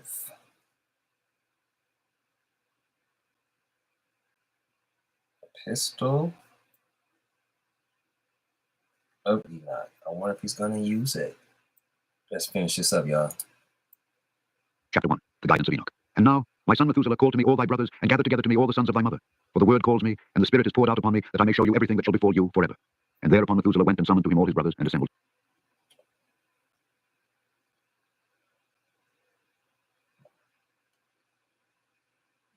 I find like books like the Bible, they give you all the like real context like right away, first page. And if you don't get it, then you're gonna be reading like 30 pages not knowing like who they're talking about, because they don't really be referring back to who they're talking about. They kind of refer to them one time. All right, so it's Methuselah and his brothers assembled. All his relatives. And he spake unto all the children of righteousness, and said, Hear, ye sons of Enoch, all the words of your father, and hearken aright to the voice of my mouth. For I exhort you and say unto you, beloved, love uprightness and walk therein. And draw not nigh to uprightness with a double heart, and associate not with those of a double heart. But walk in righteousness, my sons. And it shall guide you on good paths, and righteousness shall be your companion. For I know that violence must increase on the earth, and a great chastisement be executed on the earth, and all unrighteousness come to an end. Yea, it shall be cut off from its roots, and its whole structure be destroyed. And unrighteousness shall again be consummated on the earth, and all the deeds of unrighteousness and of violence and transgression shall prevail in a twofold degree. And when sin and unrighteousness and blasphemy and violence in all kinds of deeds increase, and apostasy and transgression and uncleanness increase, a great chastisement shall come from heaven upon all these, and the Holy Lord will come forth with wrath and chastisement to execute judgment on earth. In those days violence shall be cut off from its roots, and the roots of unrighteousness together with deceit, and they shall be destroyed from under heaven. And all the idols of the heathen shall be abandoned, and the temples burned with fire, and they shall remove them from the whole earth. And they shall be cast into the judgment of fire, and shall perish in wrath and in grievous judgment forever.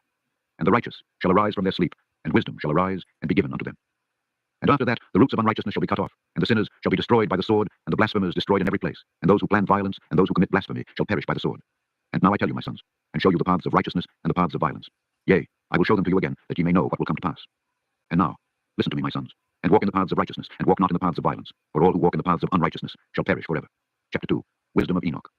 The book written by Enoch. Enoch indeed wrote this complete doctrine of wisdom, praised of all men and a judge of all the earth for all my children who shall dwell on the earth, and for the future generations who shall observe uprightness and peace. Let not your spirit be troubled on account of the times, for the Holy and Great One has appointed days for all things. And the righteous one shall arise from sleep, shall arise and walk in the paths of righteousness, and all his path and conversation shall be in eternal goodness and grace. He will be gracious to the righteous, and give him eternal uprightness, and he will give him power so that he shall be with goodness and righteousness, and he shall walk in eternal light, and sin shall perish in darkness forever, and shall no more be seen from that day forevermore. And after that, Enoch both gave and began to recount from the books. And Enoch said, Concerning the children of righteousness, and concerning the elect of the world, and concerning the plant of uprightness, I will speak these things. Yea, I, Enoch, will declare unto you, my sons, according to that which appeared to me in the heavenly vision, and which I have known through the word of the holy angels, and have learnt from the heavenly tablets. And Enoch began to recount from the books, and said, I was born the 7th in the 1st week, while judgment and righteousness still endured. And after me there shall arise in the 2nd week great wickedness, and deceit shall have sprung up, and in it there shall be the first end. And in it a man shall be saved, and after it is ended, unrighteousness shall grow up, and a law shall be made for the sinners. And after that, in the 3rd week at its close, a man shall be elected as the plant of righteous judgment, and his posterity shall become the plant of righteousness forevermore. And after that, in the 4th week at its close, visions of the holy and righteous shall be seen, and a law for all generations, and an enclosure shall be made for them. And after that, in the 5th week at its close, the house of glory and dominion shall be built forever. So this sounds like some good things are finally happening after all of the, you know what I'm saying, bulls and sheep die, and then we finally hold the shepherds accountable. it still feels like some sort of metaphorical Jesus and his lambs type of people. I don't know. But after all that, things are finally starting to get good again.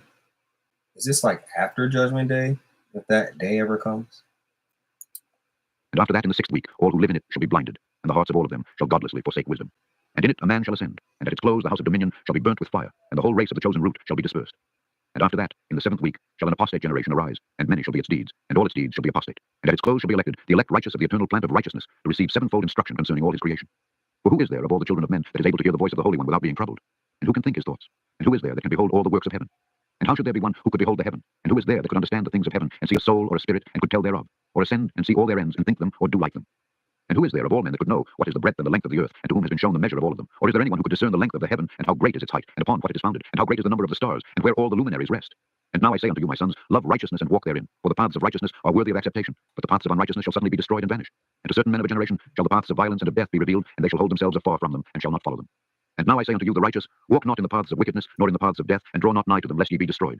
But seek and choose for yourselves righteousness and an elect life, and walk in the paths of peace, and ye shall live and prosper.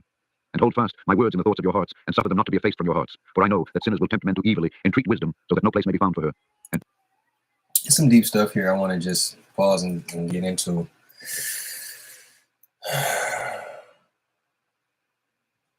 Walk not in the path of wickedness, nor in the path of death, but seek righteousness. This is the Bible, I know. See, they tried to make it so that this is the only thing that we know, but you know, there's more. There's more to it. This is that good old classic Bible knowledge right here, Bible wisdom right here. no manner of temptation may diminish. Woe to those who use unrighteousness and oppression, and lay deceit as a foundation, for they shall be suddenly overthrown, and they shall have no peace. Woe to those who build their houses with sin, for from all their foundations shall they be overthrown, and by the sword shall they fall. And those who acquire gold and silver in judgment suddenly shall perish. Woe to you, ye rich, for ye have trusted in your riches, and from your riches shall ye depart, because ye have not remembered the Most High in the days of your riches. Ye have committed blasphemy and unrighteousness, and have become ready for the day of slaughter, and the day of darkness, and the day of the great judgment. Thus I speak and declare unto you, he who hath created you will overthrow you, and for your fall there shall be no compassion, and your Creator will rejoice at your destruction. And your righteous ones in those days shall be a reproach to the sinners and the godless. Oh, that mine eyes were a cloud of waters, that I might weep over you, and pour down my tears as a cloud of waters, that so I might rest from my trouble of heart. Who has permitted you to practice reproaches and wickedness, and so judgment shall overtake you, sinners? Fear not the sinners, ye righteous, for again will the Lord deliver them into your hands, that ye may execute judgment upon them according to your desires. Woe to you who fulminate anathemas which cannot be reversed. Healing shall therefore be far from you because of your sins. Woe to you who requite your neighbor with evil, for ye shall be requited according to your works. Woe to you lying witnesses, and to those who weigh out injustice, for suddenly shall ye perish. Woe to you sinners, for ye persecute the righteous, for ye shall be delivered up and persecuted because of injustice, and heavy shall its yoke be upon you. Be hope of heart. Who has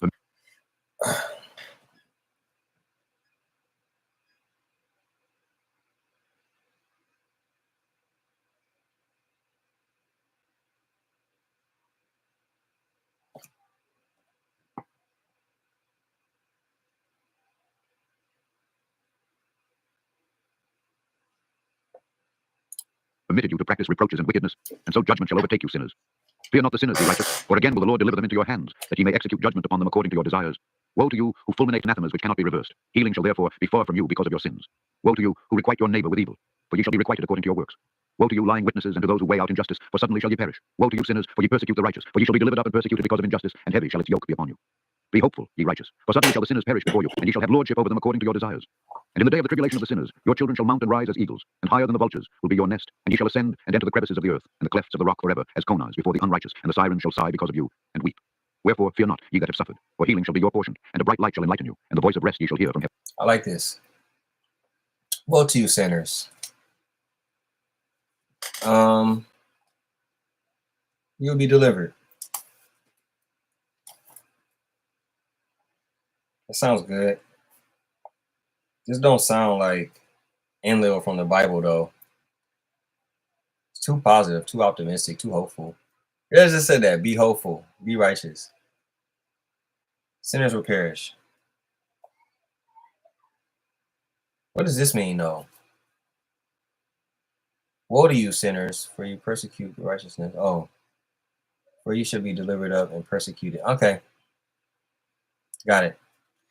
So sinners will be, they will perish, obviously. But when? When will sinners perish, y'all? Because they just had a field day on Easter weekend.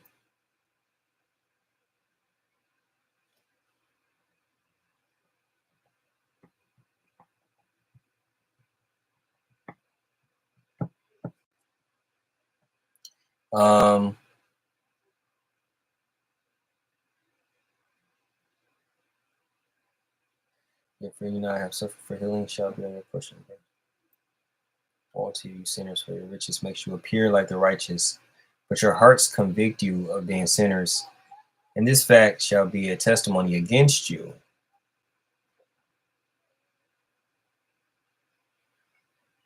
Your hearts convict you of being sinners. Heaven. Woe unto you, ye sinners, for your riches make you appear like the righteous, but your hearts convict you of being sinners. And this fact shall be a testimony against you, for a memorial of evil deeds. Woe to you, who devour the finest of the wheat, and drink wine in large bowls, and tread underfoot the lowly with your might. Woe to you, who drink water from every fountain. For suddenly shall ye be consumed and wither away, because ye have forsaken the fountain of life. Woe to you, who work unrighteousness and deceit and blasphemy. It shall be a memorial against you for evil. Woe to you, ye mighty, who with might oppress the righteous, for the day of your destruction is coming. In those days many and good days shall come to the righteous in the day of your judgment. It kind of sounds like God got off more on punishing people than he did blessing people. I really do hear more of him, oh, if you don't do this, I'm gonna fuck you up. I hear more of that than I hear, oh, I'll bless you if you do good. Because it's like almost as if he doesn't think we can do good. He never says if you do good, you know. I mean, yeah, he does, you know, eternal life and all that, but I just don't see any examples of that. I don't know, maybe Job. Why does Job sound like Job? Somebody figure this shit out. Chapter 3. Wisdom of Enoch. Believe ye righteous, that the sinners will become ashamed and perish in the day of unrighteousness. Be it known unto you that the Most High is mindful of your destruction, and the angels of heaven rejoice over your destruction. What will ye do, ye sinners? And whither will ye flee on that day of judgment, when ye hear the voice of the prayer of the righteous? Yea, ye shall fare like unto them against whom this word shall be a testimony. Ye have been companions of sinners. And in those days the prayer of the righteous shall reach unto the Lord, and for you the days of your judgment shall come. And all the words of your unrighteousness shall be read out before the great Holy One, and your faces shall be covered with shame, and he will reject every work which is grounded on unrighteousness. Woe to you, ye sinners, who live on the mid-ocean, and on the dry land, whose remembrance is evil against you. Woe to you, who acquire silver and gold in unrighteousness, and say, we have become rich with riches, and have possessions, and have acquired everything we have desired. And now let us do what we purposed. For we have gathered silver, and many are the husbandmen in our houses, and our granaries are full as with water. Yea, and like water your lies shall flow away, for your riches shall not abide, but speedily ascend from you. For ye have acquired it all in unrighteousness, and ye shall be given over to a great curse. And now I swear unto you, to the wise and to the foolish, for ye shall have manifold experiences on the earth. For ye men shall put on more adornments than a woman, and coloured garments more than a virgin. In royalty and in grandeur and in power, and in silver and in gold, and in purple, and in splendor and in food, they shall be poured out as water. Therefore they shall be wanting in doctrine and wisdom, and they shall perish thereby together with their possessions. And with all their glory and their splendor, and in shame and in slaughter, and in great destitution, their spirits shall be cast into the I just want furnace to of fire. say something about this part right here. For ye men shall put on more adornments. I'm sick of shit like this. They shall be wanting in doctrine and wisdom, and they shall perish thereby together with their possessions. And we've all heard the one where they say it's easier for a nigga to pass through the needle than like to get than a rich man to get into heaven. As I study the mindset of like millionaires and things like that, you know, they tell you that the beliefs that you have about money is what keep you broke.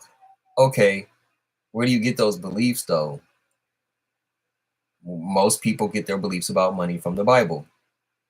I don't want to go back a couple pages, but if you just like rewind the video a little bit, you'll see another thing where it says like rich people, just a couple pages ago, rich people, they look, you know what I'm saying, righteous, which I don't even know what that means. So you mean like Gucci and Prada, that shit looks righteous? That don't look righteous to me, but anyway, they look righteous, whatever that means, but they are not. So you're pretty much saying that if I'm wearing Gucci and Prada, then I'm not going to get into heaven? Is it because I supported an evil, like, corporation, or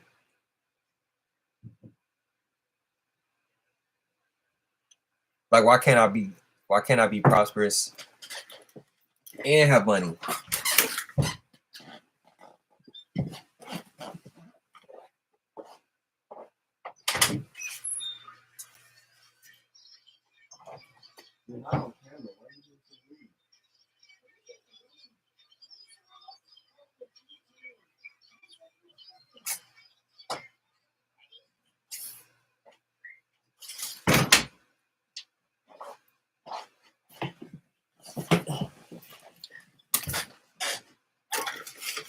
I'm sorry about that.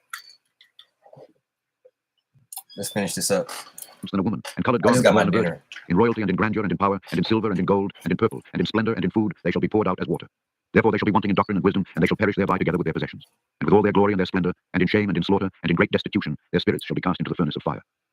I have sworn unto you, ye sinners, as a mountain has not become a slave, and a hill does not become the handmaid of a woman. Even so, sin has not been sent upon the earth, but man of himself has created it. And under a great curse shall they fall who commit it. And barrenness has not been given to the woman, but on account of the deeds of her own hands she dies without children. I have sworn unto you, ye sinners, by the Holy Great One, that all your evil deeds are revealed in the heavens, and that none of your deeds of oppression are covered and hidden.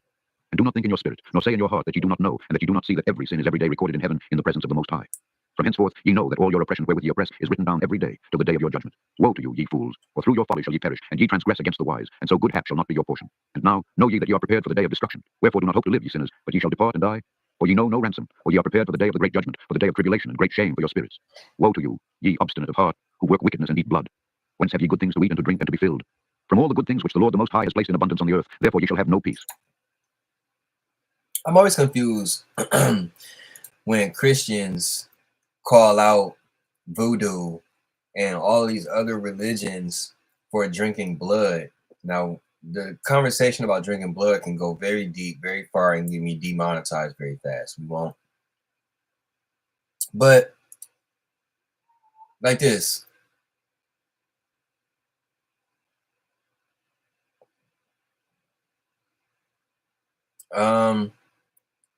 Who work wickedness and eat blood. When you do communion at church, isn't the wine supposed to represent the blood of Jesus? I'm not getting no feedback from y'all, but it's okay. I know it's true. Yes.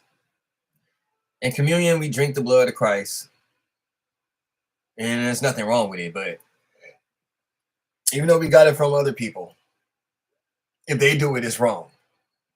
You see the hypocrisy there? Woe to you who love the deeds of unrighteousness. Wherefore do ye hope for good hap unto yourselves? Know that ye shall be delivered into the hands of the righteous, and they shall cut off your necks and slay you, and have no mercy upon you. Woe to you who rejoice in the tribulation of the righteous, for no grave shall be dug for you. Woe to you who set at naught the words of the righteous, for ye shall have no hope of life. Woe to you who write down lying and godless words, for they write down their lies that men may hear them and act godlessly towards neighbors. Therefore they shall have no peace but die a sudden death. Woe to you who work godlessness and glory in lying and extol them. Ye shall perish, and no happy life shall be yours. Woe to them who pervert the words of uprightness and transgress the eternal law, and transform themselves into what they were not, into sinners. They shall be trodden under foot upon the earth. In those days make ready, ye righteous, to raise your prayers as a memorial, and place them as a testimony before the angels, that they may place the sin of the sinners for a memorial before the Most High. In those days the nations shall be stirred up, and the families of the nations shall arise on the day of destruction. And in those days the destitute shall go forth and carry off their children, and they shall abandon them, so that their children shall perish through them. Yea, they shall abandon their children sucklings, and not return to them, and shall have no pity on their beloved ones. And again I swear to you, ye sinners, that sin is prepared for a day of unceasing bloodshed. And they who worship stones and grave images of gold and silver and wood and clay, and those who worship impure spirits and demons and all kinds of idols not according to knowledge, shall get no manner of help from them.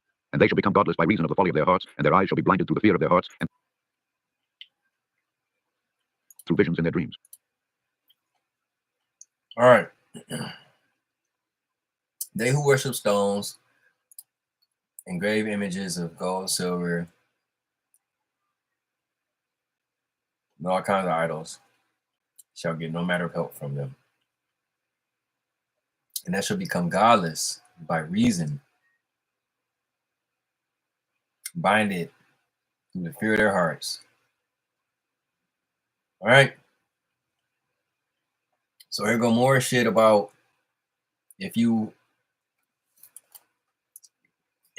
care too much about riches, you're pretty much going to hell. I personally don't subscribe to this. Personally don't. I had to get away from it because it's keeping us broke. This is how they keep us broke. I believe this is probably why they give us a Bible in the first place, because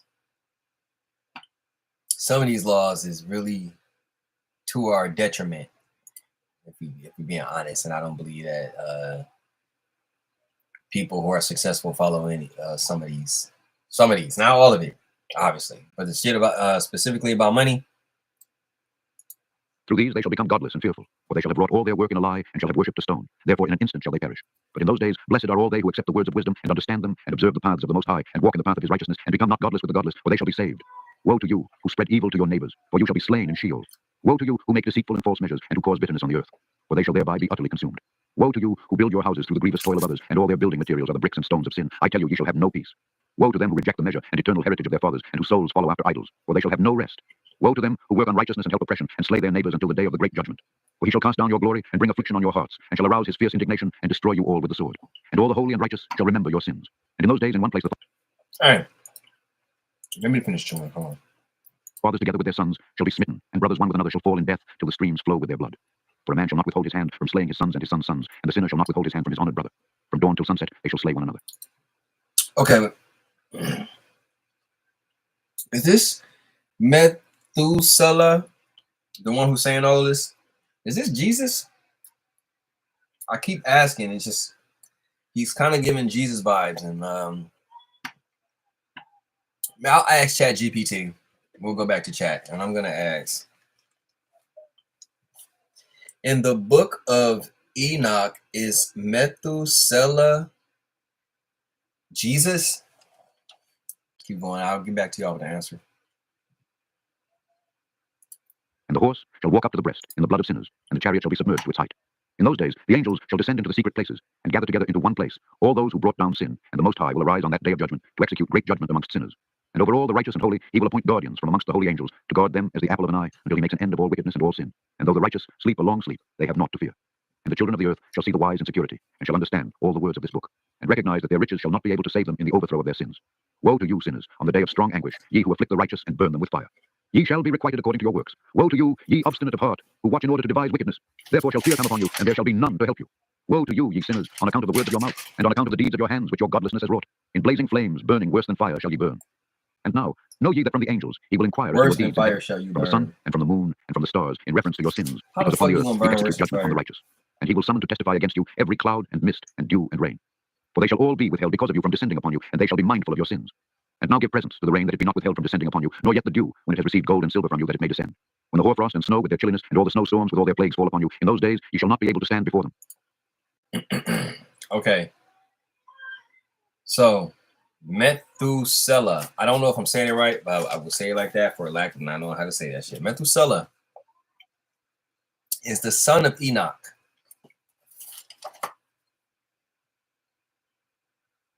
And the grandfather of Noah.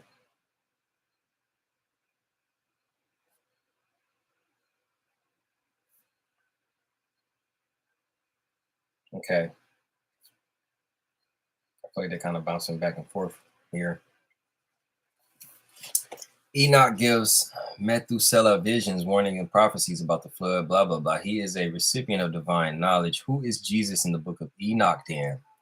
While the book of Enoch never names Jesus, many Christian scholars interpret the Son of Man, the elect one, the righteous one, the chosen one, as the elect one. I told you. I told you. Yo, what's up, Tanya? Yeah, this is live. Welcome. I've been live for over 4 hours now, studying the book of Enoch.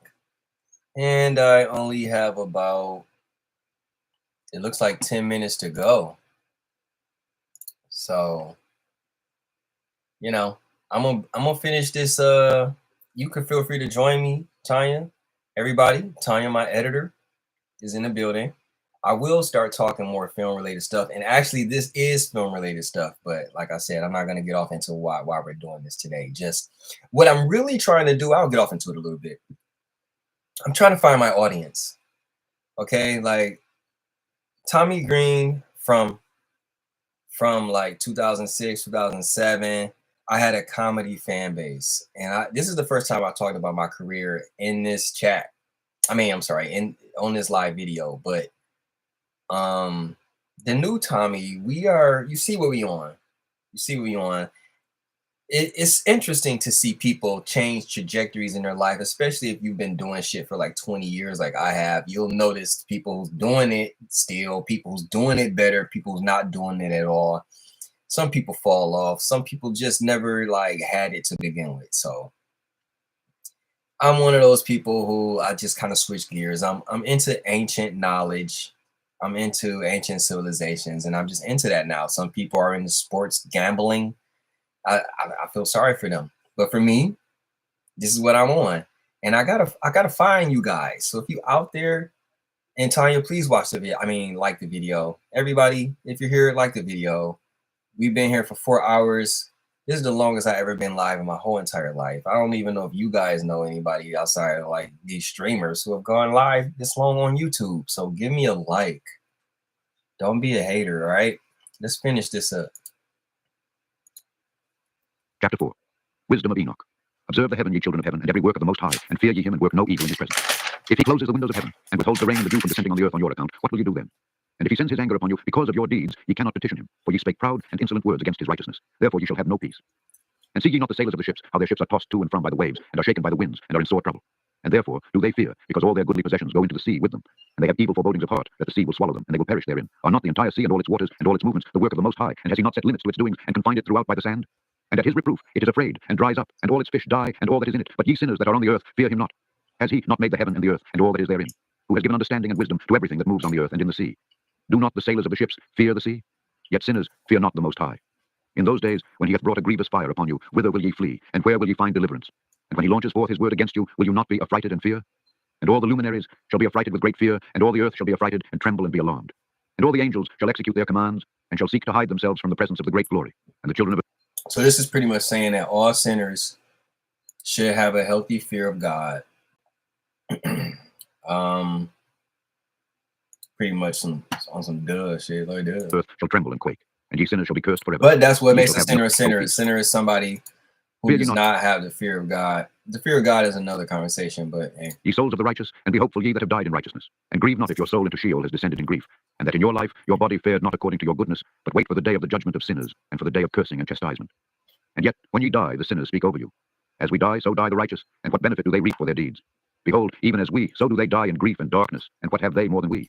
From henceforth we are equal, and what will they receive, and what will they see forever? Behold, they too have died, and henceforth forever shall they see no light.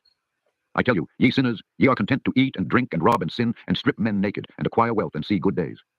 Have ye seen the righteous how their end falls out, that no manner of violence is found in them till their death? Nevertheless they perished, and became as though they had not been, and their spirits descended into Sheol in tribulation. Chapter 5. Wisdom of Enoch. Another book which Enoch wrote for his son Methuselah, and for those who will come after him, and keep the law in the last days. Ye who have done good shall wait for those days till an end is made of those who work evil, and an end of the might of the transgressors. And wait ye indeed till sin has passed away, for their names shall be blotted out of the book of life and out of the holy books, and their seed shall be destroyed forever, and their spirits shall be slain. And they shall cry and make lamentation in a place that is a chaotic wilderness, and in the fire shall they burn, for there is no earth there. And I saw there something like an invisible cloud, for by reason of its depth I could not look over. And I saw a flame of fire blazing brightly, and things like shining mountains circling and sweeping to and fro. And I asked one of the holy angels who was with me, and said unto him, What is this shining thing? For it is not a heaven, but only the flame of a blazing fire, and the voice of weeping and crying and lamentation and strong pain. And he said unto me, This place which thou seest, here are cast the spirits of sinners and blasphemers, and of those who work wickedness, and of those who pervert everything that the Lord hath spoken through the mouth of the prophets, the things that shall be. For some of them are written and inscribed above in the heaven, in order that the angels may read them, and know that which shall befall the sinners, and the spirits of the humble, and of those who have afflicted their bodies, and been recompensed by God. And of those who have been put to shame by wicked men, who love God, and loved neither gold nor silver, nor any of the good things which are in the world, but gave over their bodies to torture. Who since they came into being longed not after earthly food, but regarded everything as a passing breath, and lived accordingly. And the Lord tried them much, and their spirits were found pure, so that they should bless his name. And all the blessings destined for them I have recounted in the books. And he hath assigned them their recompense, because they have been found to be such as loved heaven more than their life in the world.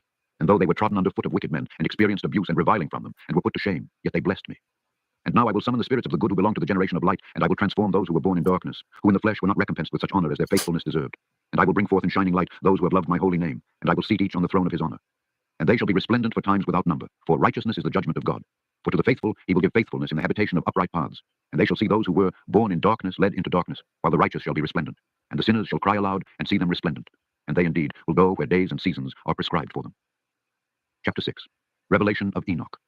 I swear unto you that in heaven the angels remember you for good before the glory of the Great One, and your names are written before the glory of the Great One. Be hopeful, for aforetime ye were put to shame through ill and affliction. But now ye shall shine as the lights of heaven. Ye shall shine, and ye shall be seen, and the portals of heaven shall be opened to you. And in your cry, cry for judgment, and it shall appear to you. For all your tribulation shall be visited on the rulers, and on all who help those who plundered you. Be hopeful, and cast not away your hopes, for ye shall have great joy as the angels of heaven. What shall ye be obliged to do? Ye shall not have to hide on the day of the great judgment, and ye shall not be found as sinners. And the eternal judgment shall be far from you for all the generations of the world. And now, fear not, ye righteous. When ye see the sinners growing strong and prospering in their ways, be not companions with them, but keep afar from their violence. For ye shall become companions of the hosts of heaven. And although the sinners say, all our sins shall not be searched out, ye shall have great joy as the angels of heaven. Fear not, righteous. That's me and the few people that's in here. Fear not, y'all. When you see the sinners going strong, when you see everybody going to see that Sinners movie and they're telling you you should go and you don't want to go because you already know your soul ain't for sale. Don't be companions. Keep far away. All right?